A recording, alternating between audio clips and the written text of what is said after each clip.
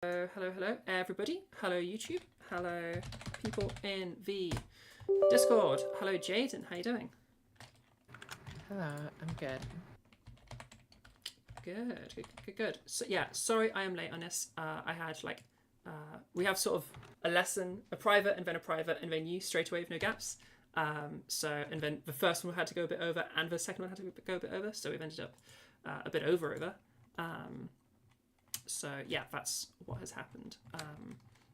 So long as you're available, we'll go. Your 55-minute will still be 55-minute, and our stop point will be somewhere around.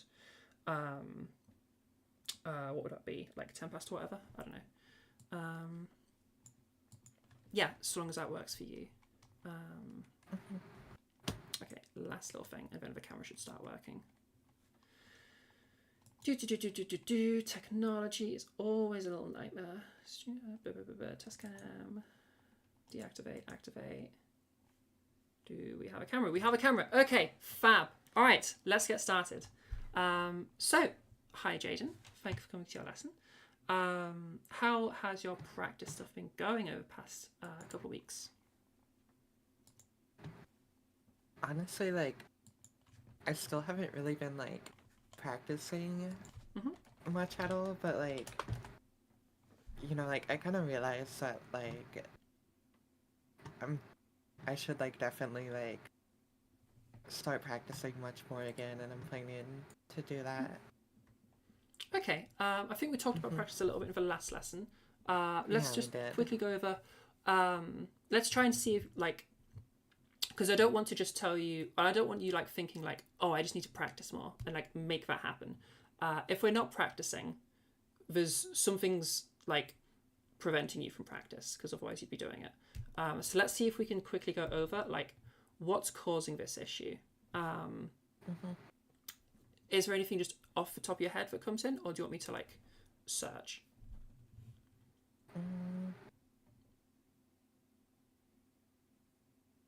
Just sorry. And in case you're feeling it, laziness is not a correct answer.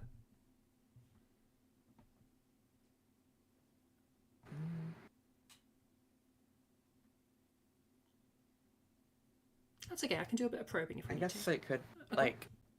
I guess some of it could just be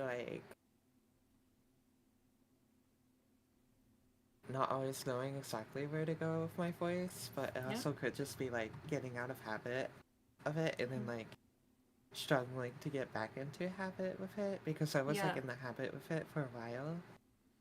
But so is part of it just remembering to practice throughout the day? Yeah. Okay, that's something we can definitely work with.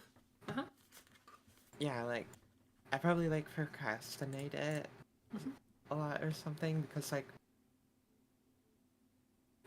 whenever I do think of practicing it so late that I'm almost too tired to do it. Yeah, of course. So can I just change your audio settings real quick? Can you go into voice and video and do the usual things? Just because also as you're talking, I think your noise rate is quite high or quite sensitive. So I'm missing the very beginning and the very end of each word.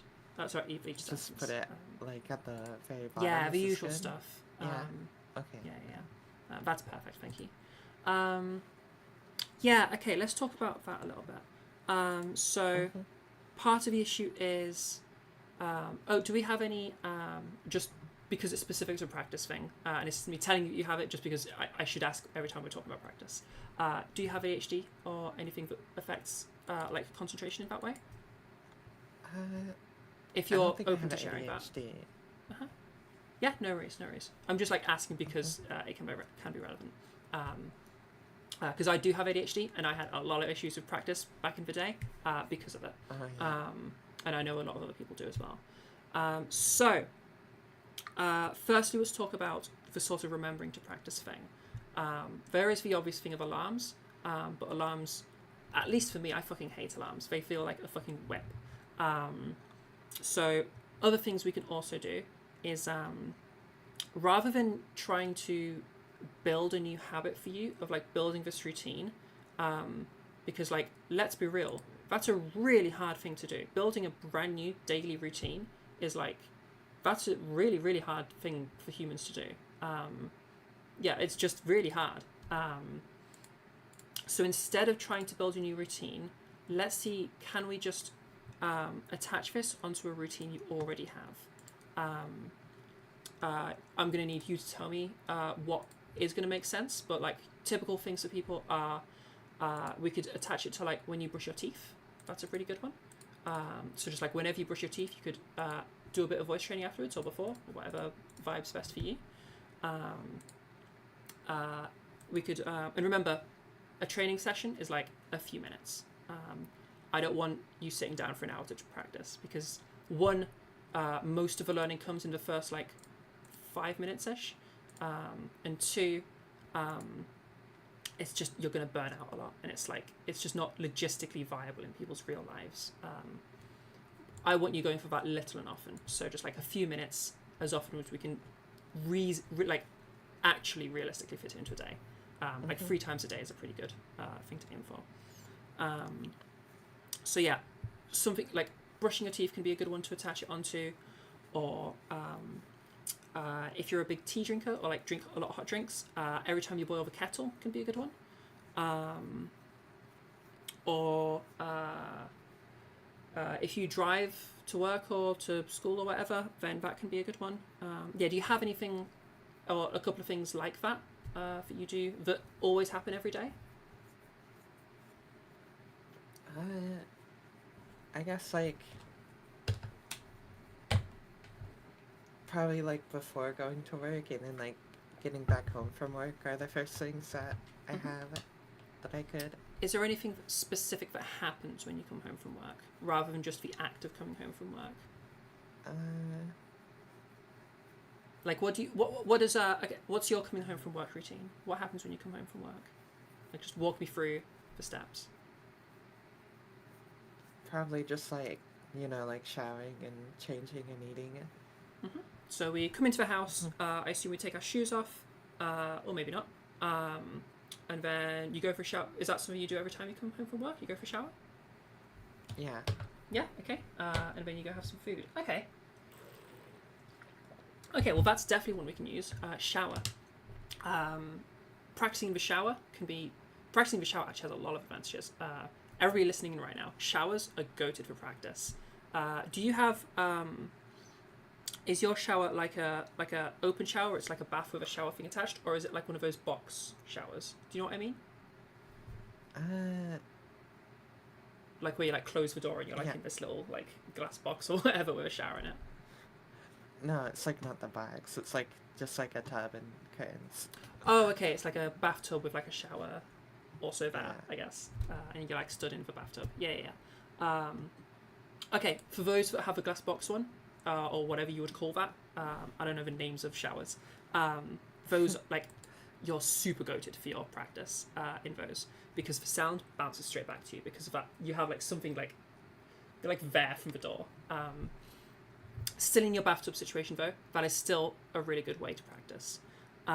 One, because you usually don't have a wall that far from you. It's usually like the length of the bathtub, which is like, I don't know, like a meter or two maybe. Yeah, it'd be like a 2.5 meters to the wall usually. And then there's also all of the steam in the room. Even like do have your extraction fan or whatever it is that you do to stop mold and shit happening. But like that steam in the room is going to really help relax your vocal tract. It's kind of like it's like the air is a softy. Like the air is giving you that warm up because it's literally a bit warmer. It's providing you hydration as you just breathe because there's just higher air humidity and it's a bit warmer. So usually people find that they are just much more relaxed and can stretch out a lot more when in a shower. Like the only time when my singing doesn't suck is when I'm in a shower, or at least doesn't suck as much. If you try to practice while you're in a shower, you'll find that you are much more able to do stuff, which is good. So if you can, so that can be one of our practices a day. Do you reckon that is, if I say can we bring in a few minutes of practice when we're in the shower? Do you reckon that's something you could consistently do? It's okay if you say no. Yeah? Yeah, maybe I could, yeah. Yeah? Okay. All right. Shower. That's a good one. What else we got? The best ones are ones where you can be practicing at the same time. Or like, I say best in the sense of like, they're just easier to bring it into your routine. Yeah. I don't know about like more things I could do during, but like, you know, I could like just like do some like after I'm done like eating, you know. Yeah, sure. Is there anything that happens after you finished eating that could remind you? Other than setting an alarm? Because like, but you're probably not eating at the exact same minute every time, or finishing your dinner at the exact same minute.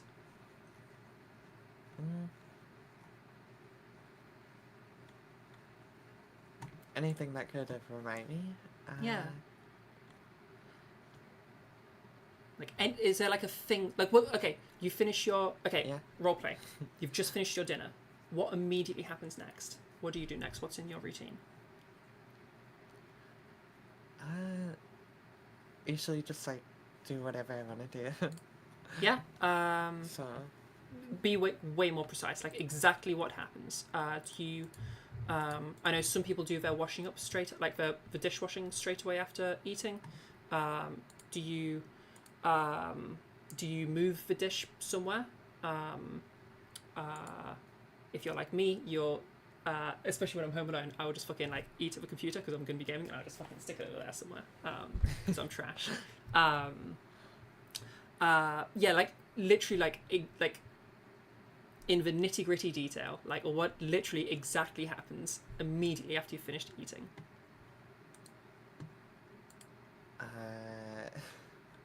Or is it nothing consistent?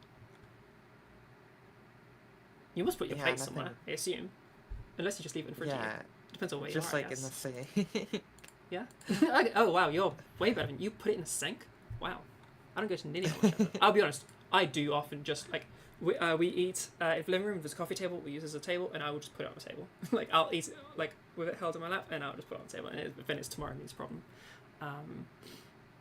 But I am a bit garbage with that sort of shit. Okay, so you pop it in the sink, and then it's afterwards you just go to do whatever it is that you're going to do. Yeah. Yeah? Okay. Okay. And how soon is this going to be after having a shower? As a rough estimate, you know, I don't need like exact. Like what's roughly I get there? Just I'm trying to have your practices reasonably evenly spread out. Is it like shower then dinner or? Yeah. Okay, that might be a bit soon. Unless you're, do you make elaborate dinners that take like an hour to make, or are you like a normal person that doesn't do that? No, I don't. Yeah, that's fine. So I often spend like an hour making dinner because I'm trash. Yeah, okay, that's fine. I'm gonna say let's look for something else. I want like, because I want these to be like different points in the day. Get them a bit more spaced apart. Okay, the shower is somewhere. It's coming home from work. I assume we're talking like 5 p.m., 6 p.m., something like that. Yeah. Roughly, yeah. Let's see, what have we got in the mornings? What's your... You just woke up. What happens next? Obviously, don't include details you're not comfortable including. Yeah. I guess I'm just... Usually I'm like... Just like waking up and laying in bed for like 15 minutes. And then, nice, respect it. And then like, you know, I like get dressed and like, you know, like, maybe eat something if I feel like it, and then go to work.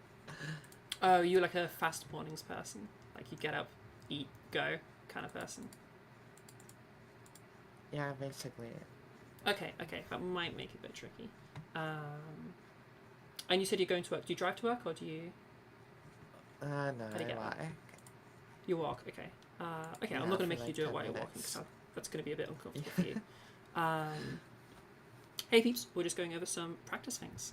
This is a useful conversation. People can benefit from this. Okay, so mornings are going to be a bit tricky.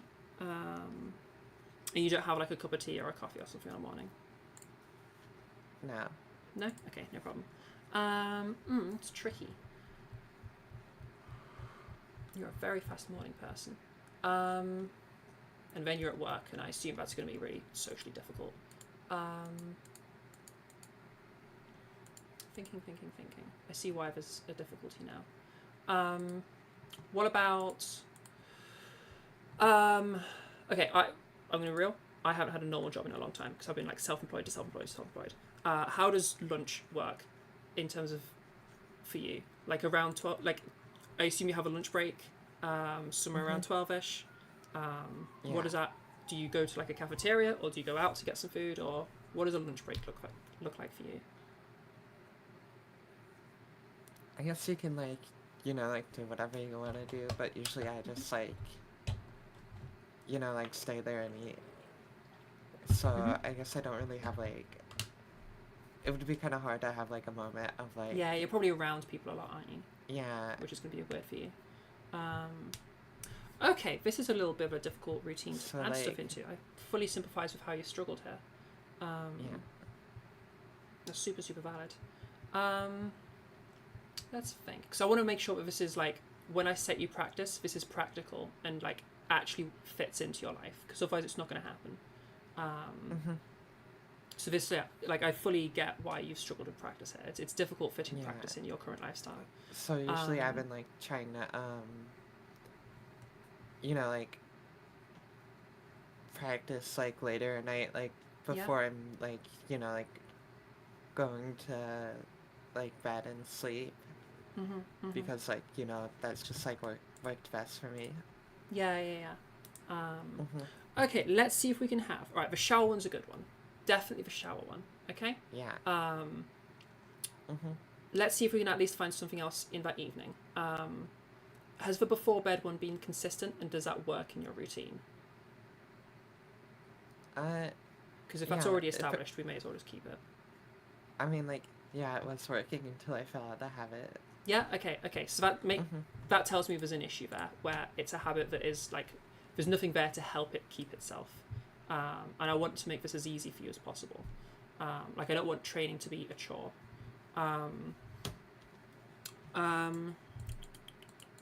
What I'm looking for is situations where you're doing something that has to be done every day, so like part of your evening routine, where you're like doing that thing for a few minutes and could be voice training at the same time. If you wash up your dishes by hand, that could be a thing. If you're lazy like me that doesn't do that every day, maybe not. What else we got? We can just say, do you do like skincare and shit like that before bed? I don't. in case that's awkward. Yeah. I know I should, and I don't. And I would love to, but I don't. What else? I'm looking for stuff that happens every single time in the evening. Can you think of anything? Just because you know your life better than me.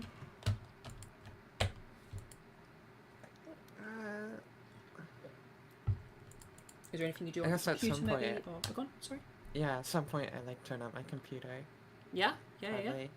What are we usually invert without trying to like give me too personal information? Roughly what sort of, like, are we gaming? Are we working? Are we... Yeah, just like sometimes gaming. Sometimes what, sorry? I missed that word. Sometimes gaming. Screaming? Gaming. Oh, gaming. Sorry. Yeah. Okay, gaming works. Is this... are we going for games that are kind of casual style or like single player? Or are we going for fucking like Dark Souls or like League of Legends or something that requires tons of focus? What kind of a gamer are you? Probably like just like, you know, like casual or... Okay, or that's playing helpful. with friends. Yeah.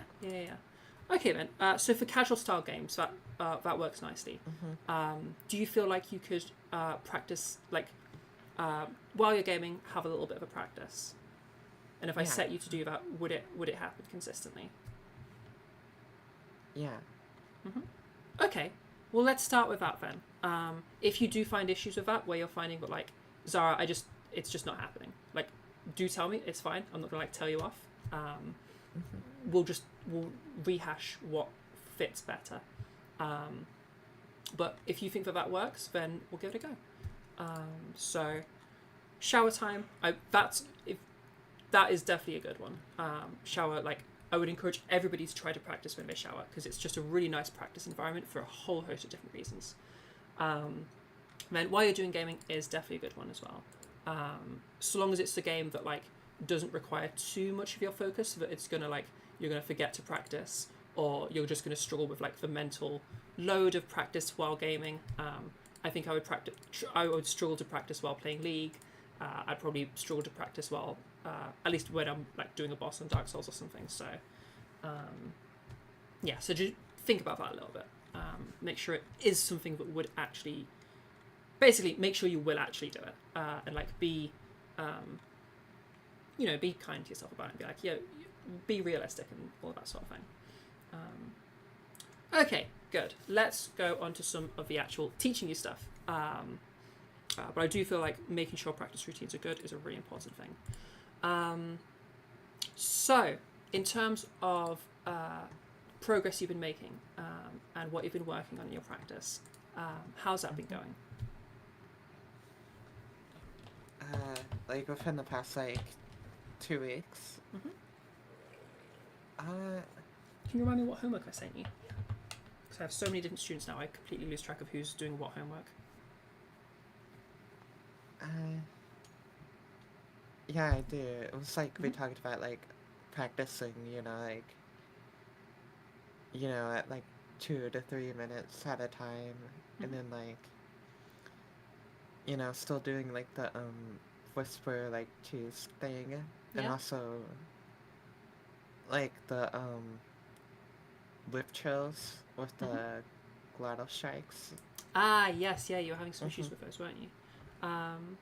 Okie dokie, let's do a quick warm up. I want to check.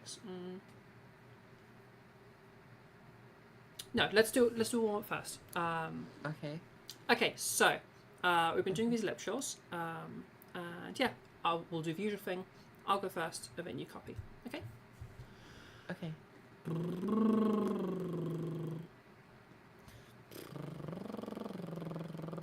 Nice.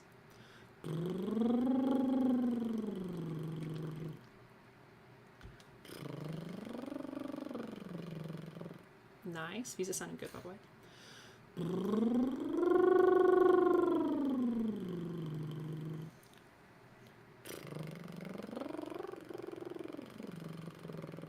Nice. Well done.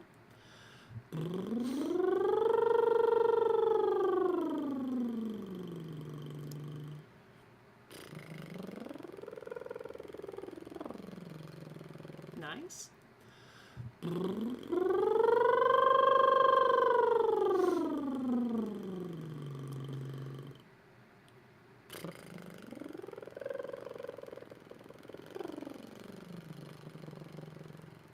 Okay, little struggle there, but you kept it going. Well done.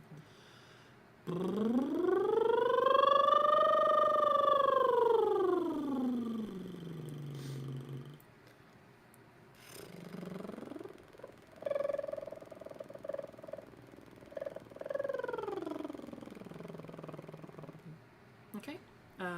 Can you give me a quick... like a really relaxed sigh? Like Nice. Yeah, and we'll keep going for lip trills.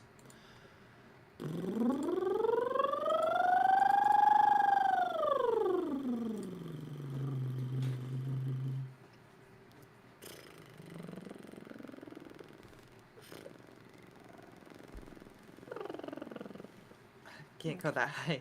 Yeah, that's okay. We'll do one more, okay? And I want you to go to the maximum range, okay?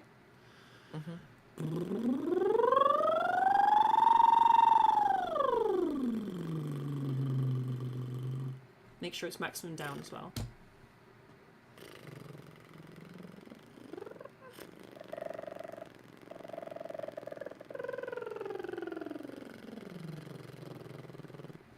Okay, good. And then Siren, you remember those?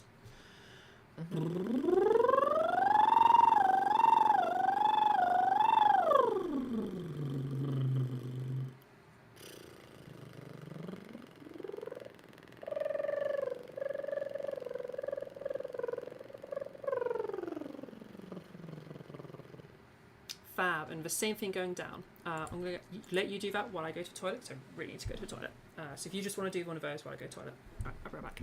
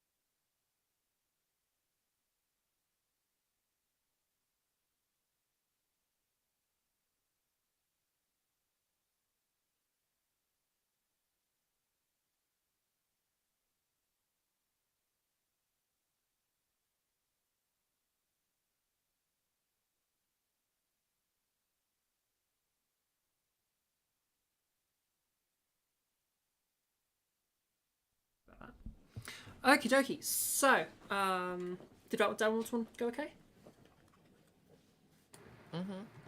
Okay. And then I was just doing like some like random lip shows after that. Yeah, good. That's extra one. I'm entirely okay with that. Okie dokie. So, I'm deciding what I want to focus on. Okay, let's give you some agency here. All right.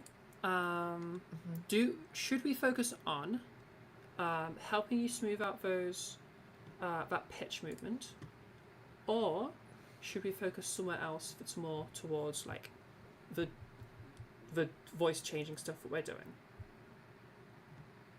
And I guess to help make that decision, do you find that in your actual day-to-day talking, is that affecting you at all? Like as you try to like make maybe you go high pitched sometimes when you're like expressing emotion or being expressing, emoting in general. Are you finding issues when you emote? Just anywhere in your life where you use higher pitches, is this an issue? Or anywhere in your life where you're talking and sound is cutting out, is that something that happens? Or is this just a troll thing?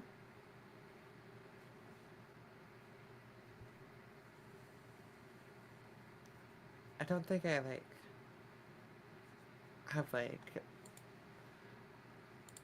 currently have like that much of an issue with that. Yeah, no worries. Okay, I'm going to say in homework, keep practicing them and keep trying to keep that consistent. But I don't think we need to spend too much time on it if it's not causing an issue for the rest of speech.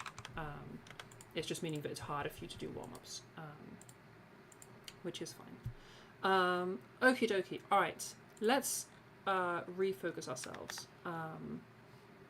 So you've been doing some stuff with your brightness. Did I have you doing cheeses? Like the cheese. Yeah. And remind me, how have you been feeling with those? How are you feeling with so 2 levels of analysis. 1, the consistency that you managed to achieve when practicing, and 2, the the amount of brightness, like how bright you're getting. How do you feel about each of those 2 factors by your estimation? The brightness and what? Like, are we getting bright enough for you to be satisfied with it? Are we hitting where you're trying to get to, or do you need to go a bit further? And then secondly, wherever we are getting, whether it's reaching the goal yet or still needs some work there, for where it is getting, is it staying consistent, or are we having little drops and wavers as we try to then take it into talking? Does that make sense? Like consistency and brightness. How do you feel about each? I would say I probably have like an issue of like, like consistency, and also like I probably could do like with like more like brightness. Okay, you're looking for both. Okay then, let's do a quick go of it. Do you want to give me, and I can demo it first if you want me to, up to you.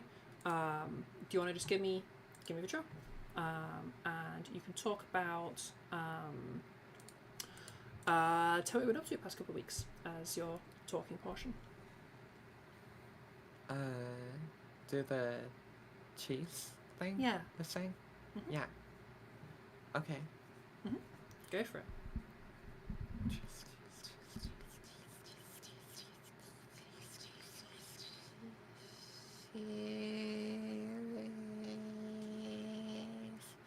So what I've been doing recently is this weekend I actually went to a anime convention, which was pretty fun. There was like a rave and everything.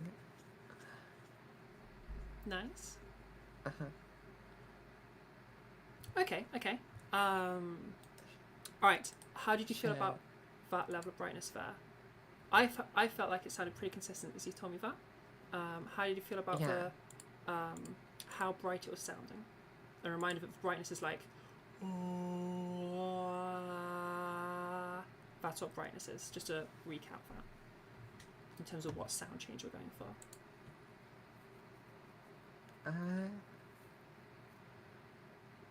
I guess it was like better than it was before at that moment. Okay. Okay, cool. Are you wanting it to get further than where it is, or was that actually quite close to the goal?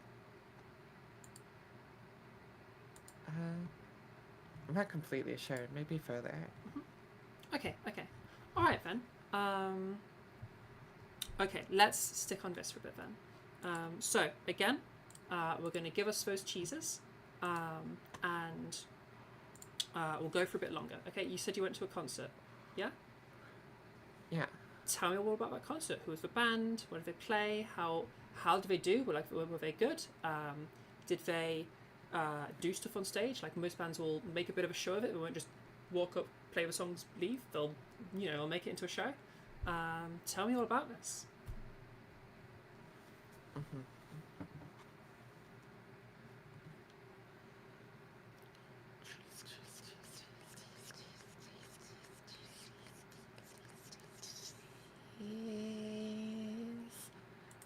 There was also a concert there, and like, it was at this like.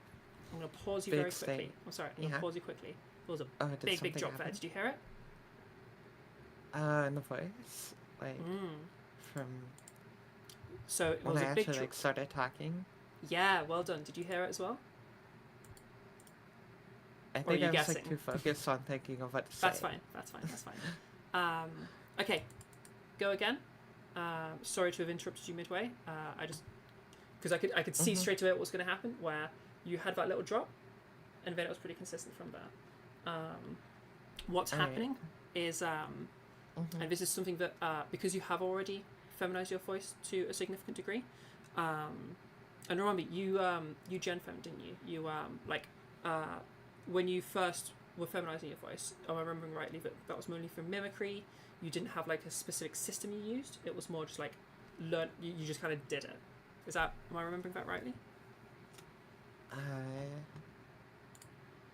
Like from my memory, you were telling me that you didn't like do like some weight stuff and then do like some brightness resonance stuff. You just went like make it femme and then like just tried to make it femme until it kind of was working a bit more.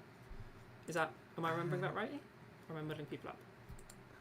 I guess kind of. Okay. Well, just because people that do that tend to have this slight issue of when they try to change it, it can be real tricky. What's happening is you're doing those cheeses really, really nicely. Like you're doing the drill perfectly. There's nothing I want to change there. You're doing a really good job for drill. As you go into your phonation, okay, and as you try to talk, you're sliding back to default, okay? Because you already have that slightly feminized voice, so it's confusing you a little bit. It's confusing your brain a little bit. But like, we're doing the femme thing, but we're doing the femme thing that isn't the femme thing that we already do. So what I want you to do is Give me another quick one where we stop at the phonation test, just so I can test that real quick. So stop at the last, like the cheese where you add sound into it. Like, don't do the speaking So like the part? yeah, just cut out the speaking part for a moment, just so I can test that the full drill is definitely perfect. Okay.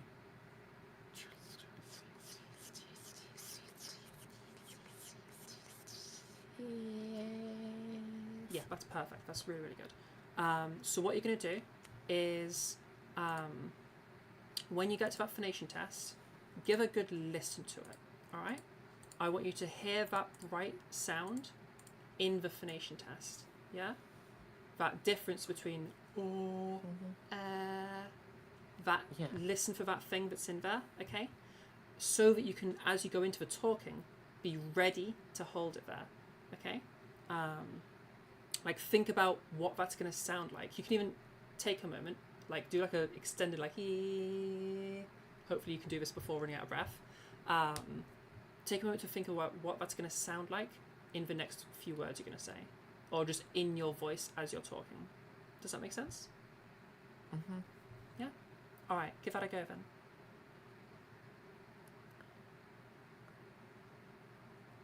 Okay. This is tricky, by the way. Huh? Oh yeah. This is a tricky thing, so don't worry.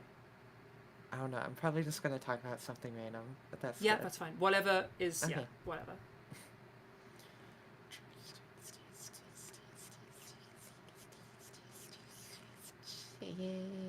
Yes. So, what I'm planning to do today is I'm just planning to go to work and then head home and then like probably just take some time to chill and then like probably practice on what we've been doing. And then Nice. just like try to go to bed early. Okay. Do you hear a difference in your voice there compared to your default Yeah. that you typically have? Yeah? You hear that change? Yeah, I think I did. Yeah? Nice. Okay. That's what we're going for. All right? You smashed it. Really well done. That's a huge improvement from just one drill to another. So really, really well done on that. Okay, let's go again. Let's practice this a little bit.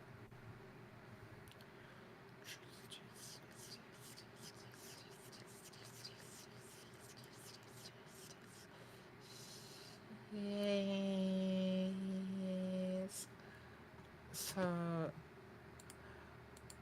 So like when it comes to like playing video games, like like I usually play like more casual games, I guess. I've like always played like so much Roblox because I'm just Nice. like so used to playing it. Cool. Roblox is a Okay. good one to implement practice into. You could definitely implement practice into Roblox. Yeah. If I understand, I've never played Roblox, but I'm pretty sure it's a bit sandboxy, right? You play a lot of other people's games, and I haven't played. Yeah, I'll be it's like honest. people make games and then you Yeah, just yeah. like play them. Yeah. That's cool. Okay, you're doing a really good job, by the way. How are we feeling about the sound you're achieving there, in comparison to where? And also, we have our goal, and you have given me a nice and specific goal, and I really like that. Do you think you can just like play the goal in your mind? Like, can you like, yeah? Do you know what I'm meaning? Kind of, yeah. Yeah, okay. Because I want to have you establishing a really like solid idea of like what the goal is, so that you can compare the goal to what you produce. Does that make sense? Because I know that you have like a specific goal. So I want you to be able to like almost like play your voice in the goal, okay? But it being your voice, but with the features that you're wanting from the goal. So it's like as accurate as where that endpoint is actually going to be as possible. Just so you can play it in your mind. You don't need to be able to describe it. But if you can play that in your mind, then that's going to give you a really, really easy way to then be like, okay, it is like, it just needs this little tweak or it needs this little tweak. Or when we go to like comparing that bright sound, what are we needing? Or that size or whatever word it is that you prefer for that. Does that make sense? Okay, so to give that a little go, Let's do another go of a drill. Do you prefer me giving you a subject to talk about, or do you prefer just like we've just been doing, where you just talk about something off your own top of your head? Just off the top of my head. Yeah. Okay, that's totally fine. We'll go for that one. So, give me a drill. Go through the whole thing, and then after you've finished, I'm not going to tell you anything. I want you to try to listen as best as you can as you're doing the drill. I know that's really difficult. Fully appreciate that's really difficult. Just do your best with it. Listen to it as you're doing the talking section, and then afterwards, take a moment, compare. How did it sound? How did the sound you produced compare to your goal? Yeah, does that make sense? Kind of. Ask questions. So what are you trying to get me to do? Like. So, I was asking you earlier, do you have like a solid conception? Like, can you like, you know how you can like play a sound in your mind? Like if I go ba da ba, did you complete the tune in your mind? Ba ba. Yeah. I'm loving it. Like, you know how you can like play a sound in your mind is basically where I'm going with that. So I'm wanting you, like, try it right now. Can you play the sound of the goal, of where we're trying to get your voice? Kind of, yeah. Don't worry if that's quite difficult right now, because that is going to be quite difficult. Okay. Do you think that you can, in that voice, in your head, say words in your head? Any words? Just like, what I'm going for is like, can you use the voice in your head's voice? Yeah? Okay, yeah, I get cool. what you're saying now. Yeah. So I want that to be what you compare to. Alright? So we're going to go through a drill and then compare it to what's in your head. Okay? And then you're going to tell me, like, your analysis. How do the two compare? Does that make sense? Alright. Yeah. Whenever you're ready. Also, when you when you do the analysis, try to really be specific as possible. So for this, let's just isolate it down to just for brightness, and again, that's that, or just for size, just for resonance, whatever term you prefer. The that sound. Yeah, just that. How does that compare? Okay, whenever you're ready.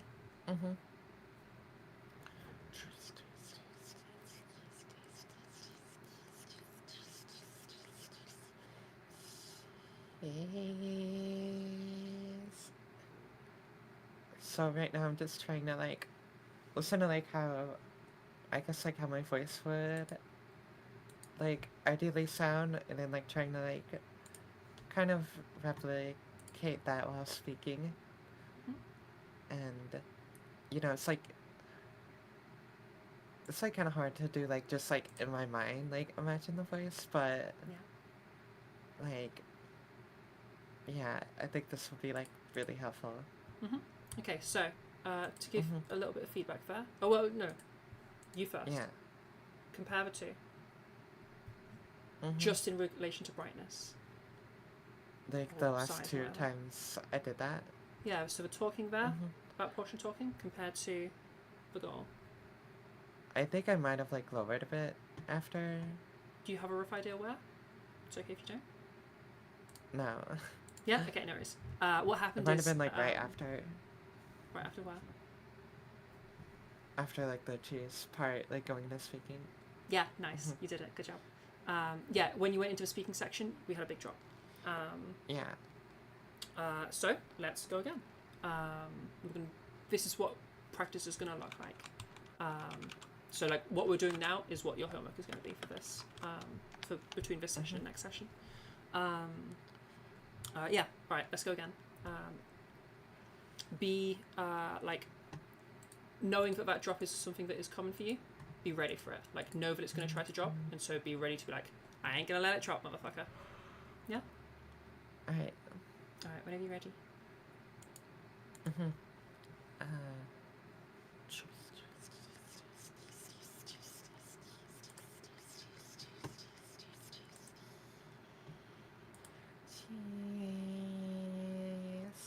So this time I'm gonna try to not let it drop from the original brightness and just kind of I mean, from the brightness, so it's like all the way up there, and just like like try to not lower from that, and see how it sounds like.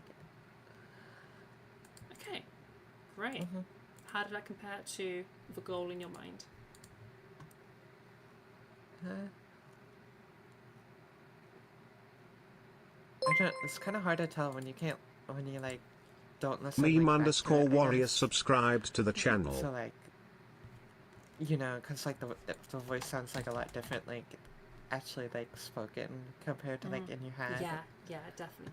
This is the difficulty that comes with this. This thing that we're trying to do right now.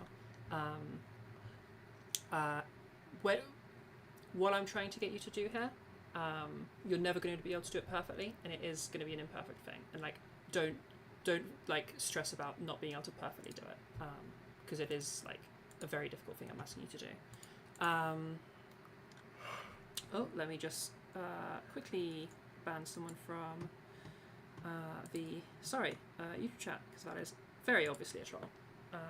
Sorry about that. Yeah, so okay. Alright. How do you feel? No. Okay, I'm going to give you my evaluation. So I'm going to compare to your default voice and just describe the changes I'm hearing to your default voice. What I'm hearing is pretty significant step up in the brightness there. Possibly some OPC coming into play. We're going from a sort of like excuse me. We're going from sort of maybe somewhere similar to where I'm at right now, actually, because our defaults are quite similar. Excuse me. Yeah, somewhere like where I'm at right now, over to somewhere around here-ish. So we've got that kind of a step up that I've just done. This is the sort of step up that I'm hearing you do there. I'm also noticing a clearer American-ish accent. What accent do you normally have? Can I ask? I don't remember where you told me. Honestly, I don't really know. No, that's fine. That's fine. Yeah. As we go through this, just because I've definitely noticed there is a bit of an accent change. If you don't like that, tell me, and we'll do something about it. If you don't care at all, then who cares? Just as it doesn't have to happen. I'm noticing it happening a little bit. So, yeah, it's up to you. Like, it's a fully up to you thing. It doesn't matter in terms of, like, the feminization stuff. It can either happen or not happen, and it won't affect the end product. It just affects, like, your own thoughts on your voice. Does that make sense? Also, yeah. Also, the, like, OPC thing, that's, like, a good thing, right? Yeah. OPC, so, little brief vocal anatomy. I don't need you to understand this in depth. Essentially, the change that we're making is we're reducing the size of your vocal tract.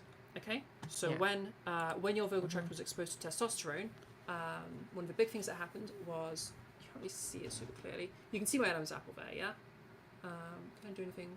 You can't really see the larynx in general. Can you see that bump there? Adam's apple?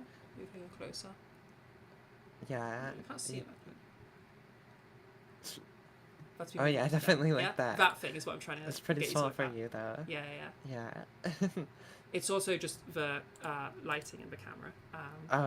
Mine actually sticks out quite a lot, but for some reason, I don't really understand why, but you can't see it very well. I don't know how camera shit works.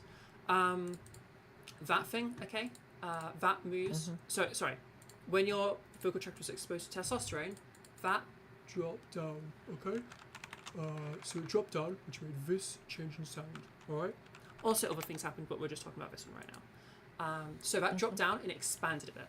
That expansion is why you can see the Adam's apple if you've been exposed to testosterone, because it as it expands, it pushes on the skin a bit. Yeah. So like everybody has an Adam's apple. It's the laryngeal protrusion. I don't care if you remember it or not. The point is that down and expand. Yeah. So what that does is it means that the space is bigger. All right. I might have done the ukulele guitar test with you before. You might remember this. Smaller. Yeah. So I'm making a sound, and that's resonating through a smaller space. Okay. Now I expose Yeah. it to testosterone. I make the space larger, and make the exact same pitch, the exact same sound, because this is still a wooden thing and it's still my nail. Now we have that larger space. Okay. So that's what testosterone did. Does that make sense so far? Are you saying like OPC is basically just like the like reducing the size? Yeah, kinda. So Okay. first we have our larynx. All right. If we continue further up in the vocal tract, because the vocal tract, I always think of it as like the distance and like the space, like the box, if you like, or the tube between your vocal folds. We'll call that the start point, and your lips as the end point, because after that it's going out. It's your voice.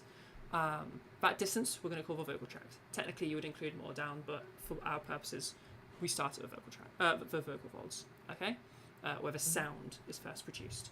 Okay.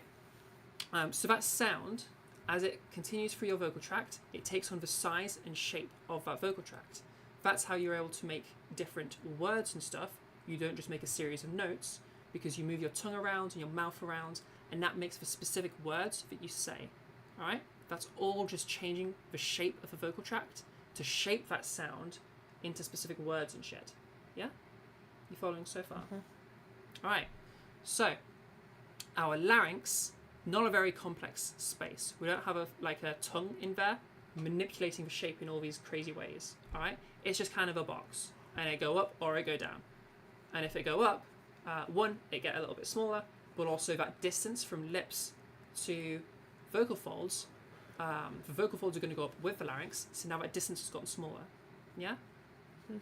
And so a smaller distance means the total capacity has gotten smaller. It's like if I took my bottle and I just sort of like your lips aren't moving, so I've just kind of chopped off the bottom of it. So now we have less volume. Yeah? Because we've raised everything up. All right? So because of that, you get that change to the brightness, the change to the... We can use whatever word you want for this, by the way. The resonance, the size, whatever word makes most sense to you, resonates with you, lol. Yeah, that sound has changed, but it's changed in a very, like in a very fixed way, okay? We've just had a single thing that now sounds a bit brighter, yeah? We have that same thing happening. If we go a bit further up your vocal tract, past the larynx, there's this thing called a pharynx, okay? Similar concept, but this time, think of it as like, imagine like we're going along the road, okay? And now I've hit a roundabout. That's your pharynx, okay? And pharynx can lead to all the other areas. So from the pharynx, we can have the oropharynx to go to the mouth. We can have the nasopharynx to go towards the nose, because obviously all those things are connected. Or we could have the just the pharynx going into the esophagus, or again, the laryngopharynx going down to the larynx, okay? The esophagus is like the food tube. So when I say OPC, I'm talking about that oropharynx. So as you've entered the pharynx and you're going the oral direction, all right? That, we can actually think of it as like a tube like that. We can kind of do this and just make it a bit smaller. And what is the change? What is the physical thing that creates that change in sound from O to A? It's things getting smaller, yeah? So now that we've done that, and we've got a smaller hole, we have less volume, so that sound is going to take on that shape of the smaller volume. You following so far? So think of OPC as like a little booster to that change of like OPC can be like a little like boost for that.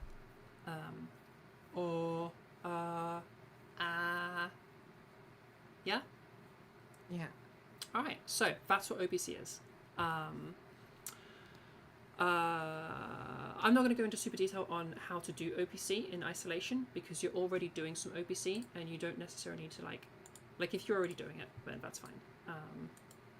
If we wanted to tweak it, I could show you some stuff to tweak it, but I don't think you need to, unless you express to me that you feel you need to. Last little thing there, I just want to see if in my voice you can hear what is the larynx shape changing and the pharynx of the OPC changing, Okay, so if I'll just do one at a time to see if you can listen to the difference. Okay, this is very difficult to do isolation, so I might have to just think for a bit.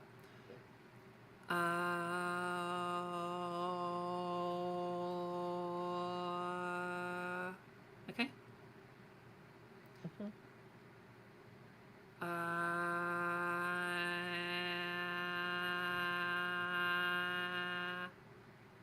Did you hear something get a bit brighter there? Or if I do it into words, I think OPC is easier to hear in words. I'll start a sentence, not in OPC, and at some point I'm going to add OPC. See if you can listen to where it happens, okay? So I'm talking right now. I'm currently saying words to you. These words are something that's going to demonstrate the change in like oropharyngeal size. Yeah, this is me saying a bunch of words to you, and I'm saying some more words to you. And this is all supposed to help you to listen out to try and hear some oropharyngeal size change. Did you hear two distinct voices there? Yeah. Yeah? So that one so the starting one, for one right now, is me using not a huge amount of OPC. There is like a tiny bit, but we'll say that this is for not having OPC. And then this is one where there is definitely some OPC going on. There's quite a bit of OPC here.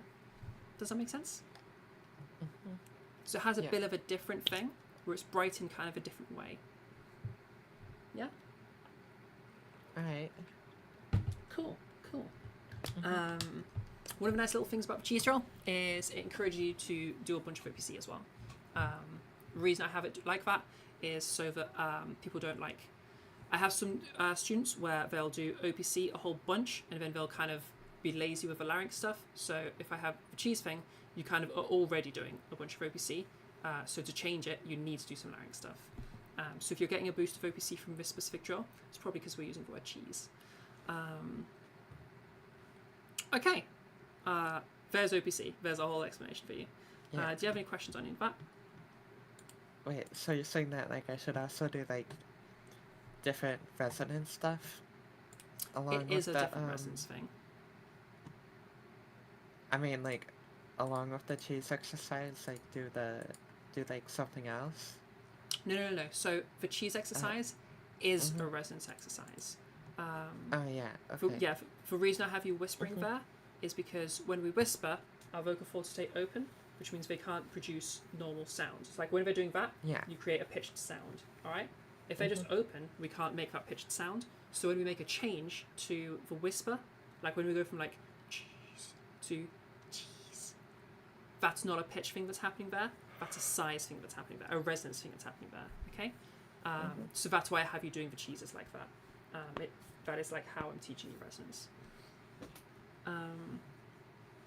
Okay, we've gone through a whole bunch of stuff this lesson. Is there anything that you have questions on? Because I know we've kind of gone from thing to thing to thing to thing. No, I think I'm good. Yeah, okie dokie. All right, your homework is those cheese drills we've just been doing. We'll go a little bit over time because why not? Can you give me another one of those cheese drills? Just exactly as you have been. And again, we'll anticipate that drop so that it doesn't happen when you go into talking, because that's a habit you have. We need to break that habit, okay? So be ready for that. And also, just try to like listen to the sound a little bit and see if you can compare it with where you want to be, because that tells you what the next steps are. Yeah, that tells me what the next steps are. All right, give it a little go.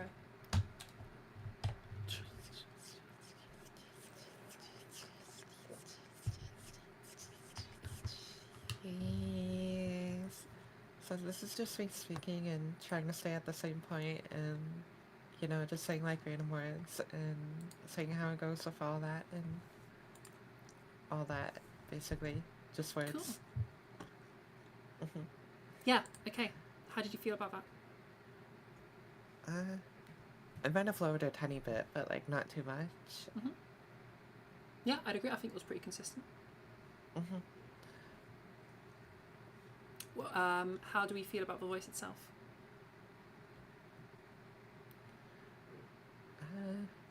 With relation to resonance. Yeah, probably a bit higher, a bit brighter. Is that you've is that you've gone a bit brighter, or is that you're wanting to go a bit brighter still? Uh, what thing are you? I've gotten a bit brighter. I'm still not sure like where I wanna go exactly. I guess. Yeah, that is okay. There's a reason why I keep going on this each lesson.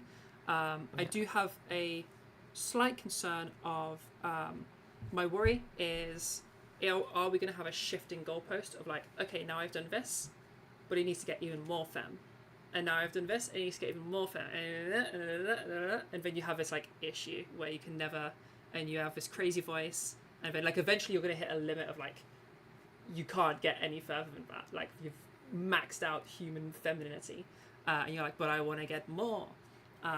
So that's why I keep trying to be like, compared to a goal, where's our goal? Things to do with goals, because I want to make sure we have like a point and not this shifting goalpost. Yeah, does that make sense? Okay, so just make sure, and if you feel like you like have a think about it. If you feel like you are doing a bit of a shifting goalpost thing, let me know and we'll work on that. I think you sent me a clip a lesson or two ago. I think that's going to help us because that gives us like a fixed thing. Like that clip ain't going to change. It is just the voice. So that can help us too. How does that all sound? All right. All right, cool. All right. Do you know what your homework is? Yeah, like the cheese thing, and then like like practicing at the certain times. Yeah. So get that practice routine set. Showers are a really good one, and when you're doing some gaming, and yeah, do those cheeses. Being as we've seen in this lesson that it's a habit that you have, watch out for those when you start talking moments, because when you do watch out for it, you do really, really well. So I want to see if we can get that nice and consistent. Yeah. All right, yeah. Sick. Do you have any questions about anything we've done? No.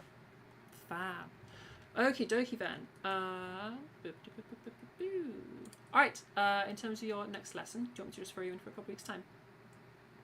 So that would be the 10th of June.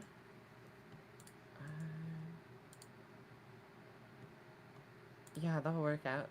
Yeah, cool. Usual time? Nice. Fab. Okay, well, thank you so much for coming, Jaden. Once again, thank you for letting this lesson be a public lesson that everybody else gets to learn from. Cool. All right, sick. I'm going to stick around here for a minute and talk to the audience, but you are free to stick around, or you're free to go, or whatever you'd like to do. All right, thank you so much. All right, thank you. Okay. Yeah. All right, bye now. Okay, so first of all, people that are listening in right now, thank you for joining us. If you'd like, I am heading over to the YouTubes. Looks like we don't have a ton of lessons in the lesson stage chat, so that's fine. So I don't need to do that. So yeah, if you guys want to continue with us, head over to the YouTube. So youtube.com/@trans_network. And I might put some fucking makeup on my face because I feel like I look very silly. Okay, I think that's all I need to talk about today. I think we're going to have another lesson later. I didn't get a final confirmation, and I need to double check a final confirmation to see if that's actually happening. Hang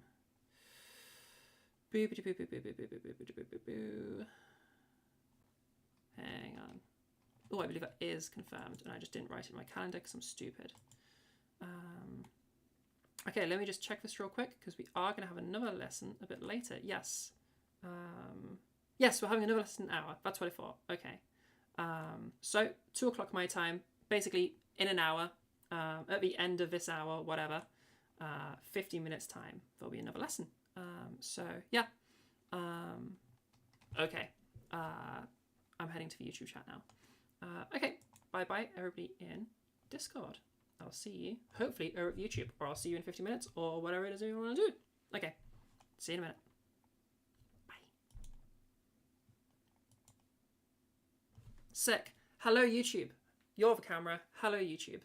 How are we all doing today?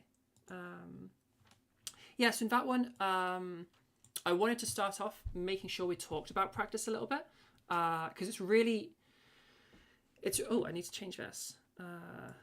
Yo. Hey, it's you guys. No, it's you guys. Yeah, I wanted to talk about practice a little bit because it's really important that like when we're thinking about practice things, we're approaching it in a sort of way that like is practical and will actually happen. And you really need to like you need to be like on it with that sort of thing of being realistic.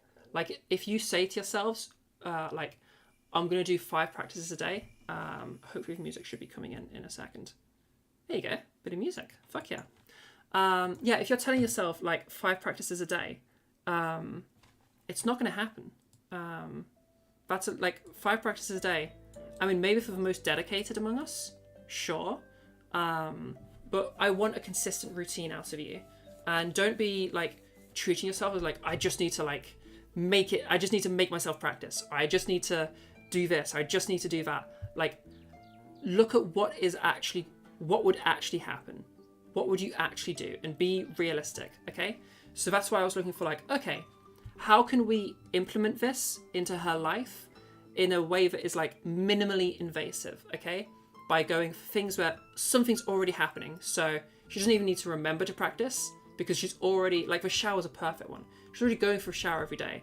So if we just add part of showering is doing some voice practice, then the showering is the thing that is remembered. The voice practice doesn't need to be because it's part of what showering is. And that's how one should approach voice practice. Really any new routine that you want to establish, like establishing daily habits are hard. It's so fucking hard, especially if you have like ADHD or some shit. It becomes like impossible.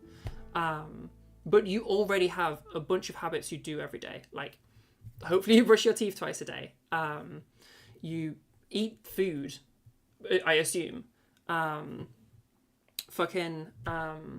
What else? You fucking like the stuff. That's the point. You do stuff every day.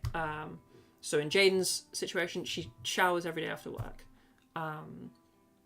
So find ways to implement voice training into your life in as non-invasive way as possible. It's because you need to make it realistic. Cool. That's what I wanted to rant about. How are you all doing, by the way? How is everybody? Also, hi Kirsty. I don't think we've seen you here before. And Green Snake Thing. How are you doing? How is everybody? I need to get some food because I haven't had any lunch yet, and it's now like 1:15. And if I don't get some food soon, then we're gonna have another lesson. I'll probably just grab something in a sec. I think my boyfriend left some leftover something. That is it. Okay. Hi, person. Vampiro. I am so sorry. I'm going to butcher your name, but I'm going to try my best. Okay. Vampiroteuthis infinalis. I fucking nailed that. Tell me I didn't fucking just nail that. Vampiroteuthis infinalis. Yo. Did I get it right? Hey. How you doing? You just missed like a whole lesson. I'm so sorry you just missed that. We got another one coming up soon. Yeah, how is everybody? If you guys got any questions about like stuff we went over in that lesson, nailed it. I fucking knew I nailed it. Hells yeah. Yeah. Any questions about the lesson we just had? Because I think that was a good like one for the audience to be learning shit. Oh, I did see Green Snake Thing asked about what brightness is. So brightness is one of our 2 core things in trans voice stuff. So we have and these can come under lots of different names. I don't care what names people use, so long as we're talking about the right sound. So the sound change in brightness is if I show you my voice right now, and my voice right now, this is the change of brightness, okay? Specifically what's happening is my larynx, okay, that sticky outy bit is moving up, okay? So that's just moved up. And that's just moved it down, okay? Down. Up, okay? Now this is not the same as pitch, okay? Listen to when I change pitch. Ah, my pitch has gone down. Ah, but I've still got that bright, small sound. Okay. Words typically people use. People call this resonance. People call this just like brightness. People call this size. People call this vocal tract size. People call this larynx height. They're all just different words that look like the same thing. But yeah, that's what brightness is. And then you would counterpose that with, or you would pair that with the other major thing of like changing the gendering of a voice, being perceptual weight, or some people call it quotient too. And that's a sound of, it's like a buzzy sound. So right now, I don't have much buzziness. I have a light perceptual weight, whereas right now, I have a much buzzier kind of a voice. Yeah? So we have this buzzy voice, this is that heavy perceptual weight, and this light perceptual weight, this like gentler, softer kind of a sound, which again is the other part of the gendering of a voice. So like if I pair those together, we could have that where I'm increasing that buzziness, and then I drop that down in terms of the larynx height. I make it a darker sound instead of a brighter sound, and now I have my original voice. Okay, so this is how we change. This is like a more masculine voice. We have that buzziness running through it. If I was to then get rid of that buzziness, now we have this sort of, it's still dark, but it's got that gentler, lighter sound. If I then just brighten it up again, now we have a voice that you've been hearing me use. And this is what is now my voice. So yeah, does that make sense? That's what brightness is. Cool. Binomial Latin name for vampire squid. Oh! Yes! Yes, that I know exactly the vampire squid that you mean. Because the like literal translation is vampire squid from hell. Which is fucking like baller as fuck. Yeah, that shit's crazy. Was that in like Blue Planet or something as well? Also, they're not here right now, but this music is from Soul Strings, who's a member of our community, who just straight up was like, hey, you want some fucking background music? Here's like a whole load of my music. You can just use it. So yeah, if you are liking this music, then Soul Strings. I think on their Bandcamp, it's S Dream Explorer S on Bandcamp. You can go support them. How are our levels? The music isn't too loud, is it? Might just turn it down a little bit. Yeah, what's the music volume like compared to my voice, I guess?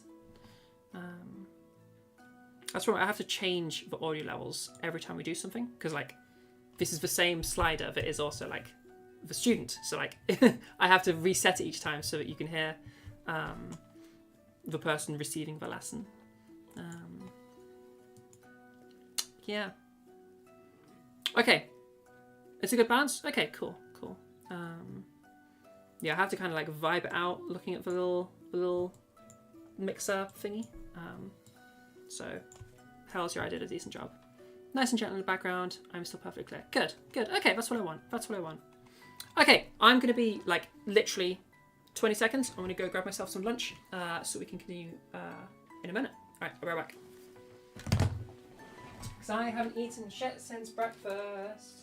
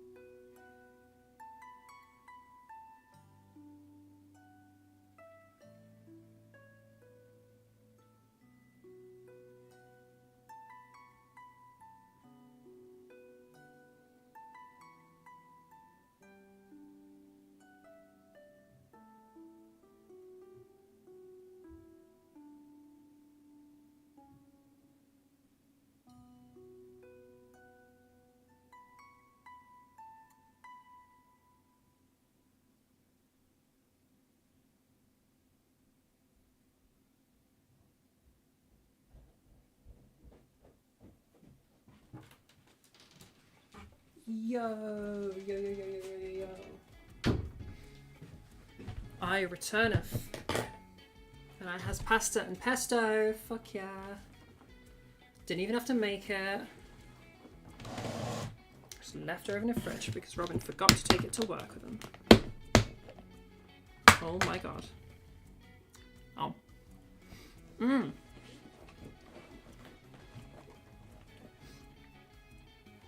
Yo. Okay, what have I got to talk about today? I had a topic. I forgot what it was. But we do have... Yo. You know that giveaway that's being talked about by the bot in chat right now? That's finishing tomorrow. So tomorrow... And for people in the Discord, you'll know all about this. Tomorrow we're doing a big, huge voice event where I'm going to be sat in VC all day. We're going to do a big 12-hour stream, and during that 12 hours, people can spend the points they've been earning to get the entries in the giveaway. So reminder, 6 free private lessons, which is like worth 120 quid. Yeah, you can get 6 free lessons from me. One lucky person will be getting them. Every 100 points that you have in your giveaway points in chat, and you can type !points to see how many you have. Yeah, you spend 100 and that is 1 entry. So for every 100 points you have, you can increase your odds of winning the giveaway. And we're going to be doing that tomorrow, which is crazy. So make sure you're coming around tomorrow. And across tomorrow, like what we're going to be doing is like a sort of drop-in session. So you can just ask me anything you want about voice. If you hop into VC, I will help you with your voice. Depending on like how many people are around, like we can probably just sit down with you and have like a good like 20 minutes, half an hour, like working on your voice itself. Like you can have a mini lesson because we're going to be there for 12 hours. We've got loads of time. So yeah, swing by. By the way, you earn, I think I've set it up so you earn like 120 points an hour. So like you don't have to be around for a long time to build up a decent amount of points. Hey, Vampiro, you are a new person. So let's do a little, you now are competing with me, Huggy. Okay? 50-50 chance. Who's going to win? 100 points. Boom. ! Join once the bot has done its thing. It usually has a little bit of a delay. Yeah, so !join now.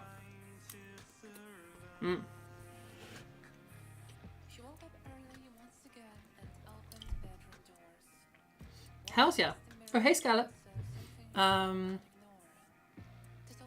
Yeah, so, yeah, every 100 points, you get an entry. And we're going to... The idea basically was by having it like a 12-hour thing where people can just jump in for like 12 hours. It doesn't matter. Like, hopefully that means that everybody can at some point get themselves in, redeem all their points. Mihuggy, you do not know how to spell, and you're slow. Get fucked. Also, yo, Vampiro, I can't believe you actually just won that. Congrats. What other fucking nuts? Hells yeah. Also, yeah, hello everybody. Yeah, so where was I going with all this? I need to turn the music down. It's distracting me. Yeah, so essentially, what does it feel wrong? You earned some points. Well done. Congratulations. It's good. It means you can also participate if you want to get your free lessons. But yeah, so the point is swing by tomorrow. By us doing a 12-hour thing, it means that hopefully everybody has an opportunity to come by and redeem all their points for the giveaway. And right at the end of the stream, we'll announce the winner. And if they're not around at the time, which there's a very decent chance that we won't be, like I'll just get in touch with them. I'm pretty sure. Can I message people on YouTube? I'm sure there'll be some way I can get in touch with them. I'll figure it out over time. Yeah.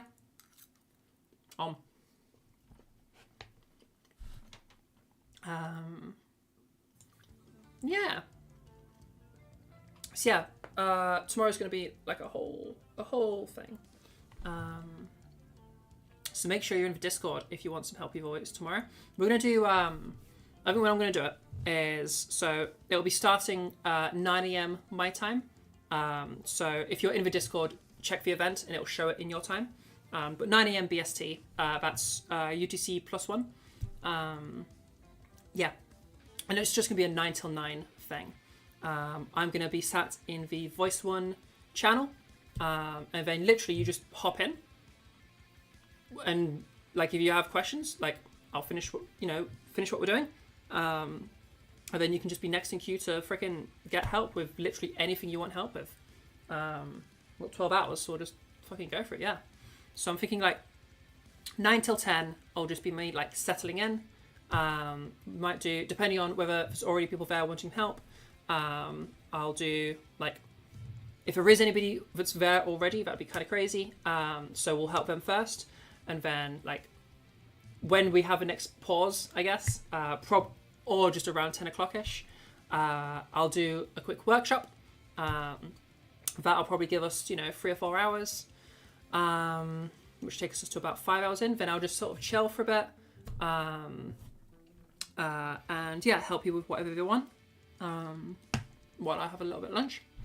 And then yeah, it's basically going to be like from then on, helping people with whatever they want, and a couple of workshops dispersed throughout.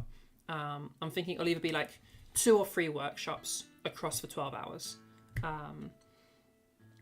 Probably just 2 workshops, because they usually go like 3 or 4 hours. So that's like, it's going to take up a lot of time. Like if I do 3 workshops, that's almost the whole 12 hours taken up. So it'd have to be like back to back. So maybe like 2 workshops, I'm thinking. Yeah, and I guess hopefully it goes well. I've never done anything like it before. I've never seen anyone do anything like it before. So yeah, I guess it'll just be a little experiment.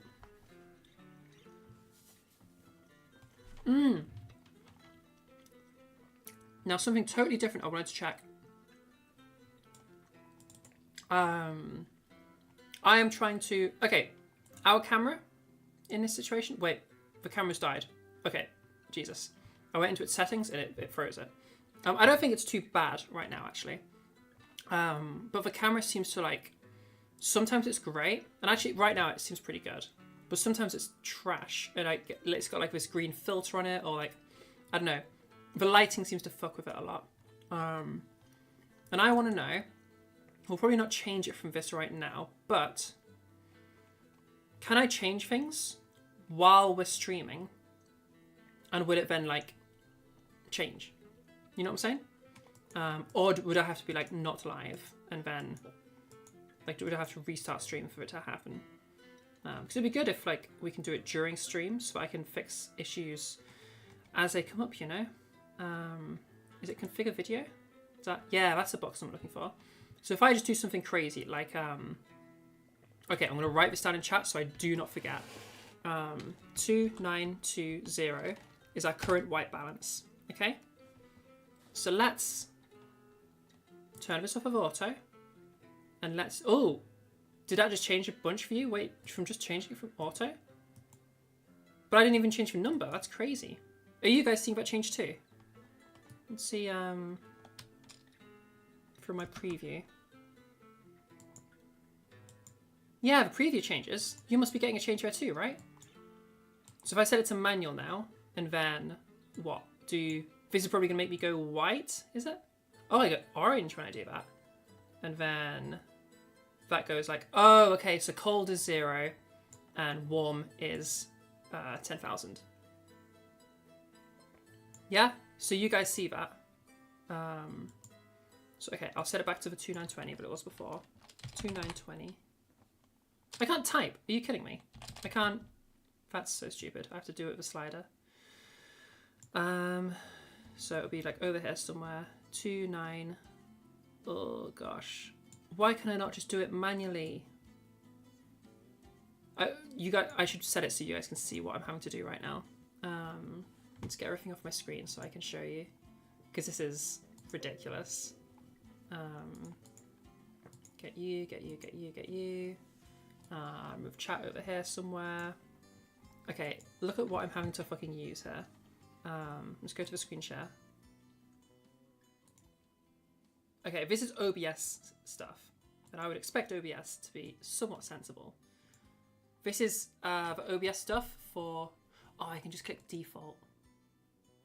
That's not correct. No. Okay, wait. If I just click cancel. Oh gosh, please. I don't want to have fucked my camera settings here. Configure video. Oh, that's not what I wanted to do. I wanted to bring chat on my screen. Okay. I mean, it's on auto, so I guess it's just figuring itself out. The camera looks like it was before, doesn't it? Even though that was at 2920 before. The point I was making earlier is I can't type stuff into that, which is ridiculous. Like, take it off of auto. I can't change these numbers. I can't choose what I want. I have to use the freaking sliders, which is really like tricky to control. Like 2920 is where it was at. Let's see if I can even do that. 2920, 2930. We went a little bit over. 280/60. No. What the hell? OBS. Are you serious?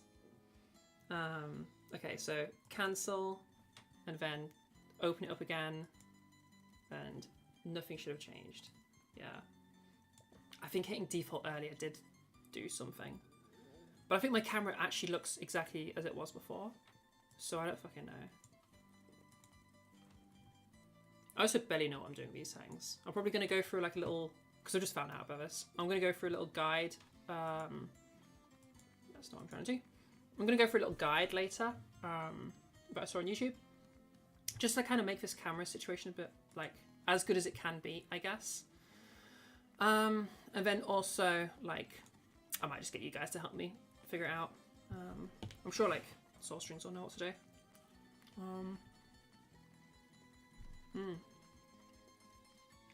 And if you guys know stuff about cameras, like by all means help me with this.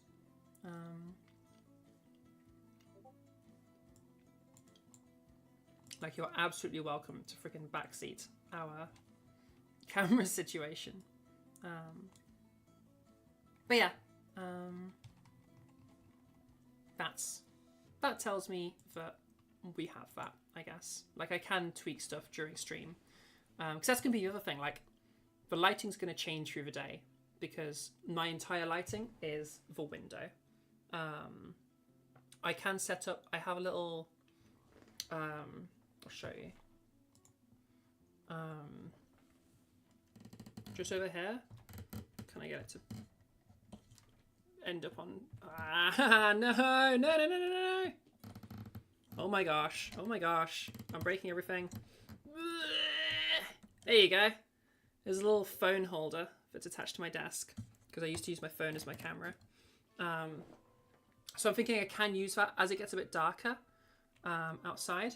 I can use that and just like clip my phone onto it and just turn the torch on. I know that's not like a great lighting solution, but it's what I've got. So I can definitely do that later in the day.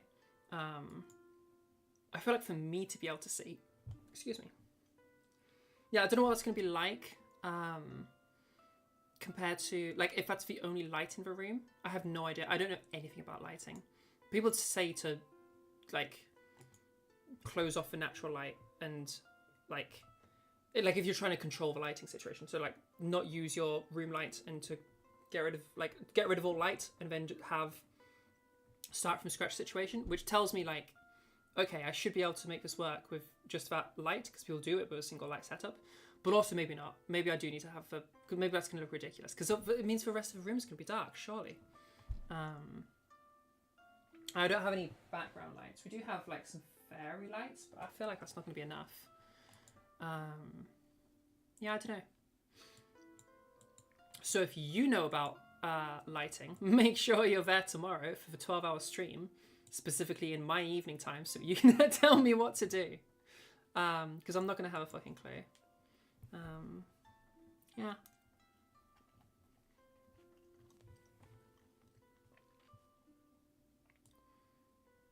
But yeah, that's what's on Zara's mind right now. Making sure that everything is good for tomorrow. But how's everybody else? What are you guys up to? What's happening in your lives right now? My life is just focused on getting tomorrow, but... Okay, fairy lights for cozy vibe. I don't know how cozy our fairy lights are. Fairy lights is a bit of an exaggeration. Is my cable long enough for me to reach? Oh, come on, headphones, let me do this. Yeah. Okay, so when I say fairy lights, specifically I mean Halloween pumpkin lights. Fuck yeah. Because I was fucking wanting some cheap Halloween decorations last Halloween. So we have this, and there are fairy lights. And I'm not gonna lie, I like them a lot, despite them being a Halloween thing. Not that I don't like Halloween things, but I like them in general. But also, I can actually take off the hang on. I can take off a pumpkin, so I just have the light. So like, I turn it back on. Yeah, we have just a light, like an orange light. So yeah, are we going for a spooky vibe for our 12-hour live stream in June? I don't know if that's the June vibe, or if that's a hey, come learn voice, but also it's a spooky thing for some reason. Is that right? Have I put that together right? Yeah. Where's the button? There's the button. But yeah, I don't know. I'll play with it. Let's call my cat. Okay.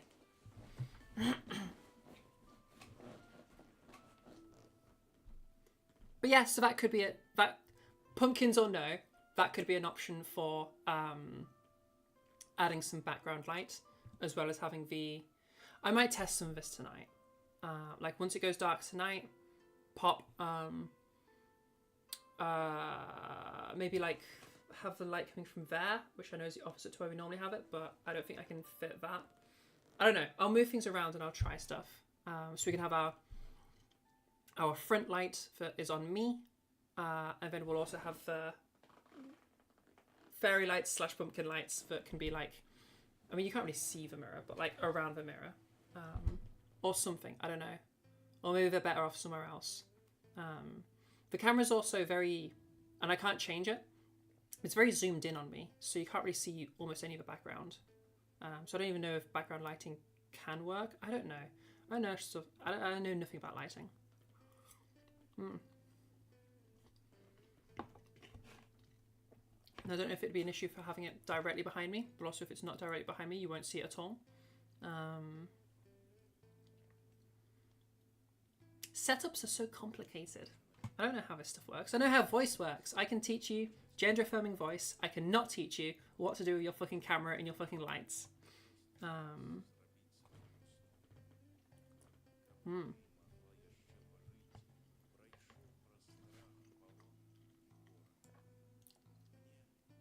By the way, we had a couple of newbies, like new people in the chat today. If you are new, hi. I should tell you who I am. I'm Zara, first of all. Nice to meet you. I teach trans voice or gender affirming voice. So, like, if you're wanting to make your voice sound like the opposite, like sex, then I can help you with that. Whether you're a trans person that's wanting a voice that's more in line with your gender, or if you're just a cis person that wants to learn a cool skill, that's fine. Maybe you want like to do some acting stuff, or it could be cool in D&D. Obviously, most of our stuff is trans stuff. Like we are Trans Network, because the primary people that are wanting to do this is trans people. But that doesn't mean that cis people aren't allowed. So if you're wanting stuff like that, I do lessons. £20 for a 55-minute private lesson, or public lessons that get streamed and stuff are free. So head to the Discord. That's the primary stuff where everything happens. There's a link on screen there. And there's a copy of it in the description, because I fully understand that you want to be able to click on it. That's not really very readable. It's a really cute font and I really like it, but like how readable is it? I don't know. But it's such a cute font. Like, come on. Yeah.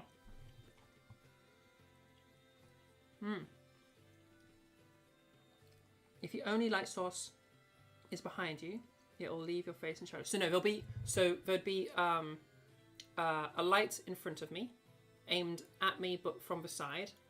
But I figure if that's the only light source, that's gonna look. It will do something that won't be right. I'm pretty sure because the room will be really dark. So then I need something to be not that, which I'm guessing would be. But I feel like those pumpkin lights are not going to be enough to fucking light up a room. But that's all I got. So it might just be that I have to fucking turn the bedroom light on. Which is what I normally do, and what like, you know, if I'm teaching in the evening, is what I do. But we haven't, or like when I've got the workshops on. Like, yeah, what the hell does my, how do my workshops look? This isn't the one we want. No, it is what we want. Okay, let me make sure I do this without fucking doxing myself again. Let's bring up a workshop and see, like, let's just have a look at what, yeah, I can have this. Do I have anything on screen which shows my name? No. We're fine. Yeah? Okay, we're fine. Yeah, let's go to a workshop. And then, yeah, the lighting sucks during these workshops, doesn't it? And that's because, like, it's gone all green because I'm using the bedroom light as our main source of light. What the hell am I doing there? That's me doing some lip trolls. But yeah, so it's all greenish, which is like, ugh. Also, my makeup was not doing well there. What the fuck? Let me get a different video on screen where I don't look fucking horrendous. Holy shit, that was unpleasant. What about this one? Was that the old camera? Yeah, I think that's a phone camera because it's a lot more zoomed out. Yeah, that camera is objectively better. But like, yeah, this one smooths out my skin more, and I like that. Oh, these are such complicated decisions to make. Hey, Soul Strings, how you doing? The legendary Soul Strings that I was talking about earlier, who provides us with all of our music. Fuck yeah. The light bouncing off the mirror will also mess with the white balance on the camera. Oh, yeah. Is a mirror being behind me? Like, I always forget how to do this. Is that gonna, like, screw me in some way? There's not really anywhere else for it to go. That's my makeup desk. That's what is the setup there. Recovering after a long period of starvation. I mean, like, same, but also, like, what the hell? Same just as in I'm having a late lunch right now.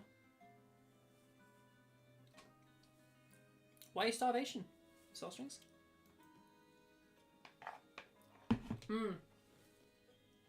So yeah, is this mirror a problem? Just cover it with a sheet? Yeah, I suppose. Yeah, you're right. You're right. Or, because our lighting, our background lighting is a bit lacking in, like it's just fucking those pumpkins. Will the mirror actually help us to just bring it out into a room a bit more? It's just going to focus the bedroom light straight into the camera. Oh, no, we don't want that, do we? No, we don't want that. Yeah, so, okay, I can just cover it with a sheet. You're totally right. Pop something on top of it. Poverty Soul Strings. You can't afford food because you're too busy making music. Stop buying music for a sec and eat food. You need food, Soul Strings.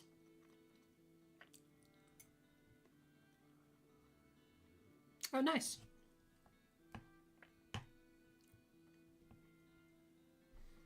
I hope with that tenner, being as you are limited to a tenner for your food, and that's where it's at. I hope you just went for basic ingredients so that you can make a lot of food out of that instead of eating out like fucking music people always do, where they spend all their money on a single meal instead of just cooking something.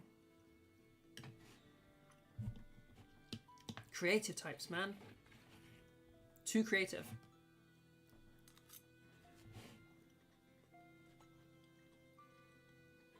You can directly see the bulb from camera, but your idea to use a mirror to fill a room more might work if you corrected for that.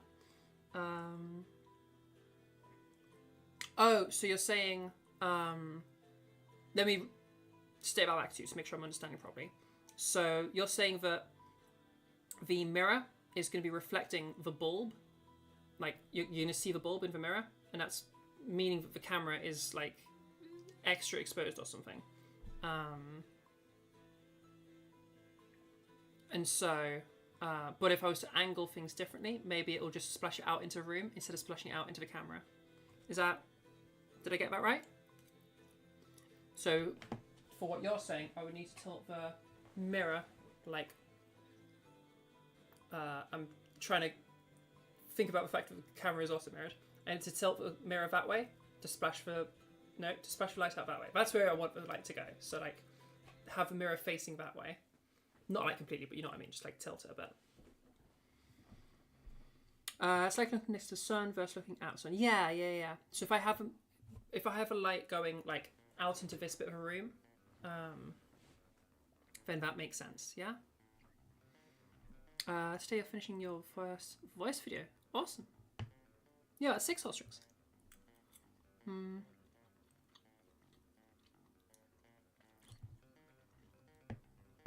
Yeah, we'll check that out, Soulstrings. What's it about? Oh, I guess is that spoilers? I guess I can't ask you about your video. That's spoilers. Did it go well, I suppose? Filming and shit? And editing? I hate editing. Like, there's a reason why we have... That is the wrong way.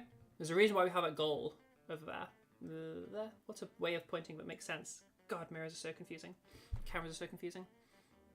Yeah, that little goal there is because I'm going to hire a videographer to help me do like the complete video series of like how to do gender affirming voice, trans voice.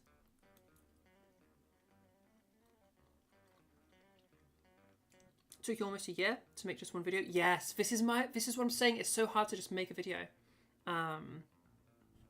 It's so hard to do, which is why I'm just hiring a videographer to help me.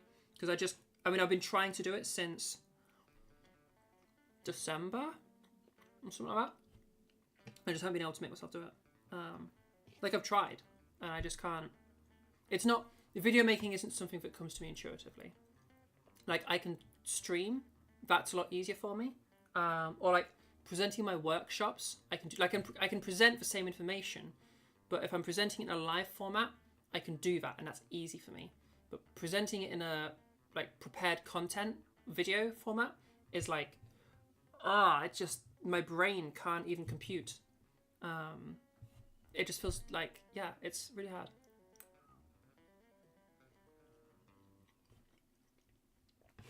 Yeah, thank you, Soulstrings. Oh, do you mean your video? Yeah, I hope it is a good intro video. What are you introducing?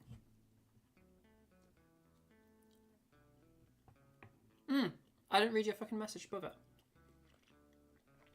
So, voice timeline thing, 28-minute long video, instruction and how you got into voice. Yeah, that's awesome. That's fucking sick.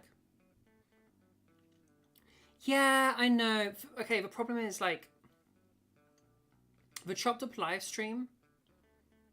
And like, hey, I challenge you guys to go back onto workshops and see if you can find a good chop up bit. It doesn't really work very well. Like, because like I reference things from earlier in the workshop, you know? I've owned with like audience participation stuff and like, I don't know. It never feels like an individual segment works as an individual segment. Because it's the whole presentation. I feel like it needs to be made to be an individual segment instead of cut up. Because I have looked to do that. Because you're not the only person that's given me that advice. I just haven't been able to make it work. And maybe that's just because I'm not a good enough editor. Because editing is not something I've got any background in or skill in or have done. Like it took me like 8 hours to edit like a 1-minute clip way back when. And all I was doing was like doing a little zoom in, adding some music, and doing like, I think I had like maybe 4 pieces of footage, and like one was zoomed in on, and I don't remember, but like yeah, it was like a 1 minute thing of like a few 20-second little clips. It took me like a full day to do it. That includes me, I guess, filming those little bits and like finding the sound I wanted and stuff. But still, like it was, you know, it took ages to do a tiny little thing because I haven't done editing. Like it's not something I've ever done before.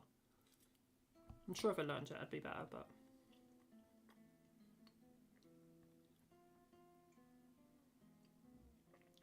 You can send it to pre-watch. Sure, if you want me to.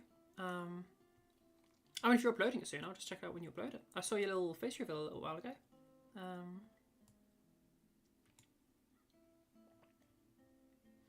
You don't do fancy transitions, effects, just like crossfades and stuff. Very simplistic. Yeah. Yeah, I wouldn't be wanting any fancy stuff. I mean, my main plan. We have the goal now, so that's kind of what the plan is. Didn't you do a face reveal a little bit ago, Soul Strings? Oh, no, sorry, I won't do that. That's probably not what you want me to do. I'll switch over to here. I'm sure you just did a little something. It was, I don't know how I would re-find it again. I'll find you the title so you know what I'm talking about.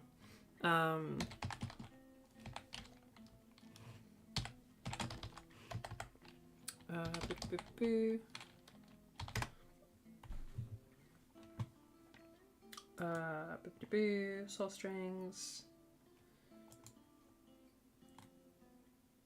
Yeah, 0 fucks given. Unless you already oh no, you'd already shown your face. What am I talking about?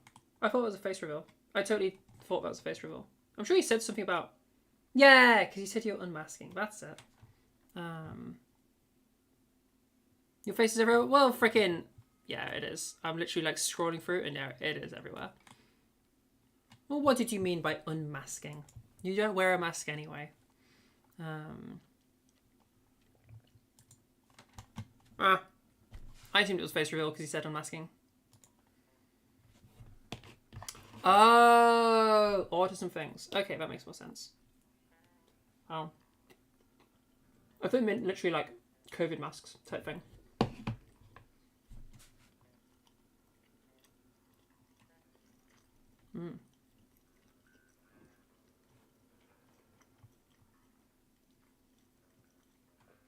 Okay, that might do me for now for food. I can't eat very much while I'm on my meds. I think because I have, like... I mean, they are appetite suppressants, so no wonder. But yeah, I'm on a higher dose of ADHD meds now. Lisdextromethorphan, Elvance, or if you're in the US, then Vyvanse. And yeah, it is really hard to eat lunch. It's weird. I've started these higher dose, and like, I don't know. I feel like I feel like they're not working as well as the lower dose did, which makes no sense. Even my side effects are less. It's like I'm getting a smaller dose. It's really weird. So I was on 50 milligrams, and then totally missed an appointment, so I wasn't able to get more, so ran out of meds. So I'm now literally going from like cold turkey all the way up to 60 milligrams, which is just like not the highest, but 50 is like, as I've understood things so far, 50 is like an average medium kind of thing. Like that's where most people end up. And 70 is the highest, and I'm on 60. So I'm like medium high, I guess. And I'm feeling like, yeah, just less. 50 did more on everything. I got more side effects. I got more...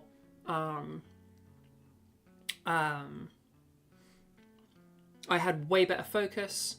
I don't know. It's weird. The only thing that is way more is the appetite suppression. My appetite is definitely suppressed. Like during its peak. So like midday. Between like, I don't know, between like 11 and maybe like 3 p.m. or 4 p.m. Like it's very difficult for me to have like a full bit of food. So I just had like probably not even half a bowl of pasta and pesto just now. But maybe if I try to just like graze on food, just like have little bits across instead of having like a lunch, maybe that'll be a bit easier. I don't know. Like yesterday, some people, me and my boyfriend will sometimes do for just like an easy lunch, is we just have like some frozen sausage rolls, or we'll just like stick 3 in and have 1.5 each. And I got through my half and like a couple of bites of the full one. So like I couldn't even get through a whole sausage roll. And then I noticed about 6:30ish, I suddenly was like, holy shit, I'm so fucking hungry. I guess because I'd had a really small lunch, and then the meds were off, and suddenly I could feel hunger again, and it's like, fuck, I'm so hungry. So I then finished my lunch and had dinner together. It's like I just had to eat something, so I had the rest of my lunch, like the rest of that sausage roll, while I was making dinner, because I just had to eat something. I was so hungry. Very bizarre. Very strange. But yeah, also, by the way, that next lesson is starting in about 3 minutes.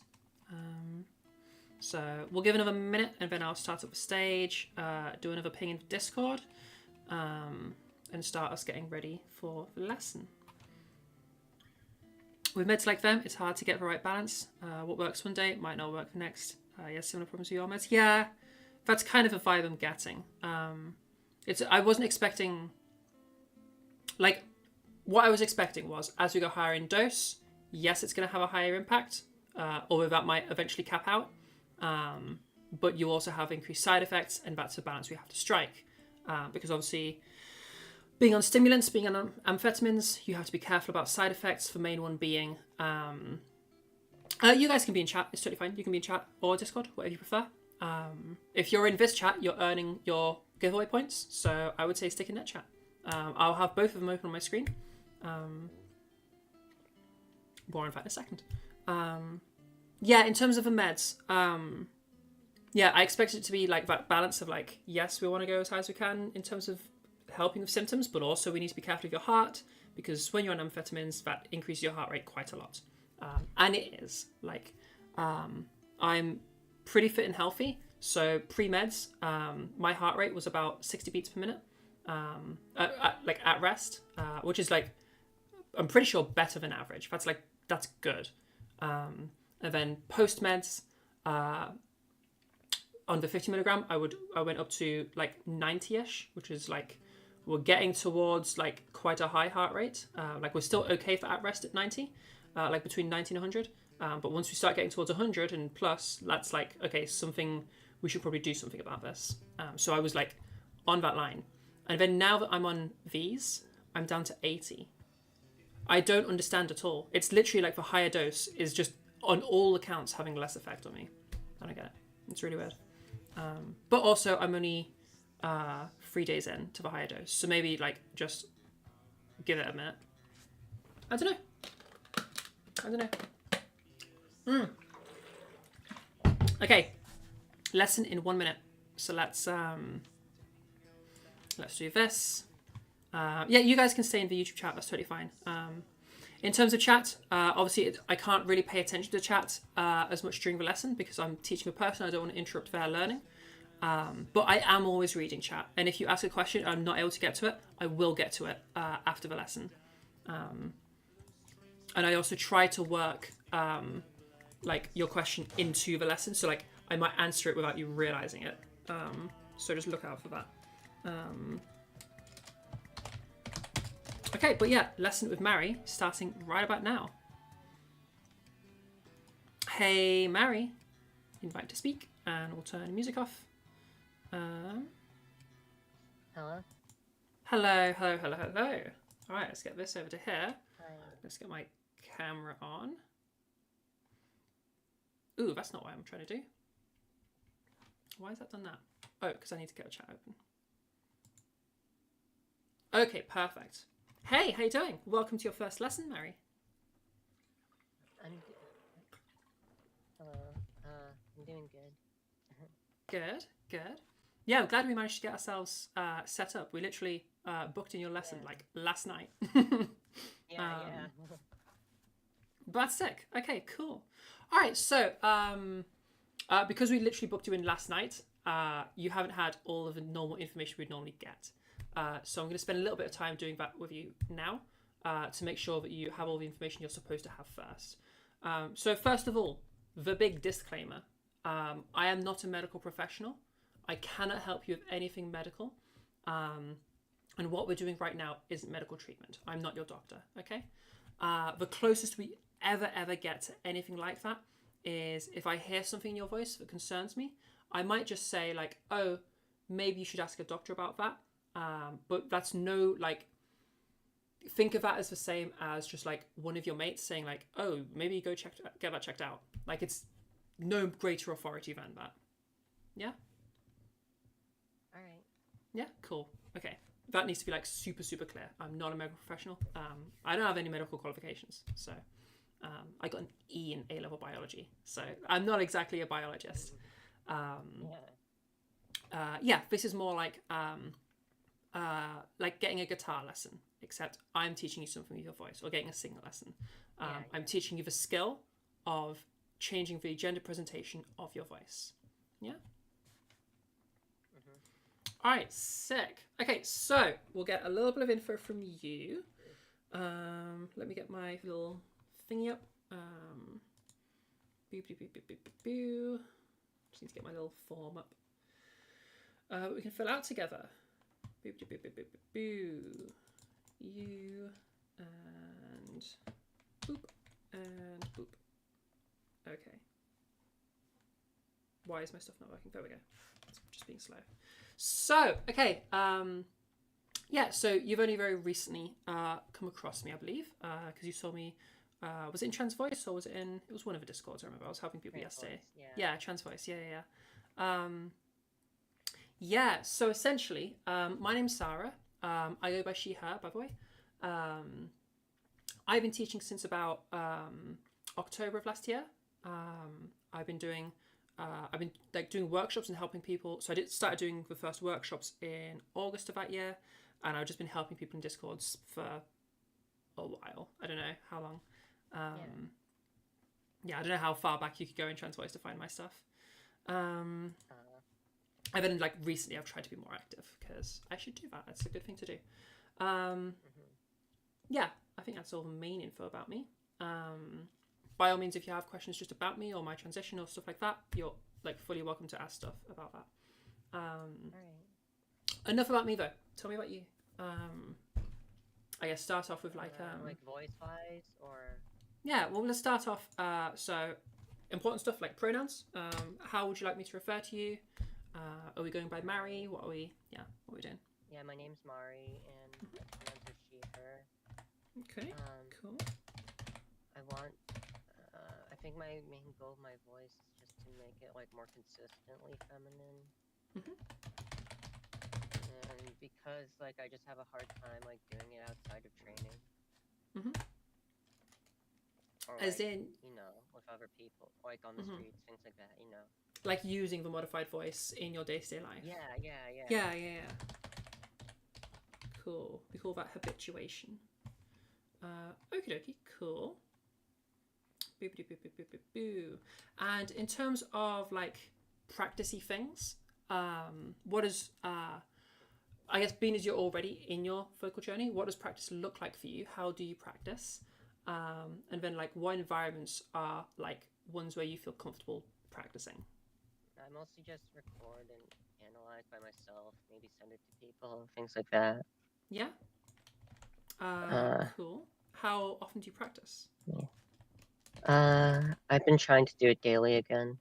Okie dokie. Near daily. And what does practice look like? Are we so is that once a day? A few times a day, and Okay. I just sit on Audacity and record me talking. And how long are you usually practicing per practice?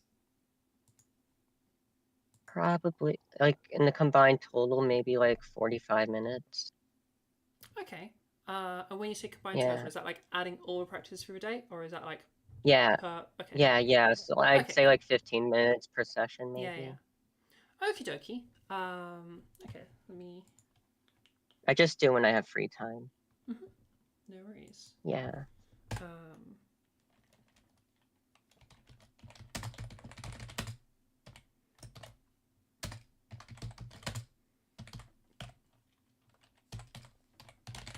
Okie dokie. So I assume that means like practicing at home is a completely fine thing for you to be doing. And maybe we have some other practice environments where we're able to use that aren't just at the house. Is that something you have access to? Yeah, I try to go out and use my voice, but again, I'm not very. Yeah. I have a hard time using it outside of voice training. Yeah. Okie dokie. And in terms of vocal dysphoria, do we have that? How does it manifest? Do you ever have issues with like dysphoria impacting when you're trying to practice? Yeah. I'd say my voice dysphoria is pretty bad. Okay, no worries. Yeah. No problem at all. If we but do it doesn't really affect me practicing. Yeah. Okay. It doesn't really affect. Yeah. If we ever are going over something during a lesson and you feel like dysphoria is creeping up and it's going to cause an issue, like do let me know because every exercise can be modified. So we can do stuff to help it feel less dysphoric for you. Okay. Because I don't want you I don't want lessons to be this difficult thing for you. We should be having some fun. You don't want to be feeling like really dysphoric and not good. Okie dokie. And if you were to give a very rough estimate, how much talking do you reckon you do a day? And I'm just talking like less than an hour, 1 to 3 hours, more than 3 hours. Yeah. Probably like 3-4 hours. That I just talk. I mean, yeah, 3-4. Using your voice somewhere around there. in any way. Yeah, somewhere around there. Yeah, that's perfect. 3 to 4. Yeah. Cool. I'm mainly just. I'm not a big talker. Mainly just asking that to check in case of any vocal undoer tendencies. Vocal undoers. Yeah. You know about them. Yeah, talking very, very little a day. So just in case that was something we'd have to deal with. Okay, all right. Last few things. More about stuff that can impact your training. Allergies. Do you get any allergies? Is that an issue that crops up for you sometimes? No, not really. No? Cool. That's nice. Yeah, not really. I think. Nice. Do we smoke or vape? No, I do not. No. Okay. Do you drink alcohol? Yes, it's sometimes like. Do you have like a rough once idea? or twice a week? Yeah.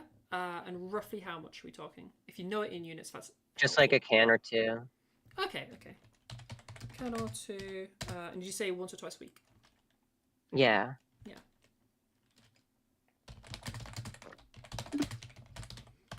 Okay, no problem. I'm not worried about that at all. Caffeine consumption is like a rough, like, do you drink probably less than average, I have a lot of average, quite a caffeine. lot? Was that a lot? I have a lot of caffeine if that affects anything, yeah. Okie dokie. Do watch out with that because caffeine is an irritant for the vocal tract, so it can make things harder, and it's also a diuretic. So yeah, I'm literally drinking an energy drink right now. Yeah, maybe not a good idea. Do you reckon you can get some water instead? Yeah, 1 second. Yeah. Let's get water instead. That's gonna be much better for you. All right, I'll give you a sec. For the people listening in right now, energy drinks are especially not a good idea. Lots of sugar, lots of caffeine, sometimes even like some acids, which are all things that are going to make it a lot harder to train. You're going to have irritation for vocal tract, things drying you out, you're losing water because of it being a diuretic. So yeah, they make like, think of them as like anti-water. They're literally going to like dehydrate you more if they hydrate you. But if we go for water, that's great for hydrating you. It doesn't have to be water. It can be like juice or something, you know. Cool. None of it's just a public lesson, so everybody's welcome to join. Hi, was that Mary just coming back now? Sorry, I was talking to the audience. Oh, she's still getting water. That's fine. Heck yeah, water's the good stuff. Yeah, energy drinks are probably the most thing to avoid. But also like having, especially if it's right before a lesson, like avoid like coffee and stuff. All right, I'm back. I got the Hey. water. Hey, cool. I was just talking to the audience for a bit there and telling them why about stuff. But yeah, energy drinks probably best to avoid, especially before one of our lessons and before when you're doing like practice, because there's a lot in energy drinks that can kind of mess with your voice. The caffeine is a diuretic, so you might have noticed on days where you have more energy drinks, it's not just because you drank a lot that day and you had to go to the toilet, it's also the caffeine itself. It's more the caffeine than anything else. Also, the sugars in there make it hard for your vocal folds to get hydrated because extra sugar in your bloodstream. I could do sentences. The extra sugar in your bloodstream means that it's harder for water to escape your blood vessels into your vocal tract to actually hydrate stuff. So like there's that to reduce the amount you're getting hydrated. Also caffeine being an irritant, also whatever acids are in particular energy drink you're drinking, because usually have a bunch of different acids in there. So yeah, they're like kind of the worst thing, essentially, apart from like, I guess, vodka. But yeah, so if we can avoid energy drinks, avoid them when you know you're going to be training soon. And definitely avoid them for like, I would say avoid them for before the lesson, going back to about an hour-ish. That would be really good. What you do for the rest of the day, though, is completely fine. I don't mind if you're having energy drinks at other times in the day, just to be super clear. Okay. Cool. Okie dokie. Rough estimate of sugar consumption. Again, we just go like low, medium, high. Or low, average, high. Medium, high. Medium to high. Okay, no problem. Again, like I said, sugar can dehydrate us a bit. So try to keep it roughly in moderation. Again, I do not care if you're a big sweet tooth. I'm a big sweet tooth. Avoid it right before one of our lessons, and avoid it when you know you're going to be training soon. That sounds good. Cool. And hydration levels. How much water do you reckon you drink a day? Energy drinks don't count. Not a lot, to be honest. I guess. Not a lot? Okay. Where's my mouse gone? I've literally lost my computer mouse. This is a nightmare. What has happened? Okay, there it is. Jesus. Okay. If we can try to adjust that, that would be really good. Ideally, and this is the only thing where I'm going to try to change something in your actual lifestyle habit, try to bring us up to about 2 to 2.5 liters a day. That's going to be quite an important thing. Yeah. Okay. And try to don't just have 2 liters in one go, like spread that through the day, you know. Fab. And the only other thing is, are you on any medications that are diuretics? You don't have to tell me what they are necessarily, just spironolactone is one of those, by the way, if you didn't know. Just because I know. Am I on what? Any medications that are significant diuretics. A common one that a lot of people are on is spironolactone for testosterone blocker. But no, I don't think so. No? Okay, that's totally fine. Mainly just looking to make sure our hydration is like what we're meant to be doing there. If you do start any medication like that, that's totally fine. I don't want you making medical decisions based on our lessons. But if it is a diuretic and whoever is giving you medication to tell you that, you can always ask. Just you'll need to drink a bit more water. So like for people on spironolactone, maybe close to like 3 liters a day can help you out there. Cool. Okay. I think that's the main information I needed about yourself. Okie dokie. Okay, so let's go over your understanding of voice so far, because obviously you're not brand new to voice. So I need to get a rough idea of like where you're at, what you already know.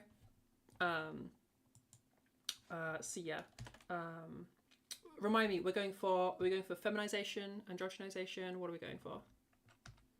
Feminization. No worries. Okie dokie. Cool. So why don't you quickly explain in your own words, and this isn't a test, this is just me getting an understanding of where you're at in terms of knowledge, what I should go over. Like I don't want to waste your time. So why don't you just go over your understanding of just voice feminization? How does the process work? What do we change? What is significant in terms of gendering? What isn't? How do we change those things if you know that? Yeah. It's a loaded question. I think that like my I don't know, like I said, I think most of my voice sounds like androgynous at best, Okay. and like I just don't think it passes. um, Sure. Sure. and like so I've been on and off like voice training for like since like 2022, Hmm. and I did voice lessons in 22 to 23. Oh right. Okay. Stopped a little bit in 24 to do it by myself, and now I want to just like be done with it and do it now. Hmm. Hmm. And what did you go over in your previous voice lessons? Like, what did you learn from those? Oh, it's been a while. Yeah, I know. I know. Mm, It's okay if you don't remember. shit. Yeah, I really don't. Yeah, that's okay. Um, okay. And what sort of stuff do you train when you voice train? What does training look like in terms of like what things do you do? Mm, a lot of it's like when I was doing voice lessons, or Both. okay, so like when I was doing voice lessons, a lot of what we were doing was nasality and weight. Okay. Um, and then when I do voice stuff by myself, like I said, I just record and talk and ask for Mm-hmm. feedback. Okie dokie. I Okay, so we've done. I think I do Mhm. better. I think I'm more committed if I do voice lessons, honestly. Yeah, that's fair enough. That's super valid. Yeah, yeah. Um, okay, we mentioned weight in there. What's your understanding of what vocal weight is? And don't worry, I'll give you all the Um, correct answers afterwards. I just want to uh, see where we're at. oh man, I'm Like, not it's not very a good test. at that definition. But Or do you have a rough idea of what that sound kind of like is? like I don't know, but like I know my vocal weight's like really heavy. Okay. I don't. It's something I'm not good at defining. I'm Okay, sorry. that's totally fine. You're totally fine. Don't worry about it. You don't need Yeah. to apologize. This isn't an exam. I'm just trying to figure out Okay. what should I go over and what like is it silly for me to go over because you already know it. Um, Yeah. okay, no problem at all. And have you worked on anything? People call this a lot of different words, so I'll just throw some out you. You might have heard it called resonance, or size, or larynx height, or vocal tract size, um, smallness. Anything like any of those? Excuse me. Um.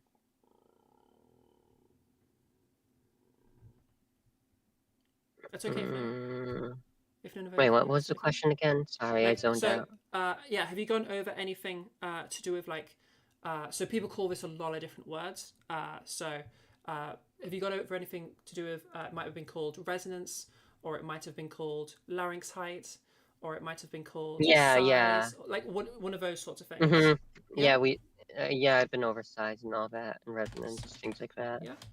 Um, with all these terms, by the way, um, I don't care what term we use, so long as we're talking about the right thing. Okay. I would like it to just be what's intuitive for you. So, like, if you have a preference on terms, do let me know, and we'll go with your preference. Because the more Okay. intuitive it is for you, the easier it will be for you to like learn stuff with it. Yeah. So Yeah. it's fully your choice with terms of what terms we use, and I can always like give you some suggestions of things that might work for you. Okie dokie. All right, that gives me some idea of stuff. Okay, so it sounds like we have. I'm hearing you say the words that are like the core things, but it sounds like you're not sure about exactly what these things are. Do you want me to just go over what some of this stuff is before we go full into stuff? Um. Like I can go Wait, into what? what. Okay, I think it'd be a good idea if I just give you Okay. Okay. how Okay. voice feminization works. All right. And stop me if you already know this, okay? Um, Okay. so, okay, so when we're doing voice feminization, and this is how I teach voice feminization, there's going to be two core things that we're changing. You recognize these. There's that size that we were just talking about, or resonance, or whatever word you prefer. And there's that weight you were talking about. That's that sort of buzzy sound. Okay. Yeah. And the reason we work on these, one is because, like, if you listen to a masculine voice, it sounds heavier, it sounds larger. Excuse me, my throat is going crazy. If you listen to a feminine voice, the core thing that changes is it sounds lighter and it sounds smaller. But beyond that, if we look at a little bit of the biology, when the vocal tract is exposed to testosterone, like in AMAB puberty, or like when a trans person takes, like when a trans dude takes testosterone or whatever, just whenever anybody is exposed to testosterone in their vocal tract, what happens is there's a few things, but our primary ones that affect our gendering are going to be the vocal folds. They start thickening up. So in your again, stop me if you're really nervous, but in your throat, you have this little box. Okay, it's made of like some hard, tough cartilage. You can kind of, if you do that, don't push hard. You can kind of like feel there's a solid thing in there, and this is what is commonly called the voice box. The proper term for it is the larynx. So this larynx, okay, the Adam's apple, that's part of it. It's called a laryngeal prominence. That larynx, it starts a bit higher, and when it's exposed to testosterone, it lowers down and expands. Okay, so that expansion is why you get to see some of it if somebody's been exposed to testosterone. So that change, all right, it being bigger means that when sound is produced, sound takes on the shape of its environment. I can really easily demonstrate this for you. If I get this is my ukulele. If I mute the strings so you're not having any pictures coming in, anything else, and I just tap the body, okay? Okay?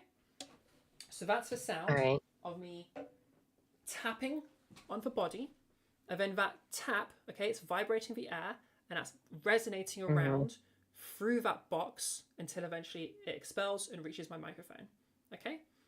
So you're hearing the size of the box within the sound. I can super demonstrate this because what if we, same kind of a thing, okay, like it's made of wood and it's still going to be my nail tapping, okay, and I'm muting the string still. The only thing that's really changed here is the box has gotten bigger, all right? So let's listen to what happens when that when sound resonates for a larger environment. Do you hear that big change? Yeah. Nice. So that's what happens to the vocal tract. Okay, that's what happens with your larynx, the voice box. That's what happens to your voice, essentially. When the voice box, the larynx, is exposed to testosterone, you go from that ukulele sound, when I'm tapping, to the guitar sound, where it's like that big, much bigger sound, like more cavernous, darker. Smaller. Yeah. So that's what we call size, okay? Because on one end, like, to a lot of people, they would just describe that as sounding bigger or smaller, just intuitively. But also on a literal level, the vocal tract, so the distance from your vocal folds, like the volume from the vocal folds to the mouth, or to the lips, I should say, like before it's out, you know, the volume of that container, I shouldn't say volume, that implies loudness. I don't mean loudness, I mean like quantity of space. It's very annoying that we have those two words that mean completely different things. That like quantity of space, okay, is a larger space, literally. So yeah, does that make sense so far? Yes. Yeah, cool. Okay, and I'll go over like what this is in terms of how this sounds in a natural voice in a second, just to give you some of the theory behind all this. The other thing you mentioned was weight. Again, so we have that big, the drop of larynx and all that. Inside of your larynx is the vocal folds, okay? And they just, so your air comes up through your lungs, into the larynx, meets the vocal folds that are just kind of doing that, like they're opening and closing really fast, they're like vibrating, which vibrates the air, okay? They thicken up. So by being thicker, that changes the way they vibrate, making the sound a bit buzzier, all right? I'll demonstrate this in my voice so you can really hear that like heaviness versus lightness. Okay, so here's a heavy sound. This is me kind of being like as heavy. This is me being like pretty heavy with my voice. We have much. This is what it sounds like for your vocal folds to be thicker. Yeah, we've exposed my vocal folds to testosterone, and we've made this sound. Obviously, I'm just doing it behaviorally, but you get the idea. So yeah, this is what happens with that heavier vocal weight. If I was to drop the sound down, now you can just hear this probably sounds like an ordinary masculine voice because we have that larger size and that heavier weight. Yeah? And so like the other way of this, how this sounds, if I was to get rid of the weight on its own, is it will sound kind of like this. Sounds kind of hollow. Yeah, this is a large size, but with a light weight. If I then bring that size back small again, now I have that small size and light weight, which is getting us that feminine voice. Does that all make sense in terms of the theory of all this? Yes, yes. And by all means, like, ask me to recap on stuff and ask any questions you have. All right. So, what I'm going to do with you is, firstly, we'll go over just some warm-up stuff and just like some vocal hygiene stuff to make sure we're staying nice and comfy, nice and safe. And then from there, across your lessons with me, that's going to be our main focus. Getting that weight where you want it to be and getting that size where you want it to be. And we're always going back to where you want things to be. I'm not going to tell you where it should be because there are a huge variety of voices that are out there that are feminine. So we're going for like, what does Mary like in a voice? Rather than what Zara likes in a voice, because we all have different preferences. And then outside of that, it will just be like, are there other things that you like that aren't necessarily gendered things, but you would like them, or you would like to get rid of them? And we can totally do that as well. Yeah. So we're really going for your specific voice that you like. How does that all sound?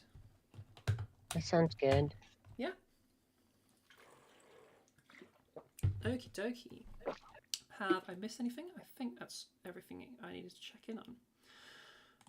Cool. Okie dokie. All right, let's go over a quick warm-up. Have you ever done SOVTs before?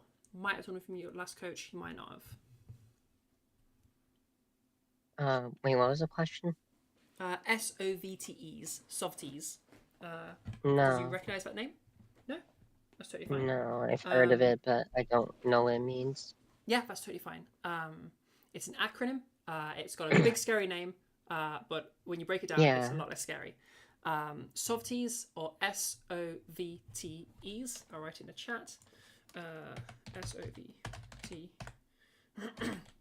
SOVTE. I'll write it in both chats so everyone knows what the heck we're talking about. Excuse me. SOVTE just stands for semi-occluded vocal tract exercise. I know that sounds really intimidating. If I break it down, it'll be a lot simpler. Basically, semi-occluded, all that means is like partially closed. Like somewhere we've closed something to some degree. It's not fully closed, it's partially closed. Okay? And then vocal tract, you know what the vocal tract is now. And I assume you know what the word exercise means. So yeah, a partial closure while we do stuff, partial closure in the vocal tract while we do some exercising, okay? In terms of like what this actually is, all right? I mentioned earlier how air comes up from the lungs into our larynx and through the vocal folds, and then those vocal folds turn that air into sound, yeah? As that happens, the air is going to be, like that's a lot of air pushing up against your vocal folds, which means if we try to stretch them out and exercise, that's going to be a little bit uncomfy. What we can do about this, because all of that air is all coming up, what we can do about this is if we make a partial blockage somewhere at the front of the vocal tract, a partial closure, think of like, if I literally, like, imagine there's a wall somewhere, okay, in that pathway. As that air, that sound is coming up, it's going to hit that wall and rebound. So now we have all that air coming up, but we also have some air going down, all right? That air going down is going to hit the air going up, and it's going to cancel some of it out. So now that huge air pressure is going to go down. Does that make sense so far? So that air pressure for your vocal folds is now lower. They're in a lower air pressure environment. It's much comfier for them. They haven't got all of that pushing at them. Yeah? So that's exactly what a semi-occluded vocal tract exercise is, a SOV-T for sure. We just have a partial closure, usually around our lips, something for the air to rebound off of, so that eventually for your vocal folds, they under less pressure, because we cancelled some of it out with that rebound. So then we can stretch them out and do a whole bunch of stuff, get ourselves warmed up, and our vocal folds, delicate little muscles, they're going to be nice and comfy while we're doing that. A few ways we can do this. My favourite is the lip trill. You might have done this before. Yes, I have. Yeah, okay, you already know the name. Yeah, so the lip trill is a SOV-T. Right. So if I just go... You've done something like that before? Yeah, I have. Yeah, perfect. So what we're going to do is we're going to do like a little uppy downy with pitch. And then we're going to steadily go further and further out with our pitch, both high and low, until we hit our max pitch range. And we're going to go slow with this, okay? Because we want to get a nice stretch out, get some blood flow to our vocal folds, get things moving. Yeah? So I'll go first, and you can copy, okay? Before we do, if you could quickly go into your Discord settings, because Discord does not like lip trills. Go into your settings and look for voice and video, okay? It's underneath accessibility. Voice and video. Yep, voice and video, click in there. And find the input sensitivity. All right. By default, it's probably set to automatic. So flick it to manual, and then take the slider and set it all the way to the left. That should say minus 100 decibels. Yep. I guess that's like that for you because I'm mirrored. And then underneath that should be echo cancellation. You want to turn that off. And I assume turn off crisp. Yes, set that to none for noise suppression. And then that's it. That's all you forget wells. All right. Rest of it we don't need to worry until Discord does another update and screws our settings again. Yeah. Okay, perfect. So, and just to test that, can you whisper for me? Because if I can hear whisper. Yes, perfect. One of the things that happens if we don't have our settings right is I can't hear whispers. So it's just a good way to test it. Okay, so let's do some lip trills together. I'll go, and then you can go, and we'll do it like that, so you can like follow what I do. All right. Okay. Nice.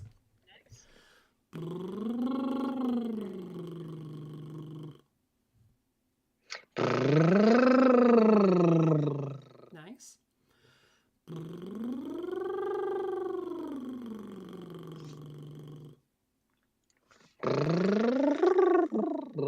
Wait.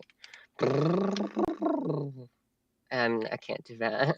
Okay, is it the sound cutting in and out, or is your lips stopping? A minute. Let me try again.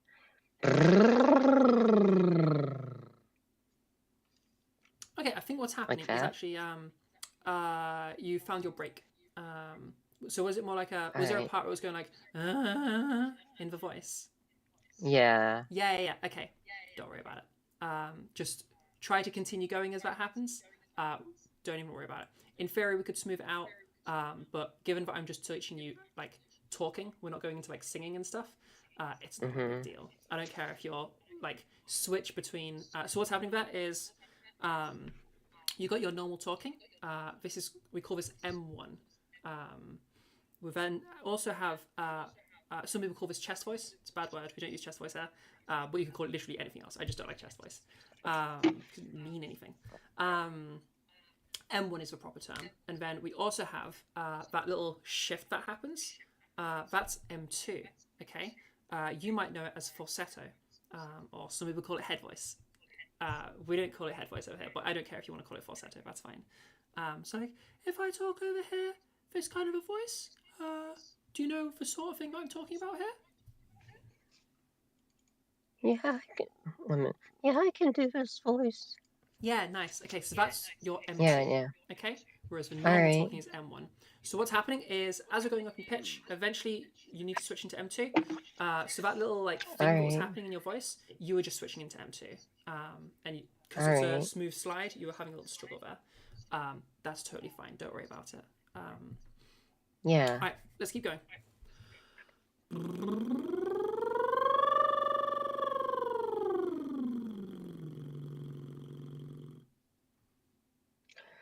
Mm-hmm.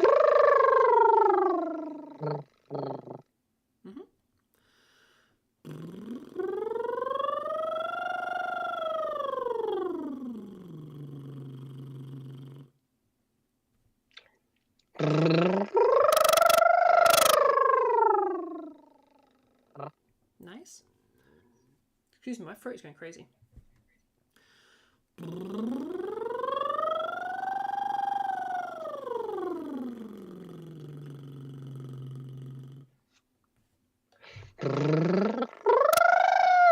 Wait.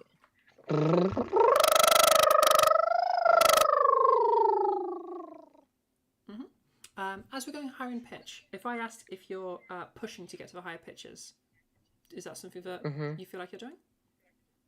I Like, don't does it know. feel like I to go can't to say. Does it feel like in order to go to a high pitch, you feel like you have to push something? Yeah, kind of. Yeah. Okay, that's something we'll want to try to avoid.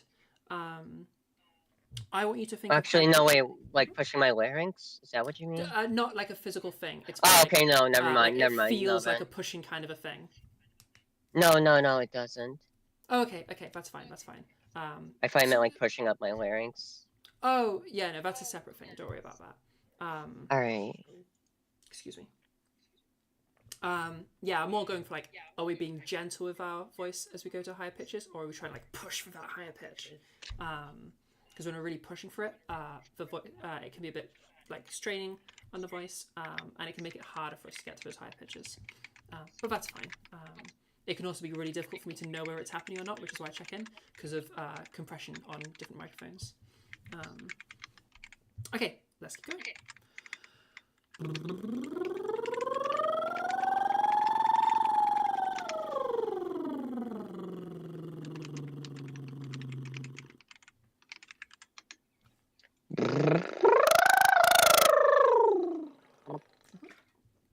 Nice, and then let's go to the maximum pitch range, both high and low, okay? Make sure you go as low as you can as well. All right.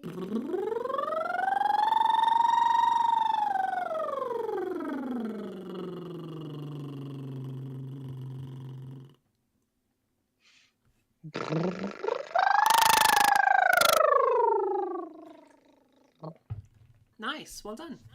Fab. Okay, now what we're going to do is we're going to slide up to the top again.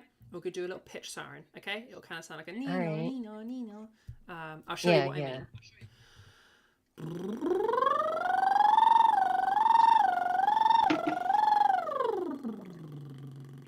So like wiggling around a few notes.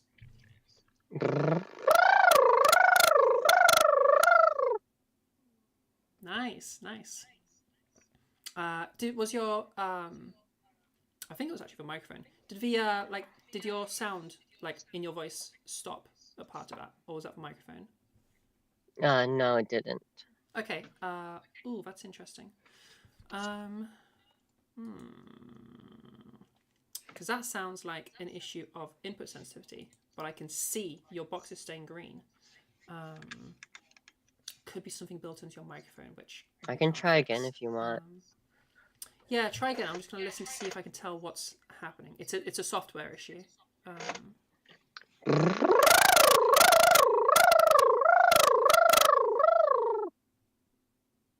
Okay. Are you dragging the pitch down again at the end? Like. Yeah, I was like. Yeah, there's a point. It's definitely cutting out somewhere there. Okay, we'll keep going. If it becomes a bigger issue, because it might only affect the controls, which will hopefully just be okay. We'll see if it comes up in other stuff. Okay, and then the same thing going down. So we'll slide down to the absolute lowest we can go, and then a little trill. Sorry, a little siren.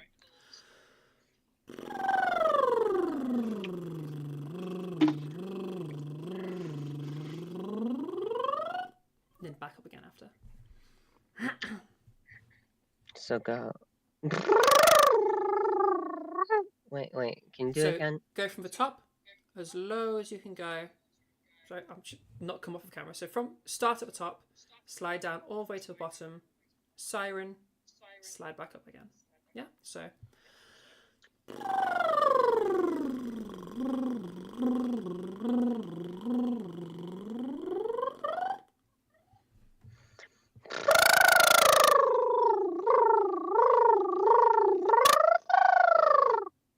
Nice. Okay, perfect. Okay, cool. So when I say a full set of softies, we just did a full set of softies. So whenever you're needing to do a warm up, practice, that's what you'll be doing. All right. Now, normally for new students, I would just have them do that for the first piece of homework of just doing that regularly, because it helps make sure that they're in. Excuse me. Helps make sure their vocal hygiene is in really good space, and helps establish some good vocal habits. But you're not at the start of your vocal journey, and I don't think those things are going to be a concern for you. I'll listen out for them, but I think we're okay. So let's take us to the next thing. I'm thinking let's do some weight stuff, okay? And this is going to be your main core of homework.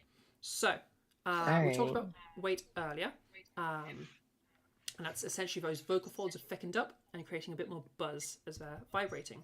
So what we're going to do is just take that buzz away again behaviorally. We could go into the mechanics of that if you were interested, but you don't need to.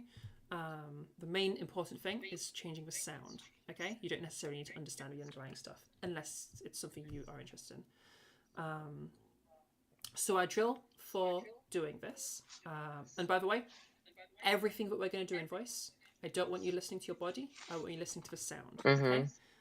Your body is only to be considered just to tell us if something is wrong. In terms of like, if you feel any pain, that is worth listening to, and we need to do something about that. Feeling any discomfort, we need to do something about that. And if you're feeling like muscles tensing up, or things feeling like locked up, that's something we need to do something about. So it can give us some red flags, but that's all it does in terms of paying attention to your body. All the rest, I want you to focus on the sound. Okay. Okay.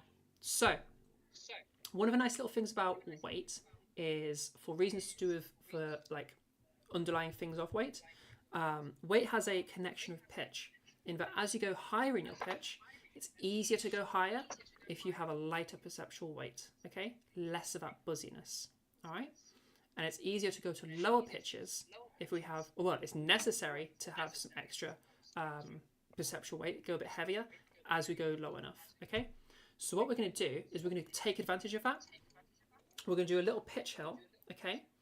We're going to go start off really buzzy, like try to go even more buzzy than normal, really buzzy at a lower pitch. And we're going to start sliding up, okay? As we go up, we'll use the fact that we're going to a higher pitch to intuitively reduce our weight, okay? If you're not sure what I mean by that, just keep going to a higher pitch, it'll happen, okay? If needed, just keep going all the way into your M2, your falsetto, all right? Because by then you will have a light perceptual weight. That's totally fine. Once we've hit the point where we're satisfied, we then take that lighter weight that we've found and drag it back down into our normal pitch again, all right? So we're not staying at some crazy high pitch, we're taking this down into a more normal pitch, all right? If you went into M2 in the higher bit, make sure you're getting back into M1 for this bit, okay? So if I demonstrate it real quick, the full drill is like this. Hang on. Okay.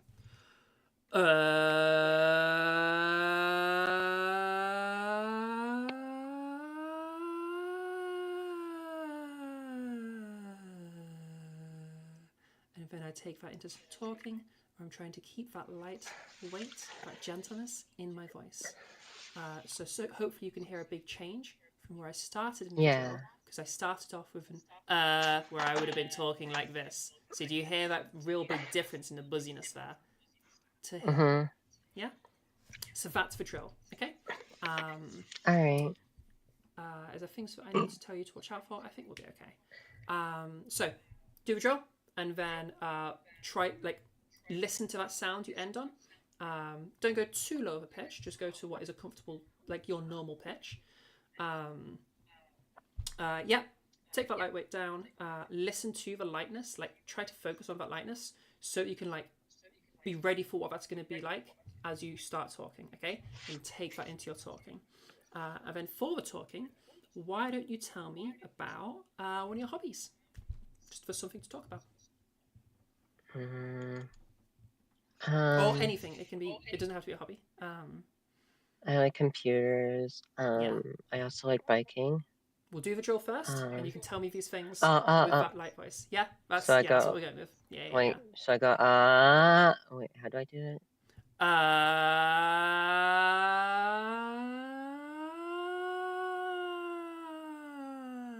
yeah. And then continue that into your talking, so you can then tell me about some of your hobbies while trying to keep this nice and light perceptual weight. Does that make sense? Mm-hmm. So my hobbies, I like biking and I like computing. My job is I'm a maid part-time and Cool. I today I'm going to see my grandmother and yeah. All right, nice. So what we had there, really good first attempt. Uh, drill was pretty good. Pretty happy with drill. I don't need anything to change Mm-hmm. there. Try to be a bit gentle as you're going up to those higher pitches, just to make it a bit easier on yourself. And you'll get to those lighter weights. Like it'll feel easier to do if we're keeping nice and gentle. Obviously, start yourself nice and buzzy, but get gentler and gentler as you're going higher. And then once we come down again, you came down with a really nice lightweight. You did a really good job there. And you carried that into your talking pretty nicely. People often have a big drop there, and you didn't, so well done there. That's All very right. good, well done. What we did Yeah. have instead was just slowly over time, we started getting buzzier and buzzier and buzzier, which, to be honest, that is usually takes a few lessons for people to get to that point, because that big drop is usually a big issue for people. So that's pretty good. I'm pretty impressed. So let's keep going. Yeah, we'll keep going. I always try and focus on that light perceptual weight in your voice. Firstly, do you notice it in that beginning of the drill when you started talking? Did you notice the lightness in your drill compared to not having done anything? Wait, what? Like as you've done the drill, as you went like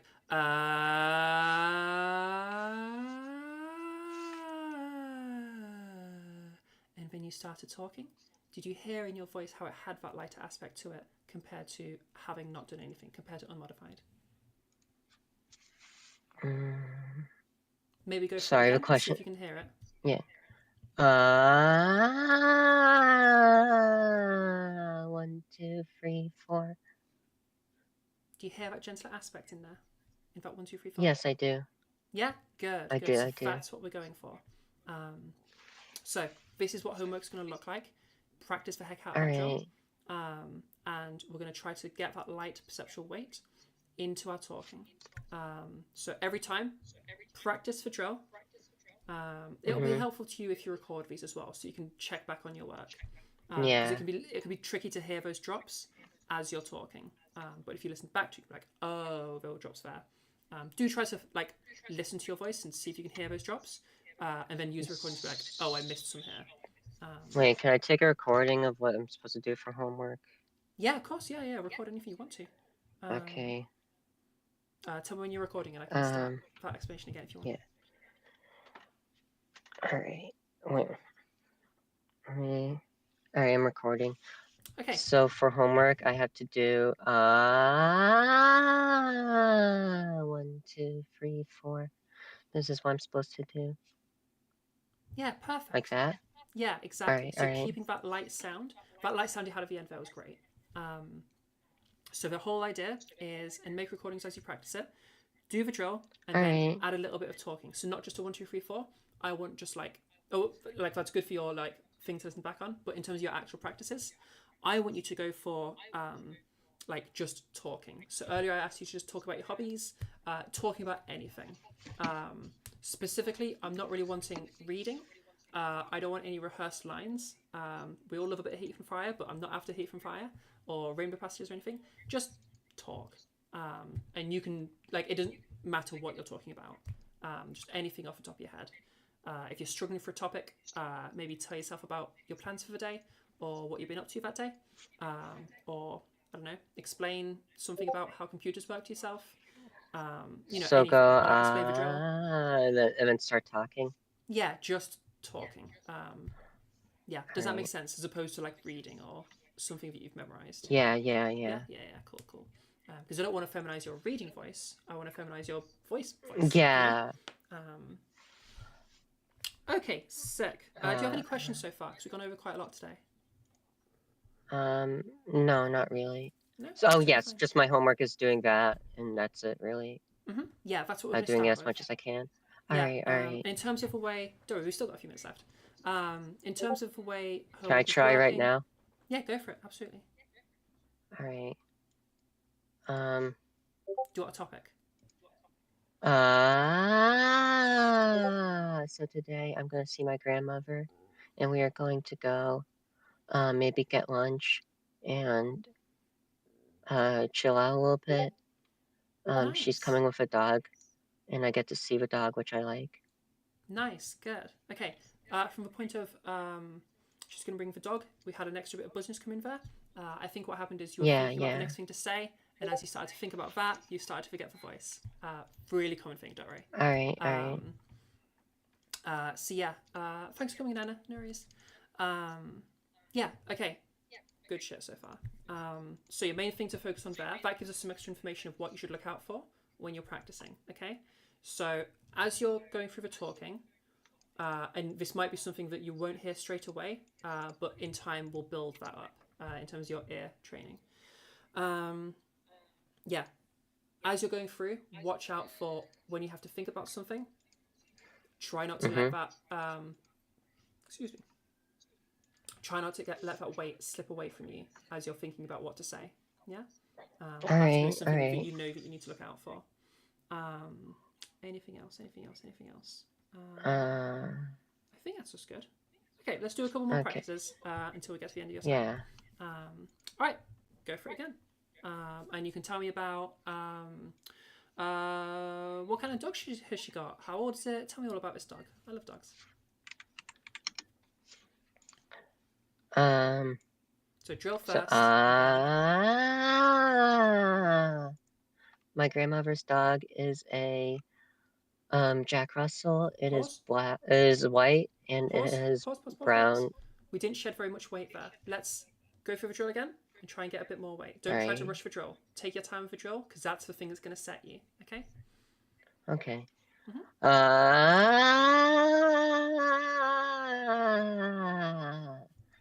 So my grandmother's dog is a Jack Russell.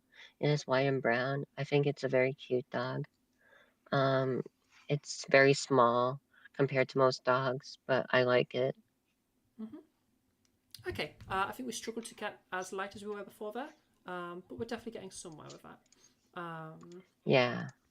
So yeah, make sure we're getting that really gentleness. And note that this isn't a volume shift that I'm looking for. Yeah. So, sorry. Yeah, this isn't a volume change necessarily. It's a gentleness change, or like the buzziness going away. So be careful you don't muddle those up because it's a really easy thing to muddle up. Yeah. Oh, that was the other thing I wanted to say.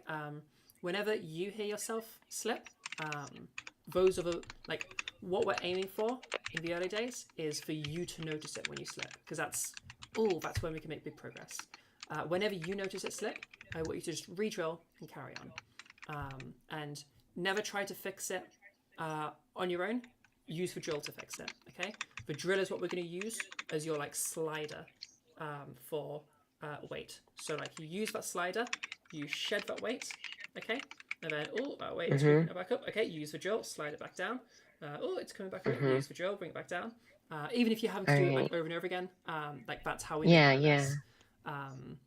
Because first we need to, like, establish, like, a really solid thing in your mind before we try to move away from the drill. Yeah, does that all make sense? Okay, sick. Okay, so yeah, your homework is going to be to focus on this weight stuff. I'd like to take a minute or so just to talk about how we do homework. When we're doing homework, and this applies to all homework that I will ever set you, or that anyone else would ever set you, anything we do with voice work, I want you to focus on the principle of little and often, all right? Big, long sit-down practices, you're not gaining a lot, and it's using up a lot of your day for not a lot of benefit. Really, your main you're mainly gaining stuff in that first like 3 to 5 minutes. So I would say max training time about 5 minutes, maybe a little bit over, depending on So like what's 5 happening minutes at a the moment. day, or just like per session? Per session. So we want little All and right, often. all right, So maybe like 3 practices a day, if that's something that you think you can all consistently right, all do. right. And just for a few minutes. Okay. I think you said you're already practicing 3 times a day, so just they can work fine. If you find that you're struggling to maintain the 3 times a day, then that's totally fine. Let me know, and we can see what we can do to make it a bit easier for you, to fit it in around your day, because like All right. that could be difficult. Yeah. Any questions about practicing and like how we practice and stuff? Well, I'm gonna write this down and just tell me if it's correct. Yeah, of course. Yeah. So, a minute. Practice 5 minutes per session, multiple times a day. Yeah. And like if you can get more than 3 a day, that's great. But like be realistic also. Like 3's fine. I'm okay with 3. Yeah. Little and often. And so do the drill that I recorded. Yeah, exactly that. Yeah. All right, okay. Fab. I have one more question. How many? Yeah, of course. I know you probably hate getting asked this, but how No, many it's okay. sessions do you think it's gonna take? The classic test. Yeah. It's impossible to tell. Like it's truly impossible All to right. tell. Everybody's different. It depends on a whole variety of factors. It depends on you've done a variety of different things before now, so it depends on what that was and what that looked like. It depends on your own practicing. It depends on just like how intuitively some things come to you, because like some people find some things really hard, some people find that same thing really easy. So like just what intuitively comes to you. Your starting point is actually like a really small factor. It's more about like your learning of stuff. Does that make sense? Okay. So because of Yeah, that, that I makes can't sense. really know. Like there's no way All for me to right. know. I can tell you people's time varies massively. It took me about 6 months to be like good at these things, and then another couple of months just to kind of like decide where I wanted it, and like at that point just exploring and experimenting with what sound I actually wanted my voice to sound like. But it was like 6 months of learning the skills of how to do those things. Well, I've been at it for like 3 years, so I just kind of want to be done with it already. Yeah, of course. Yeah. So you know, yeah. Well, because you're getting regular lessons, that's going to help you. And I have a very structured system, so hopefully that'll help you. That's to, like, good for me. Have some structure of what's happening. And obviously, at any point, if you have questions about like what's coming up in the future, just like ask, and I can tell you. Yeah, one more thing. I'm someone who likes knowing we're making progress too. Like, or I kind of just give up. So yeah, I just wanted to let you know. Yeah, of course. An advantage that you have is because we're in a public lesson right now. This lesson is being live streamed, like I said in the message, which means if you head to the YouTube channel. Oh, really? I guess I'll type it. Yeah, you can just re-listen to it if you want to. The whole lesson you could listen to. Oh, if yeah. you want to. YouTube.com. I'm just typing in chat so that you don't have to. No, I found the channel. Oh, you got, okay, that's way easier. Yeah. Shit at typing. So I can watch the VOD if I want to. If you go into there, all right. Obviously you can see it's live right now, but yeah, if you click in the live section, all past live streams are on there. So you can listen back to your lesson whenever you want to. And this is the last question. So just real quick, we are currently your lesson started about 2 hours in, just so you can find it more easily. All right. Okay. Nice. Last question. What do you think I mainly need to work on? So that's up to you, really. What I'm going to do. Okay, I'm just wondering. So I'm going to teach you weight and teach you good control of weight, and I'm going to teach you size and control of size, and then you're going to tell me where you want those to end up. Or really, we're going to kind of practice. Like, so as we get a bit more into weight, I'm going to start shifting my question to be like, how do you think that sounded? Where would you put that? Because like there's a whole variety of feminine voices, and I want the one that you want for you. Does that make sense? Mhm. Cool. So yeah, if you're ever wondering like, how far do I have? Like, that's what you answer. You tell me how far are you at, and then we base our lessons from that. Okay. All right. All right. Cool. If you have any questions that you like forgot to ask today, just shoot them through on the ticket. Oh wait, one more thing. Between now and yeah. So I just go one-on-one lessons if I want to like pay for one, or I can just use the same Yeah, ticket if or you want to switch something. to private, just let me know. You can have public for All as right. long as you want them. If you Oh, want to switch to awesome. private All at some right. point, you can do that. It's fully up to you whether you go private or public. Okay. Mhm. Do you have like a schedule for like the lessons you're doing, like when Yeah. I Oh yeah. can Sorry. book? Yeah. Yeah. Sorry. I should have gone over that. Yeah. So in terms of lessons, I ask students to Mhm. have a minimum of a 2-week gap in between lessons. It Okay. can be more Okay. than that if you want it to be, but I don't want it to be sooner than 2 weeks. The reasoning for that is I want you to have enough practice time to actually like implement what we've done, because I don't want to waste your time, and like especially if you move towards like private lessons, I don't want to waste your money. So no So, sooner than 2 weeks. For most people, it's just fortnightly lessons. all right. I might book one for Wednesday 2 weeks from now, but I Yeah. don't know yet. Okay. If you still, yeah, by all means, like let me know the ticket once you've got a clear idea of your All availability. right. All right. But yeah, we're looking at the week of the 9th. I mean, I'm just gonna write down. Mhm. I'm just gonna write down. I book 2 weeks from now for Wednesday. And that's a minimum. You can have longer gaps if you want to. All right. Yeah. Yeah, that sounds good. Thank Fab. you. Yeah, no worries. All right. Cool. So I'll see you Thank you very much. somewhere after 2 weeks' time. All right. All right. Have Thank a you very nice much. day. No worries. All right. Bye Welcome. now, Mary. Lovely meeting you. Bye. Bye. Okay. Yo. So there's what first lessons often look like with students. For most students, I usually don't go into weight stuff in their first lesson. But because Mary has already done some stuff before, they clearly had been doing softies before, even if they didn't know it by name. Yeah, they clearly had already done some stuff with that. So I wasn't gonna like have them only doing that for a couple of weeks. For most, like if for new beginners though, I will have them doing that. Main reasoning being that softies are really going to help you, one, to improve your vocal hygiene. So they're going to help you to have your, excuse me,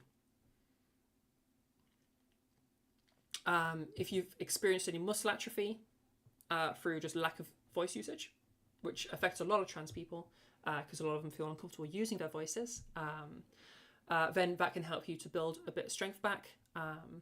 It can also help you with making sure that, like, from the point of me setting that homework onwards, every day your voice has hopefully been given a very steady amount of hydration because we've had that increase in blood flow a couple of times through a day. Things like mucus regulation, all of those sorts of things. Like the vocal tract gets everything it needs to with regards to like literal like nutrients and resources because of that increased blood flow. So yeah, hygiene stuff it helps with, and also it teaches good vocal habits for students. So I was talking about that pushing to higher pitches. Oftentimes when we're pushing to higher pitches, when we're doing lip trills, what will happen is the sound will just kind of cut out. Like if I go like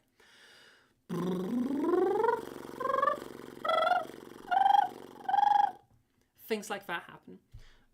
So lip trills are really good, and that happens for most softies. They're really good, and lip trills especially, or like bubble phonations. They're really good for helping you to get that better like way of moving your pitch. It teaches you that, so that when we move on to other stuff, you're using your vocal tract in just a nice and healthy and gentle way. Especially because like the next thing we move on to is perceptual weight, and the way I teach you to change your weight is by changing your pitch, because you already know how to change your pitch. And pitch and weight having that connection, we can use pitch to move the weight, and then we ourselves bring that weight back down in pitch. Yeah, so we like find the weight with a higher pitch, and we bring it back down intentionally. Yeah. So yeah, that's why I normally have students start a couple of weeks of softies. But obviously, because Mary had clearly been doing softies in the past, I was like, you know what, let's just go into weight. And like they had, you know, they didn't have it in detail. They didn't really know what weight was or what size was. But she did know, like she'd heard size before. So she knows, she's probably got a rough sound in her mind. Same with weight. I had a feeling there'd be some familiarity. Because, I mean, if she's had lessons in the past, she must have touched on those things, unless her teacher kind of sucked, which is possible. So yeah, that's kind of what we were doing. Yeah, do you guys have any questions? Did that all like make sense? Yeah. Also, I'm gonna pop to the toilet real quick. Before I do that though, I'm checking the Discord chat. No questions. That's all cool. Okay. People in the Discord right now. Only one person. Hi. I'm heading over to YouTube, so I'm going to close the Discord in a minute. If you want to continue to join us, hey. If you want to continue to join us, you can continue in the YouTube chat. That's where everybody else is right now. But yeah, so we're still streaming, but the Discord will be closed. Okay. If you want to join us, youtube.com/trans. Wait, what? youtube.com/@trans_network. Yes, that is correct. I will just type it out to make sure I fucking... I know I did that right. But I'm also tripping over my words a lot today. Trans_network. I should make a bot command for that, so I don't have to freaking type it out. And I didn't put the HTTPS, so that's not even a hyperlink. HTTPS. Hells yeah, that's a freaking hyperlink. That's our stuff. It's even got the logo. Okay. Right. Bye bye Discord. I'll see you over on YouTube. Okay. Bye. Bye bye. Yo. Okay. Alright, YouTube people. Where's my OBS? There it is. Alright, I'm gonna pop this over at just chatting screen, and then I'm gonna pop to the toilet real quick. Because I need to toilet all the time today. I don't know what's going on. Alright, see you in a sec.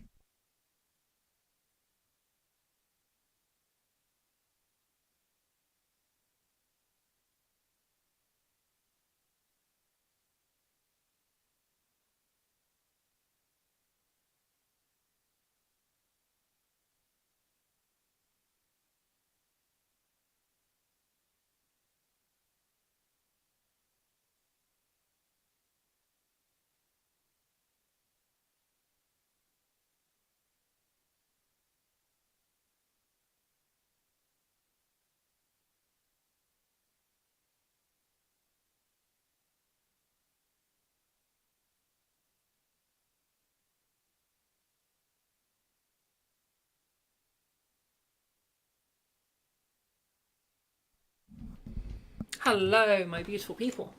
Yo. There we go. You're trying to get the hydrate thing going. Water.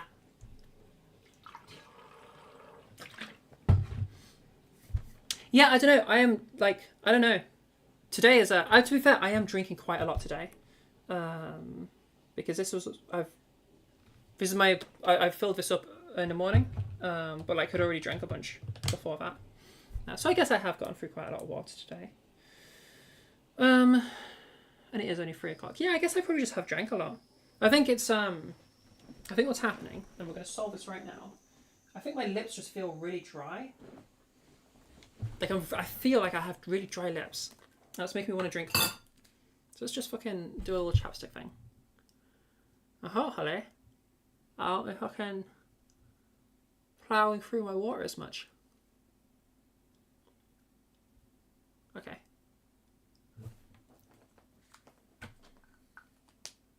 Okay, hopefully that stops me drinking an unbelievable amount and having to be at the toilet like every hour. Cool. Okay, what did you guys think of that lesson? Did you guys learn stuff? Did you have any questions? Boo, boo, boo, boo, boo, boo. Oh yeah, Vampiro. I'm gonna nickname you Vampiro. Can I do that? Is that okay? Because that's a lot of words to say. Vampiro Tufus Infernalis. Yeah, thank you for letting me know or reminding me about the audio levels for Mary. That's what I was saying earlier. I have to freaking... So now, let me go put the music back on. I have to turn it up and down constantly because it's the same slider. Wait, why is the music not coming through you guys? There you go, you can hear it now, right? Yeah, I have to turn... like, it's the same audio slider on OBS because it's just my desktop audio. Maybe at some point I'll look into see if I can make it like Discord audio versus desktop audio. But no, because then I'm gonna. I don't know how I'll do it. Can I have like a desktop other than Discord? I don't know, so I can set them independently. But anyway, whatever. I have to go back and forth all the time. So yeah, thank you for reminding me of that because I totally forgot.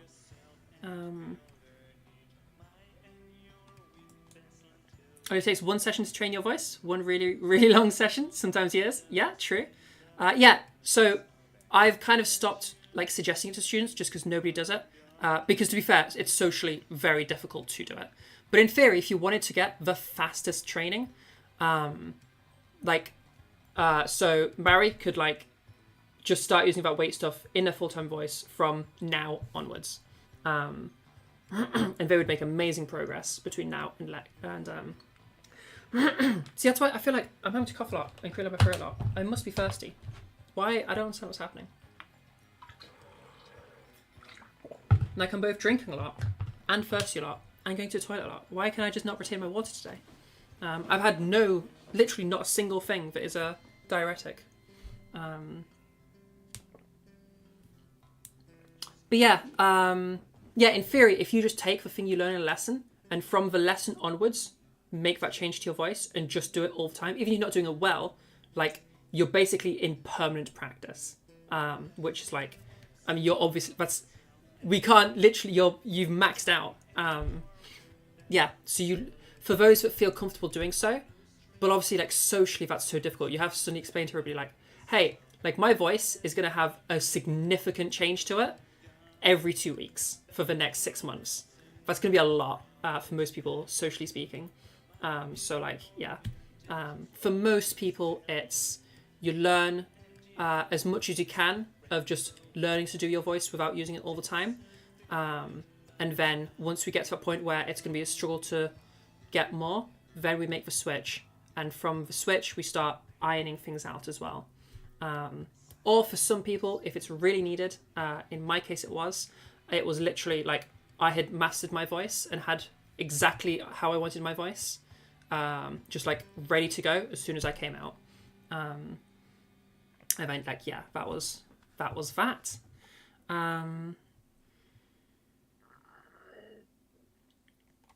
What would I suggest for someone who subconsciously drops a voice in social situations? Yeah, super common. We actually talked about that a little bit with the student earlier. Or no, was that my private student? No, that was my private student actually. It was this morning. Yes, everybody has that Vampiro. So like, yeah. Essentially what's happening is as you're like learning to use your voice and learning to voice train, as you're voice training, usually what's happening, just in terms of training fitting into most people's lives, like logistically speaking, you're usually training in a pretty much the same like social situation or like environment every time you train. So like with me, I would often train in front of my computer so I could record it with microphone and stuff, and that's how I was training. Or I would be training when I walked my dog, and I would quietly train sometimes while working because I'm a gardener, or that's what I've been doing for the past, like before Trans Network, and it's what we're like transitioning from to get Trans Network full time. But yeah, so when I was gardening, if I was like, unless the customer would come out to garden with me, which wasn't the case most of the time, I would like quietly voice train to myself so that nobody else heard. So those were like my free environments. But when I went full time, so I went from doing that, and using it at home.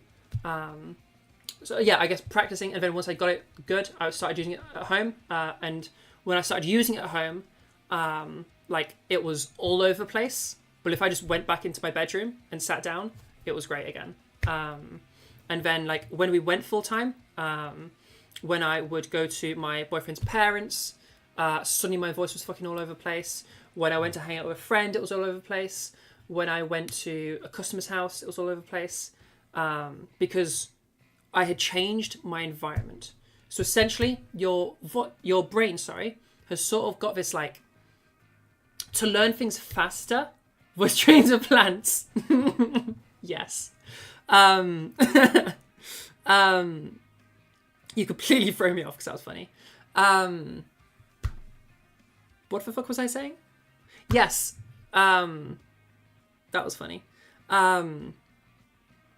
Environment. Yes. Okay. So your brain's really good at being really efficient with its learning. But the problem with that is it tries to go the quick way. It tries to go a little bit sort of like it skips steps. Okay.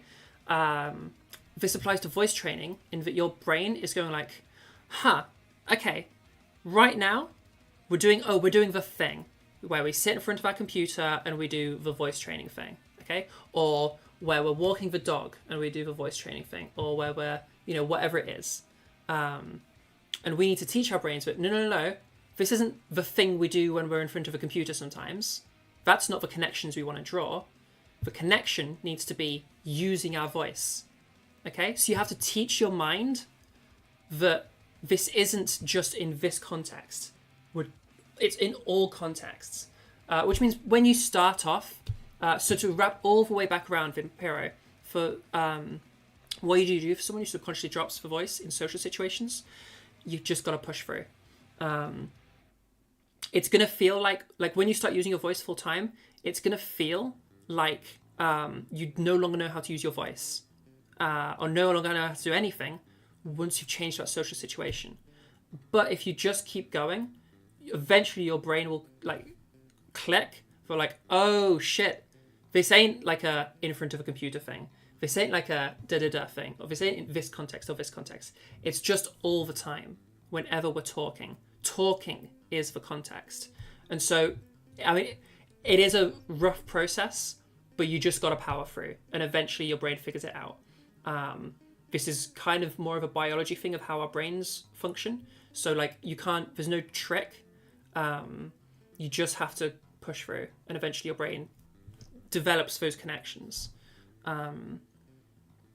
It's just the way that humans are evolved.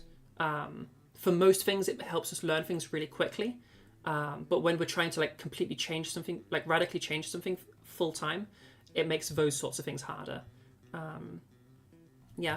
Does that answer your question? Does that make sense? So like in my life, when I had this, because I had my voice ready to go for fucking ages before I was actually able to like come out.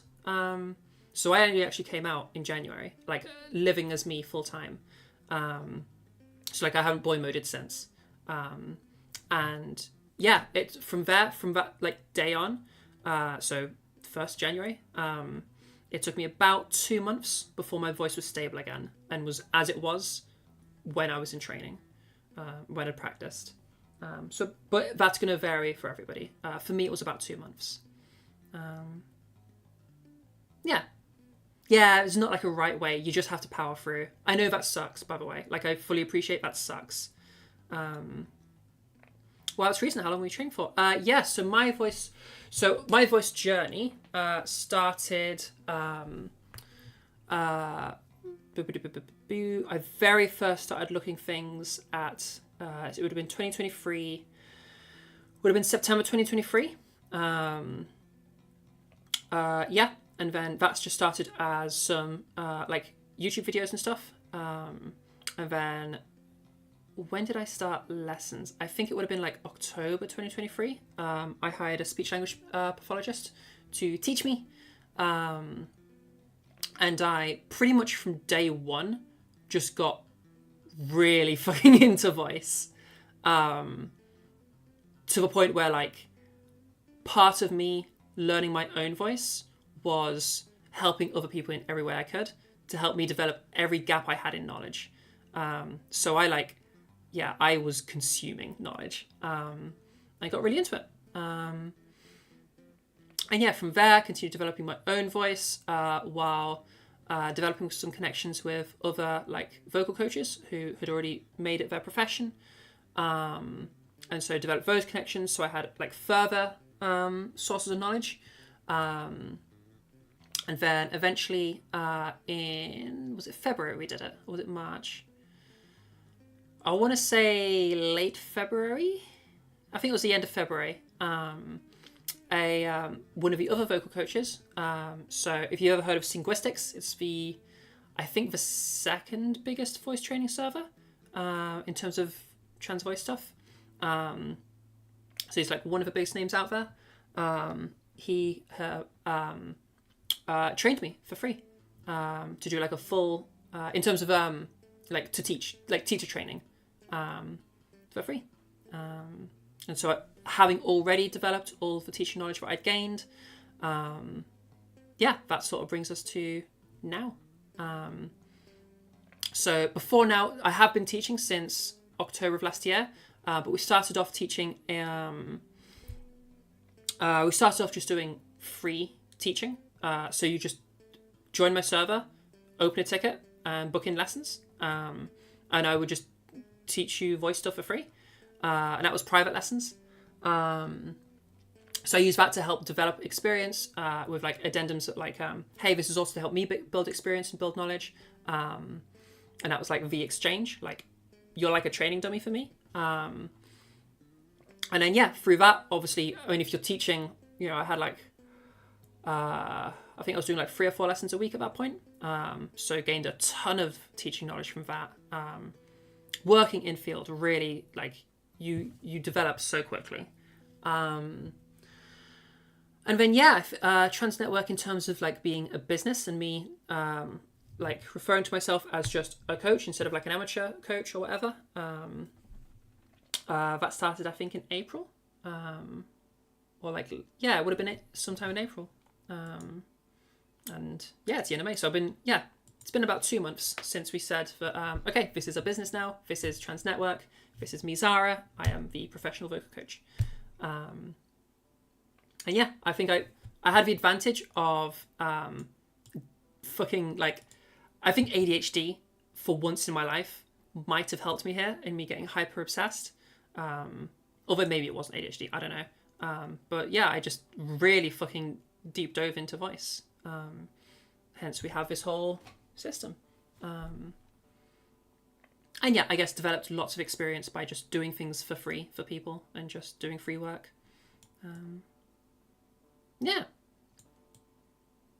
That's a very full answer to your question there, Vampiro. 6 months, I usually say for, like, that's the better answer for how long did it take me to train my voice? Because the first, really, I could say a bit longer, but the first ones really wasn't proper training. I was like watching a couple of YouTube videos and not understanding anything. 6 months to like build the skills, and another 2 months to like, I guess, decide my voice, like decide what I wanted. Because I think I started off on like a really high pitched and quite a really like super bright, super small kind of a voice, to a point where it sounds a bit silly, because brainworms does that to you. And then a little push from my boyfriend to be like, okay, let's make your voice sound like a normal woman's voice. He knows nothing about voice training, but he can hear a voice and be like, okay, you have a silly voice. Okay, now you have a not silly voice. So he helped me to like get to a voice that I preferred, that he was like, yeah, this sounds much more normal. And it's went from there. You can only sort basically the first 2 days of your voice work in a 28-minute video. I'll check it out later. Have a look. I don't even know what I did in the first 2 days of my voice training, I'll be honest. I guess that comes with just when you deep dive into stuff, it's all a blur.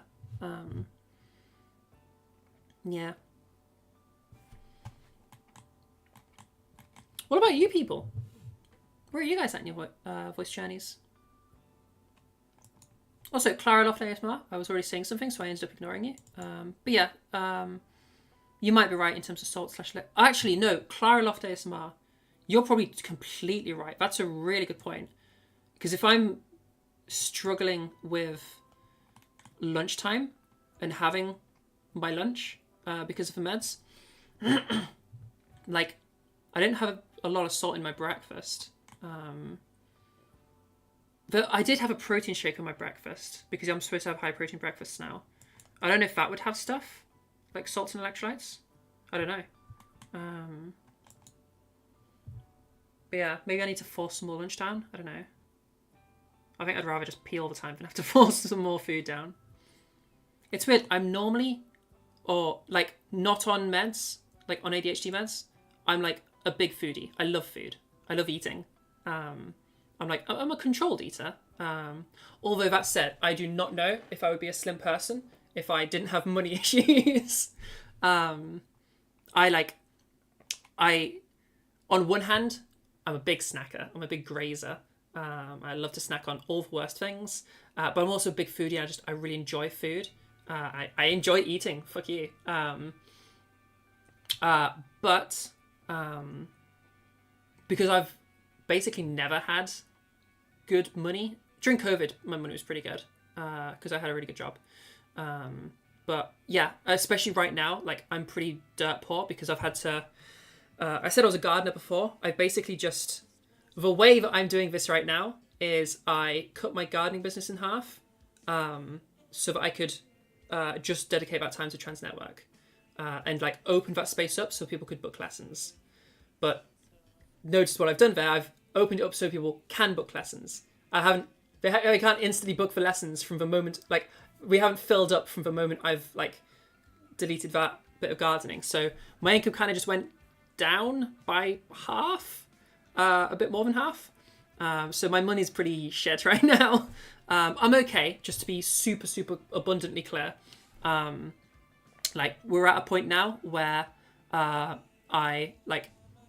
you take, like, the first of each month, my bank account is about at the same level on the first of each month. So we're stable. We recently hit that point where it's not going down, but we've stabilized now. So like it's okay. But yeah. The point was, sorry, I enjoy food. I enjoy snacking, but like if I'm eating a lot of like snacks are often quite expensive for the size that they are. So like money impacts the way I choose to spend. Money impacts the food I buy. That's what I'm trying to say. I eat plenty of food, like it's fine. But like I eat cheaper food. Like I eat just base ingredients that I have to then cook into a meal. So I don't snack much is where I'm getting. Like a packet of sweets, you'll never see me eating a pack of Haribo's because to me it's just like every mouthful I have, I can't enjoy it because I'm like, God, that's 20p gone in a fucking bite. That's another fucking like, you know, packet of Haribo's. Fuck, I've just like lost like £1.50, £2, you know. So I never really overeat or never have overate, and have maintained, I guess, a pretty good figure, just because like I hate spending money. Yeah, it just feels like I'm deleting money if I snack, so I don't snack. If other people have snacks in, I'm happy to eat their snacks. I can't bear just like watching my money go down as I fucking eat a pack of Haribo's. Well, how did we even get to that tangent? I don't know. Because I'm a big foodie, and and ADHD meds making me not a foodie. You have hours and hours of video and audio stuff? Damn. You have no idea how to put all that into videos? Yeah. I don't have hours and hours of stuff. I have probably coming up to 300 clips of just like different voice recordings that I made as I was learning. I think we ended up at sort of 280s before I was finished. Although I was not making enough clips, I'll be real. For various reasons, you already had really good control of vocal anatomy, so you're already at a pretty good place in that regard. But you have no actual direction beyond that. Okay. So you're strongly considering taking lessons to have a proper review of your voice. Oh, okay. And where to take it next? Well, you've come to the right place. If you're looking for lessons, I obviously give lessons. You've just seen one of them. My public lessons are completely free. So the lesson you just saw, Mary didn't pay for that. That's just a free thing. The exchange there is like, I teach you for free. You are content for free. Is sort of a deal. So you guys get to listen in, and people in my Discord got to listen in, and that's the exchange. So she doesn't have to pay, so that you guys get to benefit. Yeah, and then private lessons are just like a one-on-one call, and they're £20 per lesson. Yeah. How much have I filled that space? Do you mean in terms of like how many students have I got booked in? Or how much money I'm earning? Which is a question you're allowed to ask, by the way. Like I'm pretty open about earnings and stuff. It's very spread apart through the week, so it's hard to answer that question. An amount, I guess. There's plenty of places still open if you're looking for spaces, like for lessons. Yeah, if you're looking for lessons, head over to my Discord. Do we have a command so I can just... We do! No way. I can't believe that Past Me was so organised. Look at that! Yo, Past Me was fucking awesome. Thank you, Past Sarah. Yeah, okay. You can click on that link to join the Discord. Then in the Discord, look for the... it's underneath the Zara public inbox. There's a one-on-one lessons like category. In there, listen, Vampiro, I don't know who you are. You're not called Vampiro. Whoever you are, you're not called that in my Discord. If you're somebody that I already know, I don't know you. You're called Vampiro here.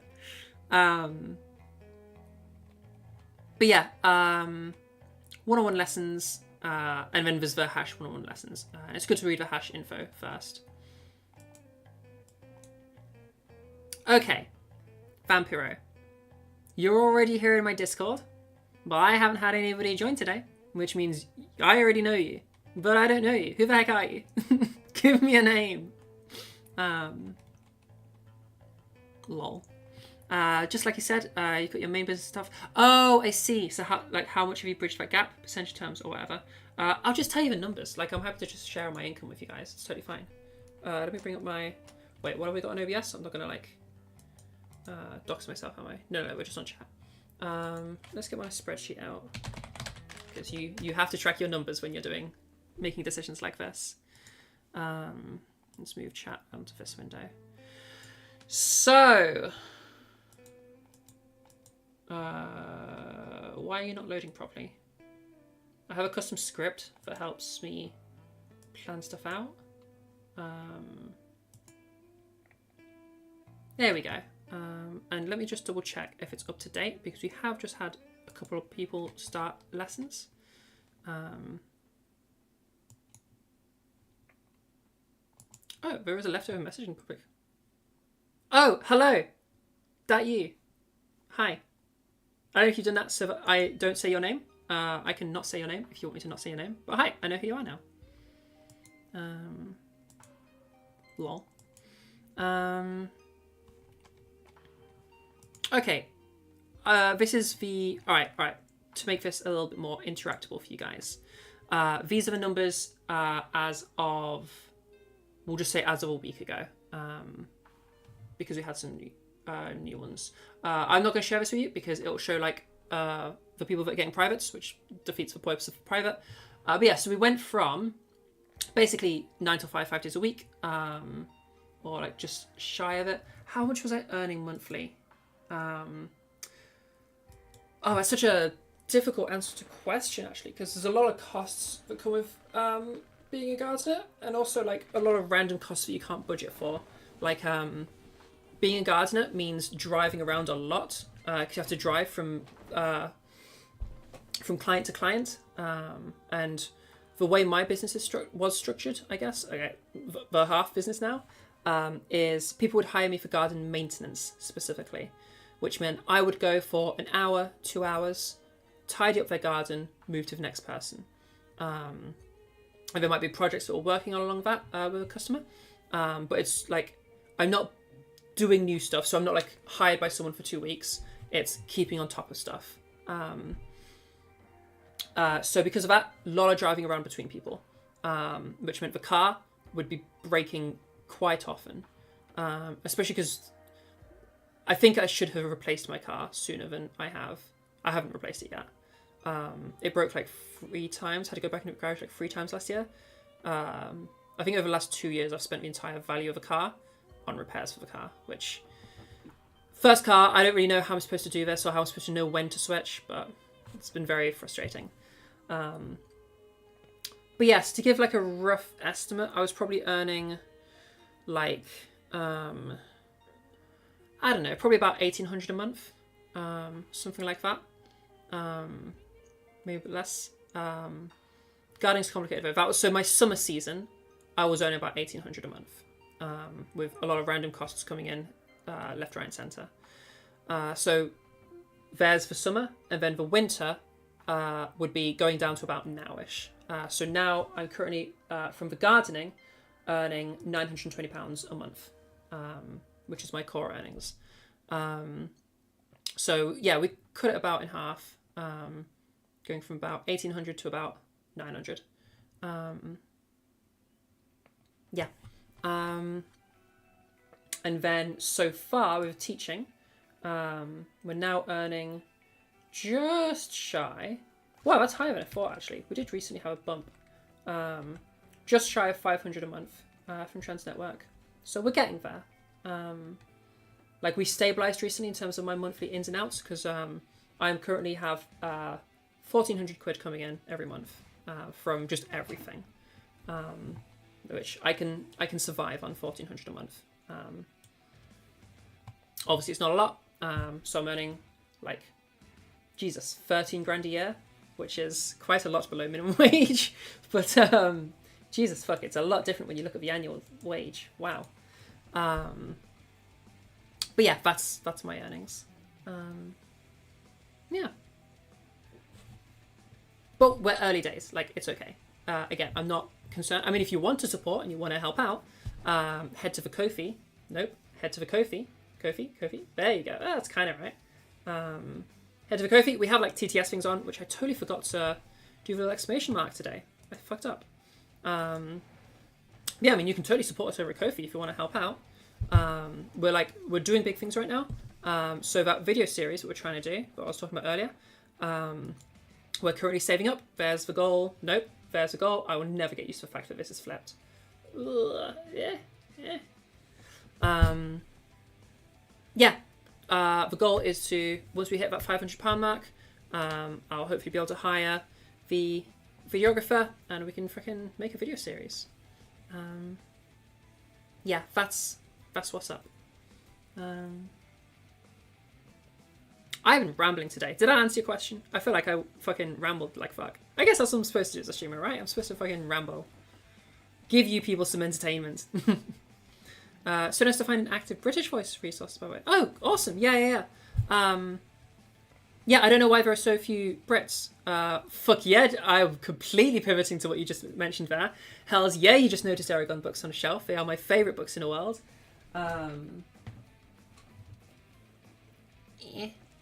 Hells yeah, you just did. Okay. That little Eragon Eldest book pairing, whatever you call that, when you have 2 books together. Okay? That right there, my mum bought me that on, like, when Eldest was released. She was like, oh, here's these books that seem to be popular. Here, kiddo, have these as a little present. And I was fucking obsessed. So I've had those, God, I don't even know. It'd be more than 15 years. Or maybe a bit over 15 years? Duology. You have the same duology? Hells yeah. Okay. I've had these since I was, like, maybe hitting puberty. Okay? I'm 28 now. I'm going to show you how old these books are, and you're going to be so fucking upset at me. You're supposed to read Brissinger. What the fuck are you doing?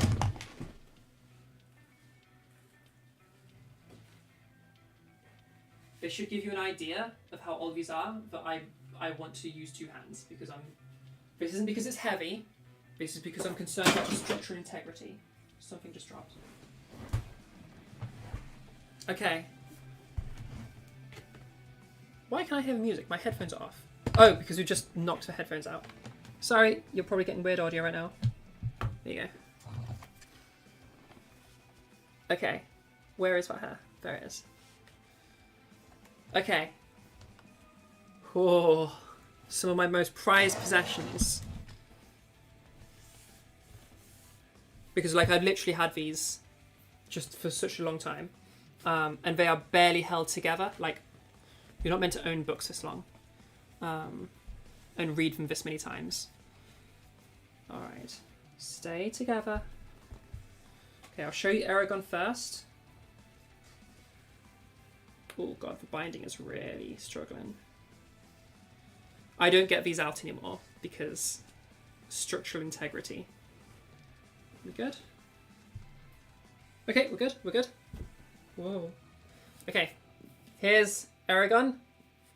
Notice this doesn't look like it has one of those binders around it.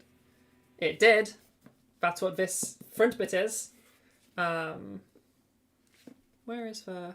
Okay, I don't know how well you'll be able to see on the camera.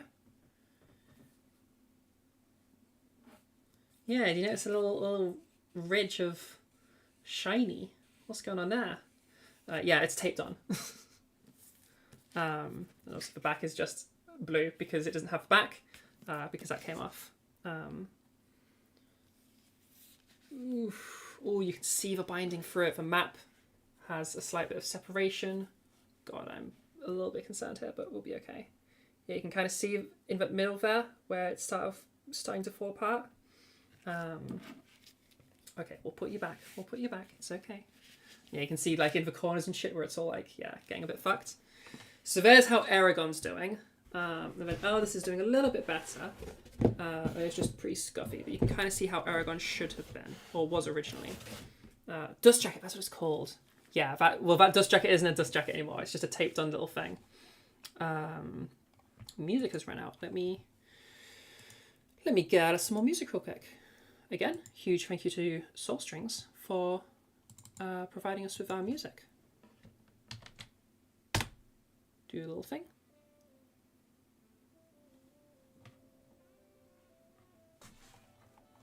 Turn a little up for you guys because this is a bit of a quieter album. It's also just it starts quite quiet. Hopefully you guys can hear that okay.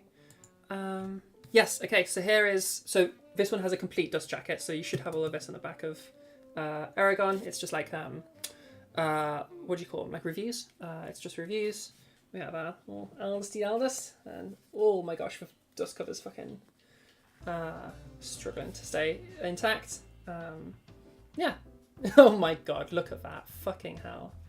The binding... Oh god, actually, I don't know if I want to open that, because taking a look, is that the same at the bottom? No, the bottom's okay. Okay, it's just the top where the binding is detaching. Lol. Fucking look at this. Oh, you might not be able to tell, actually. Yeah, do you see that little gap there? Forming between the pages and the fucking binding? The flip side's okay, but... Oh god, can I open this safely? Okay, yeah, it's opening okay. The inside is... God, the pages have yellowed... Oh my god. The binding's not okay, people. Oh! Oh my god, no. Oh. Oh! Oh no! Okay, it's going back.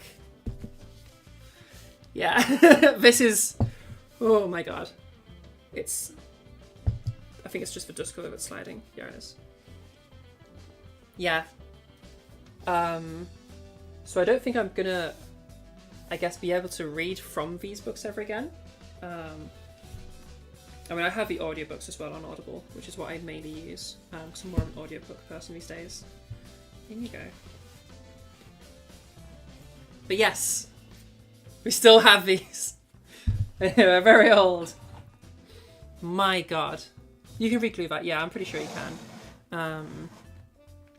Yeah, I sort of don't know. Because they are, like, you know, something from my childhood. They're my favourite ever books. Like, you know, there's a little connection there.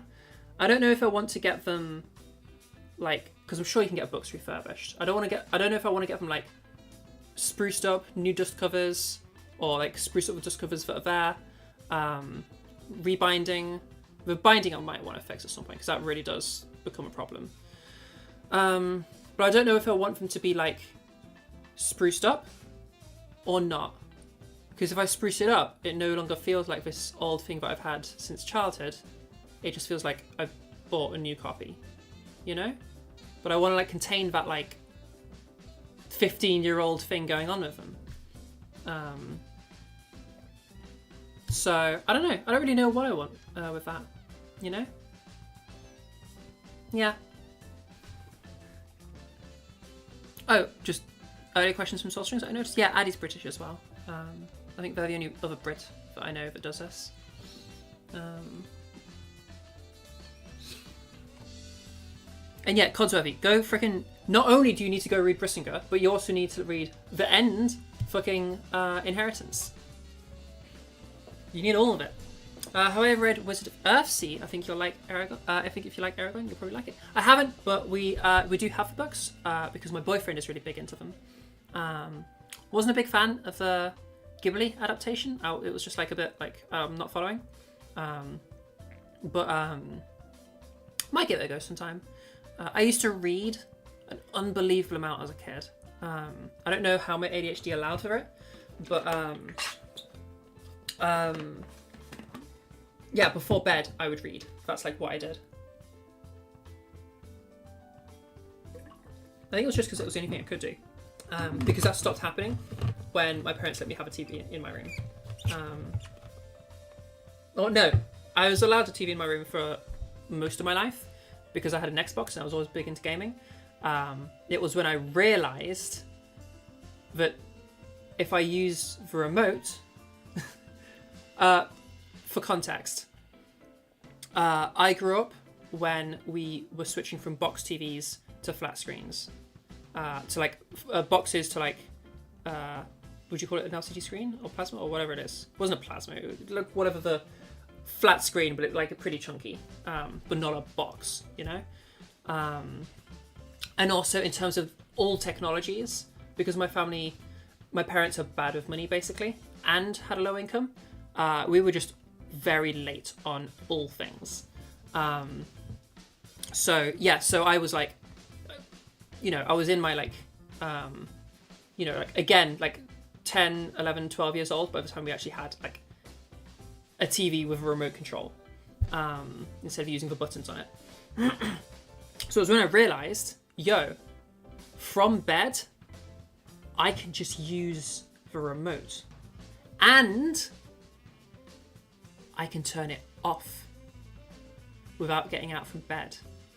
Meaning, if my door is closed, which it already was, if my volume was low, I can watch TV before bed. Well, while I'm in bed, while I've been sent to bed, at post bedtime, without my parents realizing. So long as, when they came to check on me, I very quickly turned it off and went like, you know? And from that point onwards, I stopped reading before bed, basically, because I just watched shit on TV. Because to me as a kid, that was epic. Okay, I could stay up late. I could watch, I could watch Family Guy. Oh, crazy.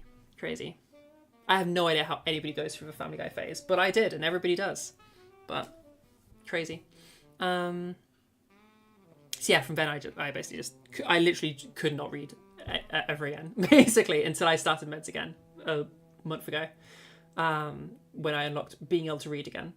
But yeah, so before destroying my brain with the existence of a television, I read through these books. I distinctly remember I remember the very night of finishing Eldest. Like, I remember that night. I don't remember anything else the day, but I remember that night. I can still put myself back in that experience of finishing Eldest and how fucking epic that ending was. God, what an ending. And I distinctly remember finishing and being like, whoa. And then having to go to the toilet. And when I went to the toilet, my parents were like, what the fuck are you still... Not, they didn't swear, obviously, but like, what about... Why are you still awake? What the heck? And I was like, well, what do you mean? I've just been doing some reading and then I'm about to go to sleep. I'm just going to go to the toilet. I'm like, do you know what time it is? And I'm like, no, because I'd just been reading. And I didn't have a clock in my room. Like, it's like 11 at night or something. Like, they were about to go to bed. And I was... I think at that age, I was going to bed at like 8 o'clock. Like, 8 o'clock was my bedtime. So I stayed up for like 4 hours reading. Like, no, is that 3 hours? Whatever it is. 3 hours reading. Just like blasting through the last of it. And oh my god. It was such a great memory that it's still like implanted in my mind of an awesome memory.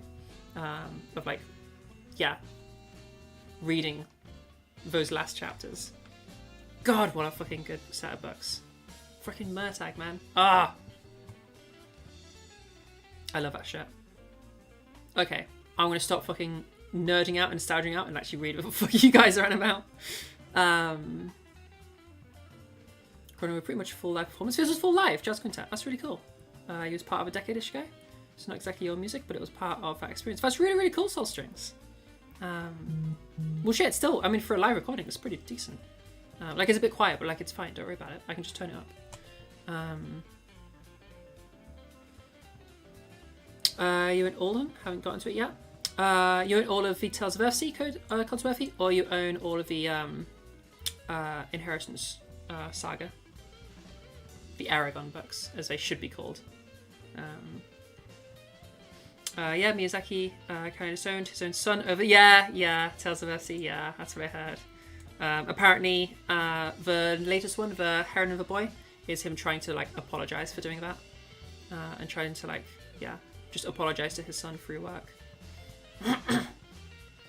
I love them on release. I was reading them when you were working one of your first chef jobs. Awesome. After work, you were so tired in work. Yeah. I'm honestly, Aragon and Eldest specifically, I was just reading them in all of my free time. Like, even I remember, God, because there was a particular year. When was it? Year 5. So this for people that aren't English. This would be when you're between 9 and 10. That age group. So my teacher during that age would have us, I think, like, read for the first like 10 minutes of class or something, because that was a thing she wanted to encourage. And yeah, I had that fucking behemoth. But it meant I always had a book with me, and obviously I was fucking hero of a class, absolute maniac reading Eldest, because that's physically quite a big book. And like everybody would notice, but fuck it, I was fucking loving it. And I would literally like when we were like, you know, set to do some work, I would like rush through my work and then like sneakily try to read the book still some more, without being noticed, because I was just like hooked. I couldn't not be reading Eldest, because it's just, God, it's such a fucking good book. Oh my god. Yeah. As you can maybe tell, Eldest is my favourite of Saga. Frickin' when he goes to Elismira. Oh my god, with Aramis. Oh my god. I fucking love those books.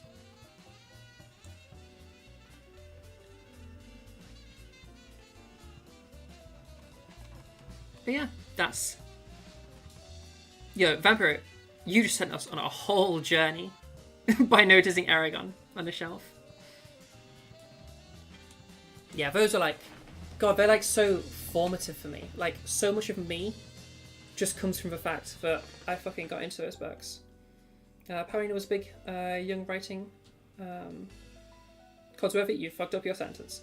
Paolini was a big, young writing Aragon. And it shows a lot in comparison to Eldest IMO. Oh, yeah, it's just a bit. Yeah, he was 15 or 14. I can't quite remember. Is it 14 or 15 when he wrote Aragon, which is impressive as fuck. And yeah, it does show a little bit of the writing. And there's like a few little like holes that he wrote himself in there that ended up being a big problem. Why? Wait, why is that not? Bringer subscribed to the channel. Yo, thank you for the subscription. You can't. Hang on. Why is that not visible? Hang on, I know why. Okay, future subscriptions should be much more visible. I am so sorry. I don't know if I can make that replay itself. If anybody knows how I can make that replay itself, then I will happily do that. But thank you for the subscription. That's super lovely of you. Thank you. Yeah, off of Lightbringer. Yo, welcome into the chat. Ring was best before Pokemon hit the scene. Yeah, true. Oh my god, that was the next thing that would be like sneakily doing it whenever I could. So the next thing where I like stayed up all night was on my fucking. It was so Pokemon Emerald was actually no, technically Pokemon Blue was my first one because it was lent it by a mate. Okay, for context, I was of the age where I should have been raised on Pokemon games, but instead got them way later. Because my parents, my mum specifically, was so like anti-video games.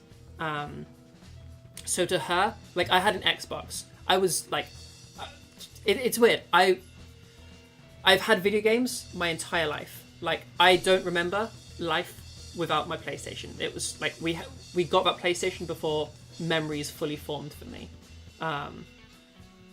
Like for PlayStation 1. So like yeah, that's been with us longer than my memory starts. And then I don't still have that, but I was given an Xbox when I was like 9, I think, or something like that. So like obviously everybody was already on PS2 for like ages since then, but I was always behind. I still have that same Xbox. It's literally right here. That same Xbox original. Can we do it? Yeah, Xbox Crystal. It's underneath this monitor. You can see child me was like, oh, I got a sticker that says games. Let's put it on my Xbox. Fuck yeah. So it's still there to this day. So I've had this for the past, I think, 20 years. I need to get some controllers for it though, because I don't have any controllers, because they do just die. Because the cables are made pretty shoddily. But yeah, so I then had the Xbox, which I was playing on all the time. And then like, I got a Game Boy once. What was the second generation of DS's? Like DS Lite, I think. I know, yeah, I'm pretty sure everybody had already long had a DS Lite, but it was still like in when my mum finally allowed me to have a Game Boy. Yeah? It would have been a Game Boy Advanced at that point. Because the idea of me having a console that was handheld, I could just take it places and game anywhere, was terrifying to her. And also to her, it was like, well, why would you have a Game Boy? You already have an Xbox. And it's like, yeah, but they're different consoles, Mum. You already have a console. Why do you need a Game Boy? I think she knew that these are obviously very different things. Like, look at it, for fuck's sake. I think it was more she just didn't want me to have something that I could take with me. But eventually, finally, I think my godparents maybe pressured her a little bit to finally let me have one.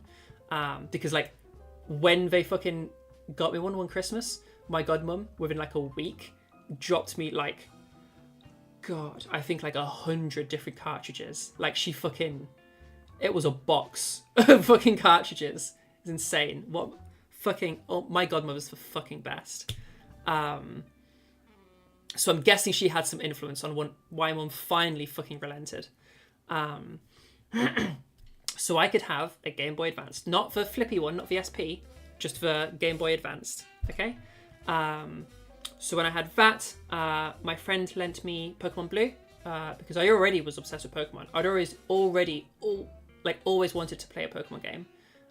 Literally, like I had gone to friends' houses and they'd let me just play their Pokemon game and just not save over their save file, so I could get to play Pokemon ever. So by the time I was actually playing Pokemon, it was Pokemon Emerald. So I played Pokemon Blue, enjoyed that, gave it back to my friend, and then finally I get my own Pokemon game, which was Pokemon Emerald. I still have that Pokemon Emerald. I think it's downstairs. I can't really get it for you right now. I still have that same Pokemon Emerald. Obviously the battery is dead on it, so I've replaced the battery. I took apart the cartridge and put a new battery into it. And yeah, I still have that Pokemon Emerald. I'm currently using that Pokemon Emerald cartridge to very slowly build up. I'm doing some shiny farming.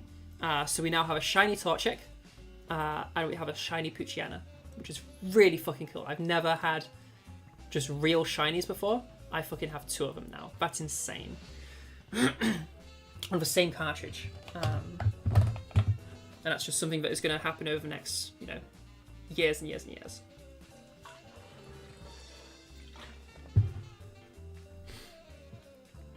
But yeah, there's how are we getting onto these topics? There's my childhood. You guys are doing a really good job of sending me on things I can ramble about. So I appreciate that. Thank you. Yeah, because Clara said the word Pokemon. That's what spawned all of that. Good job, Clara. Feels like you're the only person who is not into Pokemon and not into reading. Wait, Soul Strings, how can you be a musician and not be into reading? That's crazy to me. I mean, I guess you just get all your creative outlet on music, I guess. It's lovely, the era of translucent consoles. Yeah, I know. Oh my god. I love this Xbox. Like, I mean, I've had it for 20 years. So, okay. I've had this for 20 years, but there have been significant portions where it was basically just in storage, where I couldn't bear to part of it, but also, like, why would you be playing an Xbox when you have an Xbox 360, like Xbox Original? Why would you be playing an Xbox Original when you have a fucking PC? But as I've gotten older, I've gotten more nostalgic, and I wanted to fucking bust it out. And I wanted to, even though I don't have any controllers for it, because controllers are like 20 quid each, which to me is quite a bit of money. And they're wired, and the cables do not last. So whatever. But I wanted to at least get this thing working. So pulled this out, I think a couple of years ago. It'd been in storage for like, I don't know, 10 years. I was like, okay, I have all the cables still, I have everything I need. Can't actually play on it, but I can at least, turn it on and make sure it still works. I didn't turn it on, I plugged it in. Okay, I just plugged the power into the power port. And from there, it started smoking. Wasn't even on yet. It had just been, like, connected to the power. Hadn't turned it on, it was smoking. So obviously I immediately unplugged it. And then I have a little electronics toolkit. I'm not like super like, the repair person. But I can do some basic things of like, if I follow a tutorial, I can strip down a console, no problem. So I stripped it down, cleaned the motherboard with some isopropyl alcohol, washed all the plastic just with soapy water, spent like a day just pulling it all apart. It was so full of dust, fucking hell. Pulled it apart, cleared away all the dust, cleaned the motherboard perfectly, just with like a Q-tip and IPA and a little special brush that I have. And yeah, popped it back. There was a little bit of corrosion, which is probably from the Xbox Originals have these internal clocks. They don't have a normal clock system. They have a built-in clock, but then it's a little battery that recharges. So if your Xbox hasn't been plugged in for like a few years, then you'll have to redo the battery because it has to recharge every so often. And those batteries are built a bit shitty. After about 10 or so years, they start leaking and corroding your motherboard. Fortunately, I don't know why, but mine did pretty okay. There was some corrosion, but it's not bad. So I scrubbed it up, cleaned it up, Plugged it back in, no smoke, everything fine. Turned it on, everything fine. Everything fine. It's now on my desk, plugged in. We can even... Oh my god. Yo. I love those noises. There we go. Hells yeah. Fuck yeah. So I don't play anything right now because I need to get a new controller for it. But what I would play... are we good? Nope. So, big Fable fan. Definitely would love to play. Not TLC, original. Proper original. Just first release. Fable. We have a little... Fuck, I'm not good at cameras. Fable tattoo. I'm a big Fable person. The original Fable, fuck yeah. In my opinion, TLC made it worse. Because, like, they took kind of a... Like, you know, it's good... Fable has the funny, like, silliness bits of it.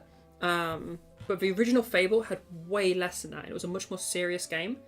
Like, it was a way more serious game. But then with TLC, they brought the silliness factor and the, like, what has now become, like, the classic Fable style of comedy, which continued through the other games. But the original release wasn't actually like that. It was a much more serious game, and that's what I fell in love with. So I never really enjoyed, even though that is, like, something that is what comes to mind when you say Fable now. That's not what it was first. And I don't actually like that as much. Fable 2 strikes a better balance, I think. Like, it's not too in your face with all the silly shit. Like, it has a mixture of a serious tone with the little silly things in there as well. It's not as good as the game in general, but, like, in terms of that specific aspect. OG Fable, even though you basically just... I mean, it is just less content, but it was less content because it's getting rid of the bits that weren't that great. I don't think TLC actually added very good stuff. But yeah. I fucking love those games. I still have all my Xbox games. Let's have a little nosy. Let's have a little nosy. What have we got? Some of the good ones. Oh my god, that's a game I would love to play again. Oh my god, there are two games. I've got to show you these games. One of them, you'll probably know. The other one seems to be a bit of a hidden gem. I never hear people talk about this game. But fuck yeah, these games. And these are ones I haven't been able to play because they're console exclusive and it's very, very difficult to emulate Xbox original games. I have seen one of them emulated before by somebody who made their own thing, but I literally haven't been able to play these since I was a kid, and I still haven't, and I still would love to play them again. Okay, first one you might recognise. Conker. Live and Reloaded specifically, okay? We got for Bad Fur Day, but we also have that sick fucking multiplayer. Now, I, one, had all my consoles much later than they came out, and two, my parents were terrified at the idea of an online multiplayer game. So I never had online access. I have only ever played, like, all of my childhood, all multiplayer games were either with a friend, which all my friends fucking hated this game, but I loved it. So I never got to play with other people. It was all just against the fucking bots, the AI shit. Which, in the fucking 2000s, wasn't exactly that advanced. But oh my god, I love this game. I deleted so many hours just having matches of multiplayer against the fucking AI. Like, oh my god. If you haven't played it, god, the closest I could compare the multiplayer to this is like, imagine Star Wars Battlefront, but like a parody of that. That's what this game is like. So instead of having like the Empire versus Republic, you would have the squirrels versus the... Whatever were the other things? Kid me didn't really care. Were they like cats or something? Teddies, that was it, yes. The squirrels versus the evil teddies. Okay? Yeah, more like classic Battlefront. We don't have game modes and shit. It was just load up your map, play on it versus the AI. Remove waypoints and shit. Each of these had like, there was an objective that you had to complete. There wasn't like an amount of people. It was just like, so like one of them was just survive until the end of a timer. Or the other team needs to destroy your base. You just had like a thing that you would shoot to destroy the base. God, what other maps were there? I think there was a couple of maps like that. Were they all like that? I think they were all like that, actually. Was that really all there was to it? Yeah, I think so. And then they were all quite like almost linear style maps, so that you would have to like advance slowly across, and like fall back and stuff like that. And like, yeah, the winner would eventually push you back to your base. I think you had like respawn points as well, which would be like you push them back so they have to use the previous respawn point. I think that's how that game worked. God, I haven't been able to play this since I was a kid. I'd love to play that game again. As soon as I get a controller, that's one of the games I'm playing. And then, this one some of you might have heard of Conquer Live and Reloaded. Good old game. Also, this is like, Kid Me could choose their own Xbox games, because my parents didn't really click that not everything was age appropriate. So this was a fucking gold fucking game. I'm like 12. My parents were so like, swearing is evil, okay? Everything has to be PG as fuck. My parents were really crazy on that shit. It was actually just, my mum was really crazy. My dad didn't really care, but my mum was in charge, so. I managed to get this. Fucking sneaked it past her. I don't know how I managed to get a 16 plus game without being like 18. But like, fuck yeah. There was so much swearing in this game. There was toilet humor in this game. There was fucking sexual references in this game. There was blood. There was gore. And it's all cartoon stupidity. Like, this isn't highbrow stuff. This is like the lowest of lowbrow. Like, this is designed for like kids whose parents don't let them around swearing and shit, being exposed to swearing and shit and it being cool as fuck. Like, it's designed for people like that. So this game was fucking awesome. Hells yeah, Conquer Live and Reloaded. What a fucking game. And then there's this little gem, okay? Have any of you heard of Kung Fu Chaos? Oh, what a good fucking game, Kung Fu Chaos. You have like a load of characters that are like silly, like, think of like the sort of characters in a classic fighting game, like sideways fighting game. Those types of characters, now make them all like stupid versions of that, or like stereotypical versions of that. And the idea is basically you have like the director and he's trying to film a fucking kung fu film, and he's basically just setting up these fights to then film it, and that's like the idea. So we go through like, there's a Jurassic Park world we go through where we're fighting all these different things, and then you fight like a little boss at the end, which is one of the other characters. That's how you'd like unlock the character. There was like a Titanic level, all these like, you know, famous films and stuff. God, what a fucking good set of games. I fucking love, I'm just like remembering this game more now. Fuck, it was fun. And then you'd have like, for multiplayer, you'd have like little arenas that you fight in. I guess it was more like an arena type of like, you're in a ring, like boxing, I guess, but like, I don't know, with city moves and stuff. And then at the end, you could unlock, there was a special way to unlock the director himself as a playable character. Oh my gosh. God, what a fucking game. I have to play this game again. God, I love this game. So to loop around,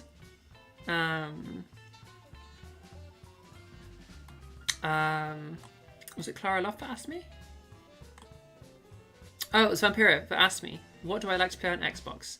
Those are some of the games I would love to play on my Xbox again. Just so like those are a couple of like the really like highlights I remember of games that I haven't been able to play since, basically. But there's a whole range of games I'd love to play on the Xbox again. You know, just going back through sort of childhood games, really. Like this is more of like the nostalgia box for me. Just scrolling through chat, Clara Loft, yeah, probably is worth about 100. Yeah. Actually, unironically, I'm pretty sure Pokemon Emerald is actually worth like a really crazy amount. Let's go on eBay real quick. Where's my fucking eBay link? There it is. Yeah, how much does Pokemon Emerald cost as a cartridge? Oh, wait, what? Pokemon Emerald, free first class delivery, same day, next day, 13 quid.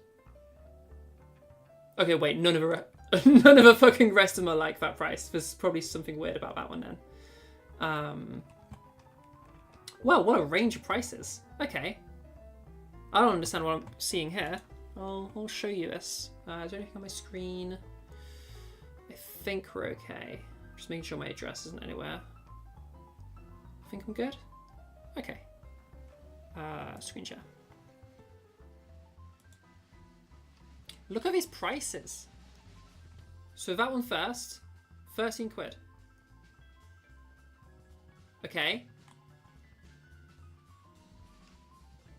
And let's buy it now. Next one. Double the price. 26.72.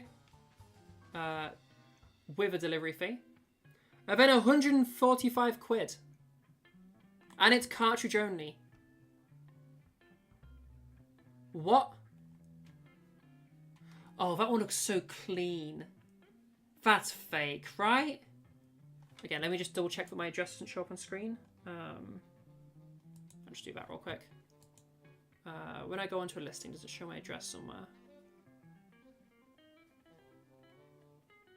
No, it doesn't.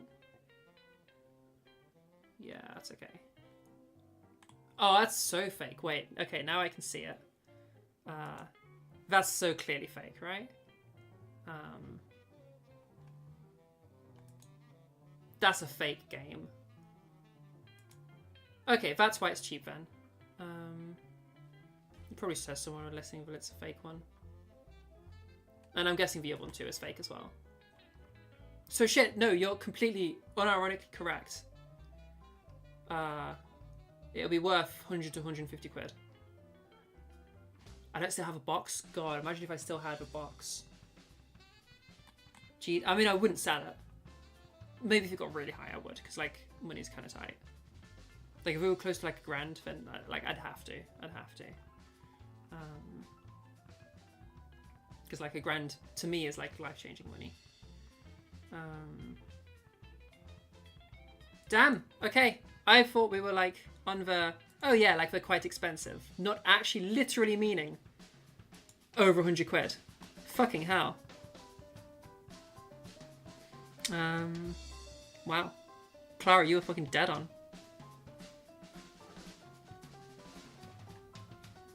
To honest, your best stuff. You have to refrain from buying broken crap on eBay. Yeah, and fixing it up. PS Vita's, GBAs. Yeah. That's kind of like where I'm at with old consoles. I don't know how to fix stuff up, but I can learn. And I'd rather like buy something old because everybody knows how to fix a film up by now. Everything's been figured out. So buy one, fix it up, and then now I have that. Mainly for me, it's been finding my old consoles and fixing them up. Like finding Xbox 360 controllers, finding these little bad boys, because yeah, we're still on the fucking Xbox 360 controllers. That's what I use for my PC. This is, I never even considered it. This is from when I was first bought my Xbox 360. I was bought a Resident Evil version, and this is the controller from it. I hadn't re-clicked that was still the original, my first 360 controller. That's crazy. Yeah, no, it's crazy. It's 4 PM. I have no idea how that happened. I haven't got any lessons booked in for now, have I? Because we just had a whole bunch of people booking lessons. Let me just double check we're okay. So that person hasn't confirmed yet.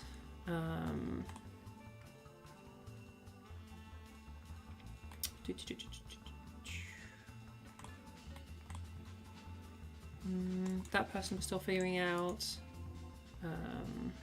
That's okay, that's okay. Okay, I don't think I'm supposed to be teaching you right now. Lol. Yeah, we're fine, we're fine. I haven't fucked anything up. Okay, yeah. Yeah, no, crazy, it's 4 o'clock already. You guys have been very good at taking me on different topics. But yeah, yeah, so like these controllers were like totally broken. Like the buttons, I should be doing this. Like the buttons were like, they didn't press properly. I think the trigger on this would like randomly just trigger. The bumper was broken. Would like not, you couldn't really press it. And so, and this was like this for years. Like, again, I think I fixed this up maybe over COVID. So and I've had this since I was, when did we get the 360? I don't even know. It's so confusing when like you're going back to your childhood. I mean, I've had this controller for maybe like 10 years, and for a lot of that, it's been broken. Eventually, I just had to take it apart, and like a few things had just like slipped. But like all over, different things had just like slipped. So if I just take it apart, move them back to where they're supposed to be, it's a fully, everything perfectly working fine controller again.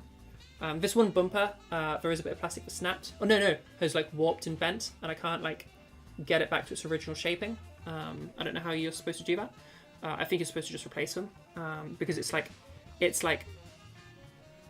plastic bends and then is like staying in that position. I don't know how to like make it not be like that. Like set it in its old position again. But yeah, it's cool. Cool that I was able to do that. Because like to me as a kid, it's like, oh yeah, my controllers are pretty fucked and they're pretty broken. I need new controllers really, but like it is what it is. Crazy that adult me was like, yo, I can just fix it. Yeah. A lot of Xbox games are now on Game Pass as classics, aren't they? Yeah, I think a lot of them are. I'm just like, I'm not in a position where I can have like subscriptions to things. Like the reason I'm able to live on 1,400 quid a month is because I'm just on like, what do adults have to have that they pay for each month? You know, like you have to have car insurance, you have to pay rent, you have to pay things like that. You have to buy food. So we're pretty much. Is there anything that isn't just bare minimum stuff? Literally no. There's my laser, which I guess you could say is not that, but like I'm not gonna not do laser, obviously. And then like therapy, I'm obviously not gonna not do therapy. And everything else is just like my phone, the insurance for the car, my rent. Yeah. Girl, you gotta charge more? Okay. So the business plan is basically, right now, I'm treating this as we're building Transnetwork up. And because we're building up and trying to attract more clients, basically, prices are low to try and bring more people in. As we build up and Transnetwork becomes a more established thing and just like a bigger name, I'll up my rates a bit. So I'm hoping to go up to like, I mean, this isn't exactly much of an increase of rates compared to how much literally everybody else charges. But for private lessons, I want to go from 20 an hour to 30 an hour. And then I guess publics would go from free to being £10.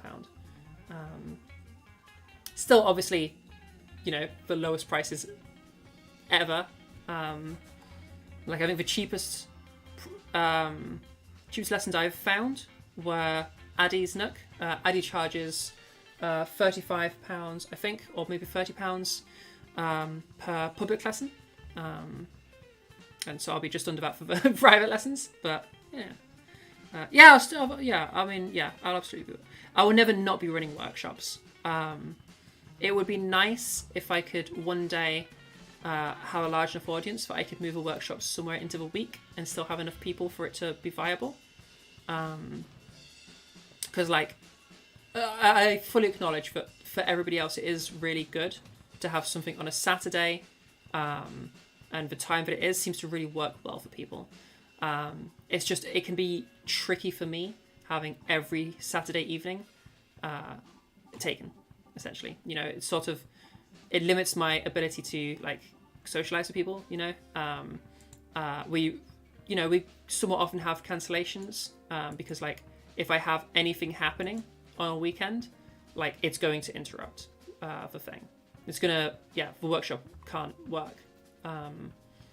Which, I mean, it'd be nice if it could be midweek sometime, but I'm okay where it is for now.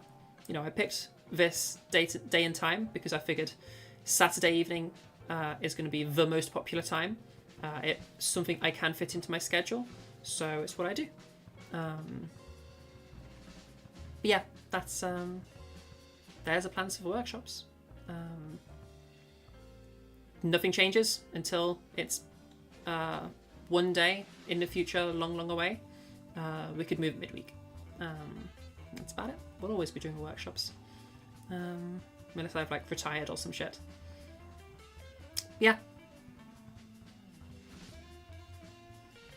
The other big thing that I want to do for Trans Network, although this is like a big thing that takes a lot of money, is I really want to sell my car, buy a van, and like that's something I'm going to try to do as soon as possible because the car needs selling and shit because it is just a money hole. Sell the car basically as soon as I can afford to. Sell the car, buy a van, and then with that van, as I can afford to do so, which is going to be a very slow process. Maybe we'll do a fundraiser to try and help this happen because it will help everyone here. Is I want to do up the van to be like, you know, when you see like the van life people, do a van conversion, solar panels, all of that. Set up a PC in there, and we'll have the studio, and it'll be a studio van, which means if I need to go somewhere for the weekend, so like my boyfriend's parents live about an hour and a half away from us, so if they need us to be there for a day or for a weekend, which happens sometimes, like I have to cancel workshop.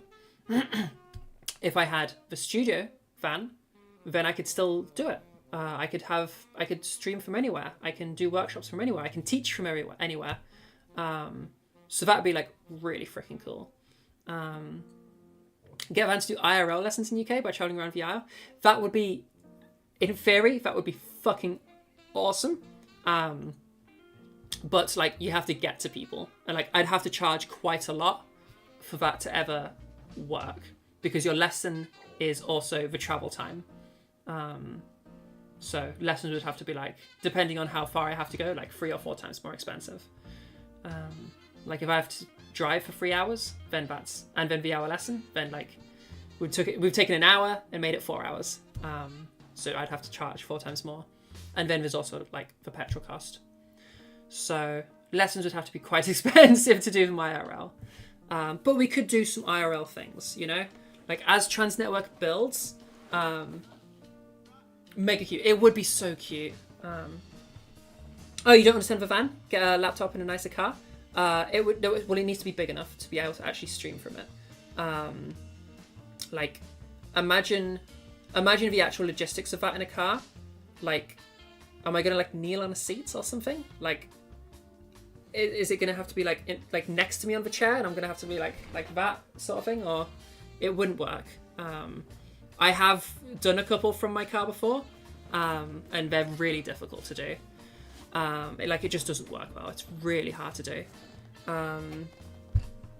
But also having like a proper converted van, which obviously I would do that myself, comes with a lot of other benefits. I can stream from anywhere. We can have, it can have a kitchen in it and stuff. It can have solar panels so that there is power.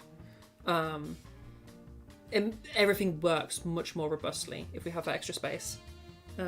Fuck, my eye is like fucked.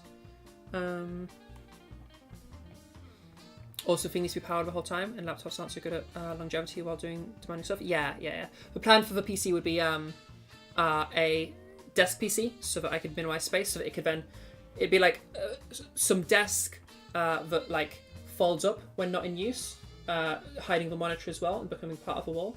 So the idea would be there's a wall indent, the monitor is housed within the indent, and then when stuff is not in use, the like the desk basically folds up, and the PC is the desk.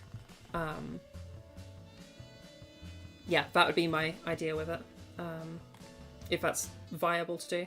And then yeah, like solar panels to power everything, with just some decent batteries. But yeah.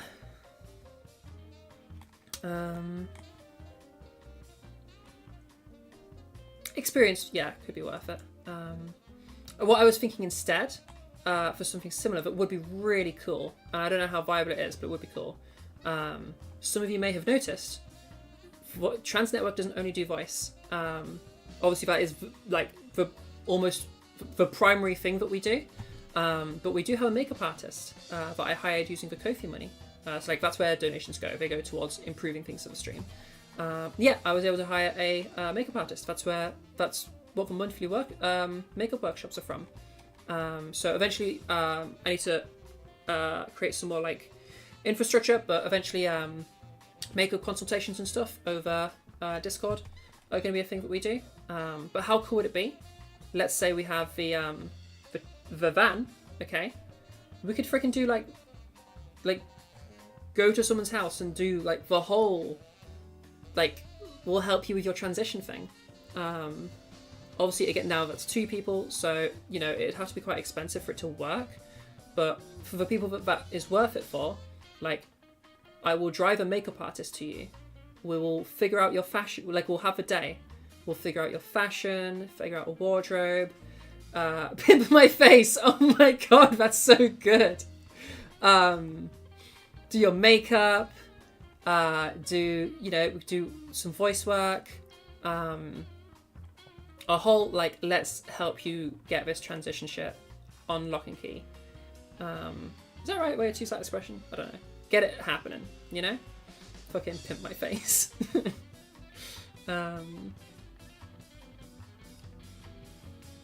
And you know, it means I can go on holiday and still like not really go on holiday and still teach you guys while I'm on holiday. Because I haven't had a holiday. We've had weekends away.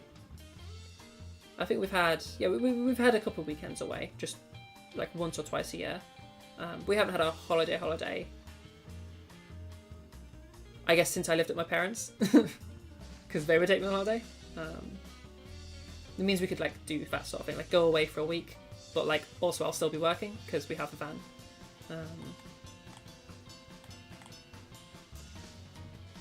Yeah, I think it'd be pretty cool, and it's something I've always wanted. Cafe Little Pub or a rolling tent on like an Aldi A3. I think that would be unbelievably difficult, Clara. I think that would be crazy. Also, the thing needs to be powered. Yeah.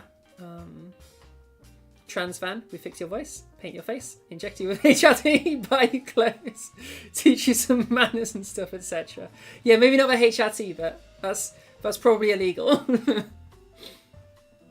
Teach you some manners. Mannerisms is what we call that in English.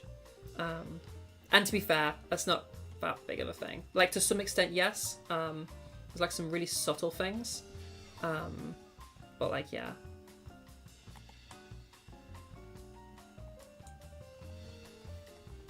I love this music. I love your jazz stuff, Soul Strings. Your jazz stuff's fucking fire. But yeah, I think that could be really cool. Yes, I mean, the name is already the Transmobile. This has been decided. This has been a long-term dream. And it's very silly. But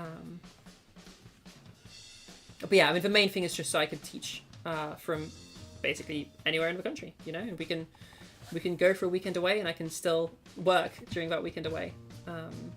Because like while my boyfriend has like holiday hours, and people with normal jobs get holiday hours.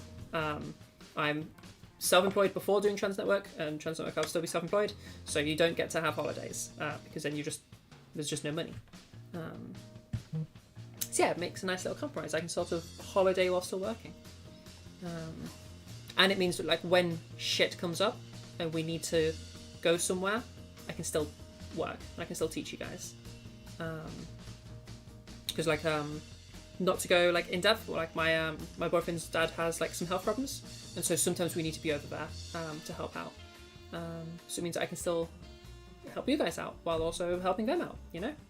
So yeah, I think it'd be really cool to have, and like having the van has a lot of extra benefits. Like for a start, soundproofing. We have thin walls here. My neighbours must hate me. My boyfriend always, you know, he's supportive of the workshops, but like he doesn't like the workshops because like, you know, I'm keeping him up and I can't be not keeping him up. There's a lot of weird noises that we make which drive him nuts. So like it would be good to have just a more quiet space, or at least a space where we can be louder and it's fine because we're fucking outdoors, you know. Yeah.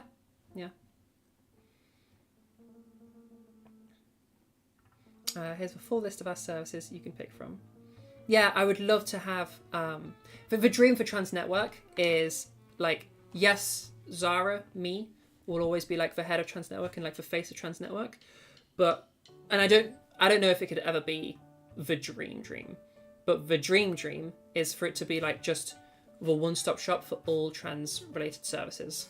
I mean, if we were to go really crazy with it, like we have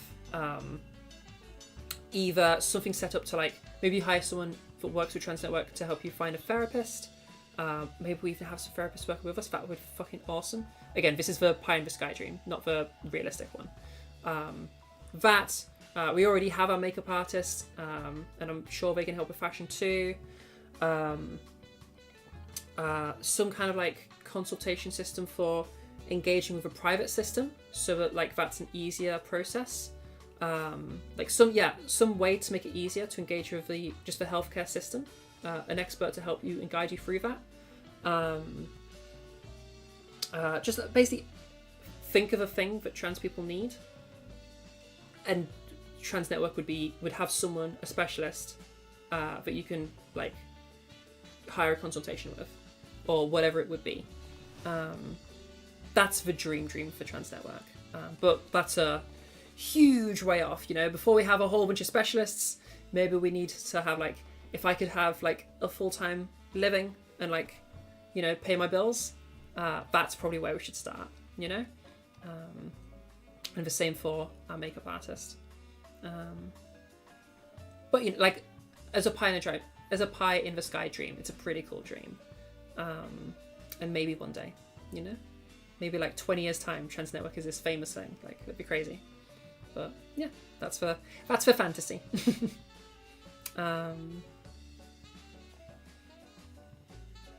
Not quite your music, even though you participated in making it. I mean, you're part of it.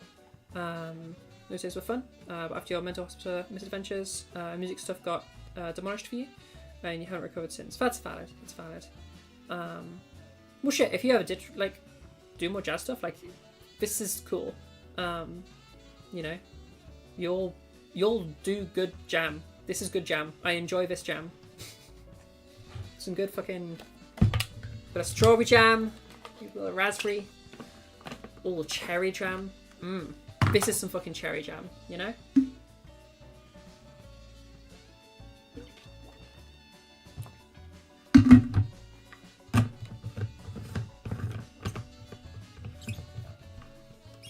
I can't believe we have gone to like 20 to 5.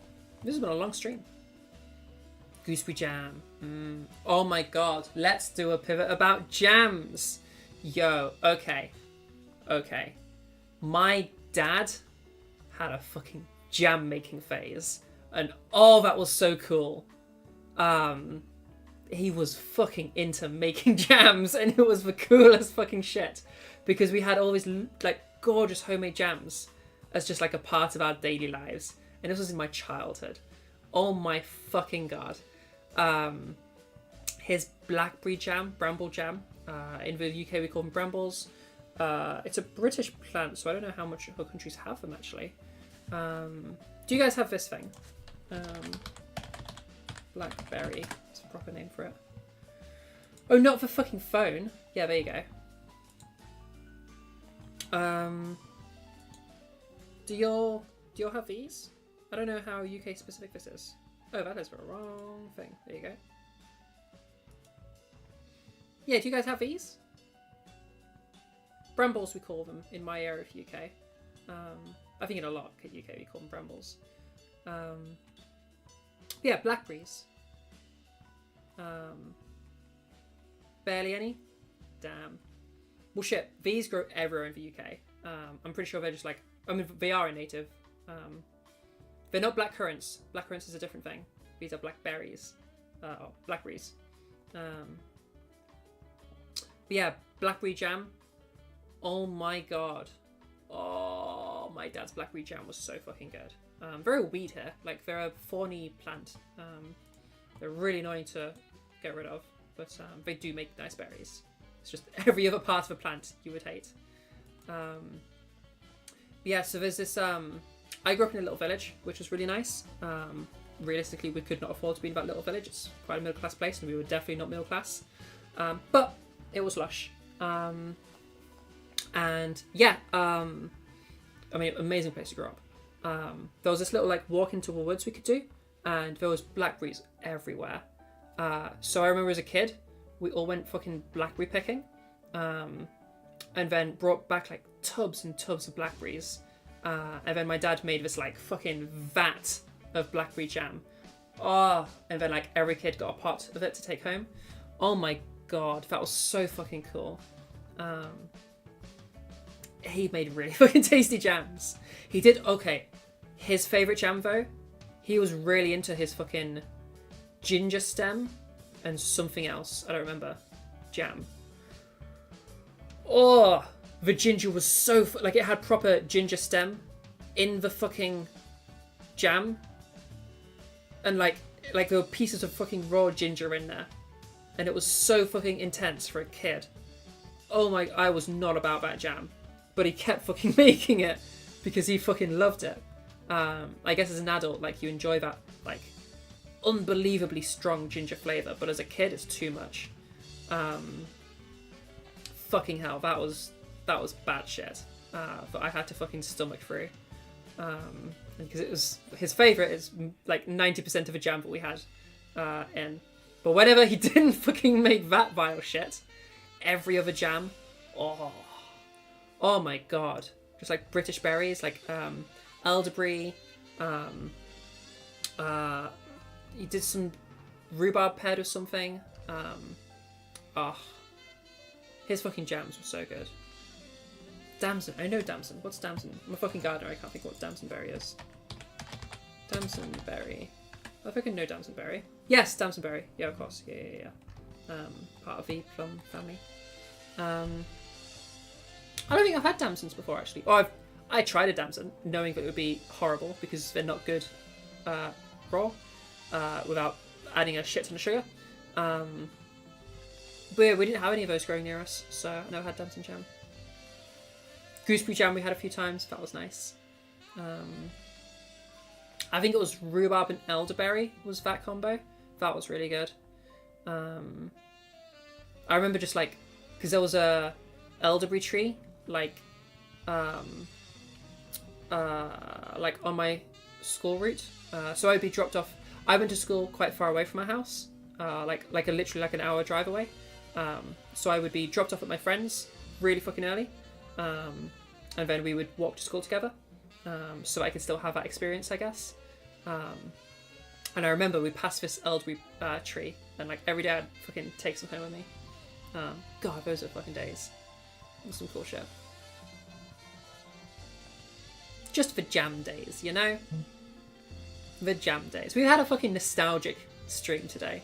Been over fucking Xbox stuff, all the old video games I used to play, fucking Aragon and Eldest, oh my god, and the fucking jam phase. God, we've had a good one today. Have I got much into music theory / vocal gender related maths and sheet? No, I don't really know much about music theory. I play a little bit of bass, a little bit of guitar, but like not really. I wouldn't really say there is. What's the connection you're drawing between music theory and vocal gender stuff? I'm not clicking.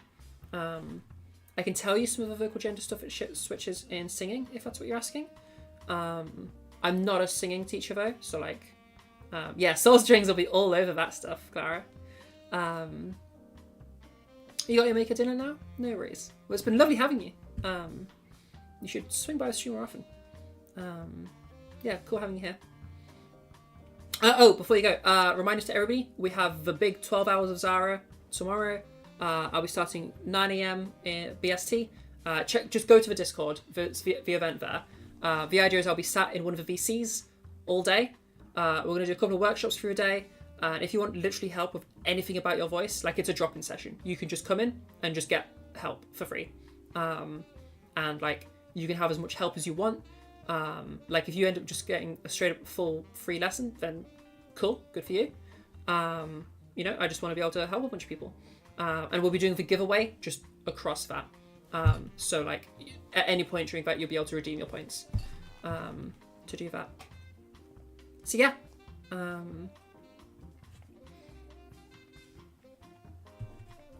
Throwing something together in JavaScript and then yelling into the mic. Oh, okay. I understand. So you're talking about like translating the elements, the gendered elements of voice into maths. As far as that goes with like a computer, we're talking like formants, stuff like that. Yeah? Okay. I can answer your question more. The answer is, I'm afraid I don't know how to guide you with that because nobody knows. What you're trying to do right now is a huge thing that is being attempted to be done. And yeah, there's not a lot of progress been made. It's just really hard to do. Like trying to get a computer program to understand the gendered aspects to a voice. Like when you go that granular into voice, things start breaking apart massively and nothing becomes real anymore. Like the sound produced by a change in your vocal tract size is like that splits into like an infinite array of stuff, making it like trying to analyze that like computational speaking is just like an impossible task. It's just so fucking much to it. If you're interested though, I can point you towards just the closest you're gonna get to some info with that. If you head over to the Synguistics server, I'll put an invite in chat. That's how I do that. Invite to server. Just give me the link. There you go. That link takes you to the Synguistics server, who are another server that do voice stuff, and they're just much more just voice. So they have little voice actor scene over there. It's pretty small. They do some singing stuff, and they do some trans voice stuff, or gender affirming voice, whatever term you prefer. But they have an event which is ran by one of the community members in there. They are part of the same group of people that I was trained amongst. So like I was part of a cohort, like me and that person, Svar, we were in the same training cohort. And they are trying to explore the mathematics of gender affirming voice. And I can't find the event. But oh, there you go. Unsound Maths. Okay. Unsound Maths and Programming, Analysis and Synthesis by Svar. So the next one is on Saturday, which does conflict with the workshop, I'm afraid. Although it starts at 6 o'clock and I start at 7 o'clock. So you got a little bit of time there. Oh, you found me through Synguistics. Oh, cool. How do you find me from Linguistics? Because I'm not actually as active there as I should be. Well, I think my name's been thrown around there a bit, which is pretty cool. Among the like teaching people, like I'm a bit more known. Like I speak with for some hidden channels, and I'm more active over there. So like yeah, the other teachers know me, but surprised to hear that actual other people in the Discord know me. Unless Clara, you are a name that I would recognise in Linguistics. Yeah, how the heck? How did you find me? That would be very interesting to know. Yeah. Charles has been telling me that I need to plug my stuff more in his server. And he's right. I should do stuff. He's specifically invited me to plug my stuff there. So it was about a week ago. I can't remember. Oh, cool. Someone linked my Discord. That's crazy. I have noticed once or twice in the Trans Voice General, like my name comes up sometimes, which is like, yeah, I cannot express how like when you just stumble upon a conversation in a completely different server, especially somewhere as big as Linguistics, and you're being talked about as a source of knowledge, like fuck man, that's so, God, it's just the coolest fucking thing. Like yeah, it's like, words cannot express how fucking lovely that is. But yeah, this is fucking cool. It's just fucking cool. Yeah. So yeah. Okay. So to proper answer your question, Clara, you was for one name of Discord before you kicked us all out. But who did I kick out? People. You were one name in the Discord before you kicked us all out. Oh, sorry. Yes. Oh, yeah. I know who you are. Sorry, I hadn't clicked. Yeah. Wait. Is that why you chose Clara? Because of Clara Loft? Because like I have like noticed. Like, is that why? That's a fucking good name. That's a fucking good reason. But lol. I fully support it though. That's a fucking great reason. But yeah, so with regards to Linguistics, so Clara, SVAR, the Unsound Maths and Programming Analysis and Synthesis event, might be what you're looking for there. No, I was an afterthought. That's bad. That's alright. He struggled to find a good username. That's cool. That would have been a good reason. My dad was obsessed with Lara Croft games. We had all of them. He's never been into games apart from the Lara Croft games. Oh my god, we had literally all of them. That's something I'd like to go back through, like the old Lara Croft games, just to like sort of relive. Because I think as a really young kid that like could barely even like play on the PlayStation, I remember absolutely like watching my dad play Lara Croft and fucking loving it. Like those are some like cherished memories. So yeah, I'd love to go back through those and like play them myself. That'd be really cool. Damn, it's like 5 to 5. I should be wrapping up then. This has been a really fun stream. Thank you all for being here because I heard a really good time. So like yeah, I guess thank you for making this a really cool stream for me. It's really cool. Remaster is fantastic. Oh, that's cool. You can toggle remaster and classic. That's cool. Kind of like the Halo remaster, which I know people don't like, but like the same feature. That's cool. That'd be cool to check out. Alright, I think I'm going to wrap up here because otherwise my dog is going to get very upsetty spaghetti about not going for a W. Yeah, make sure you come tomorrow.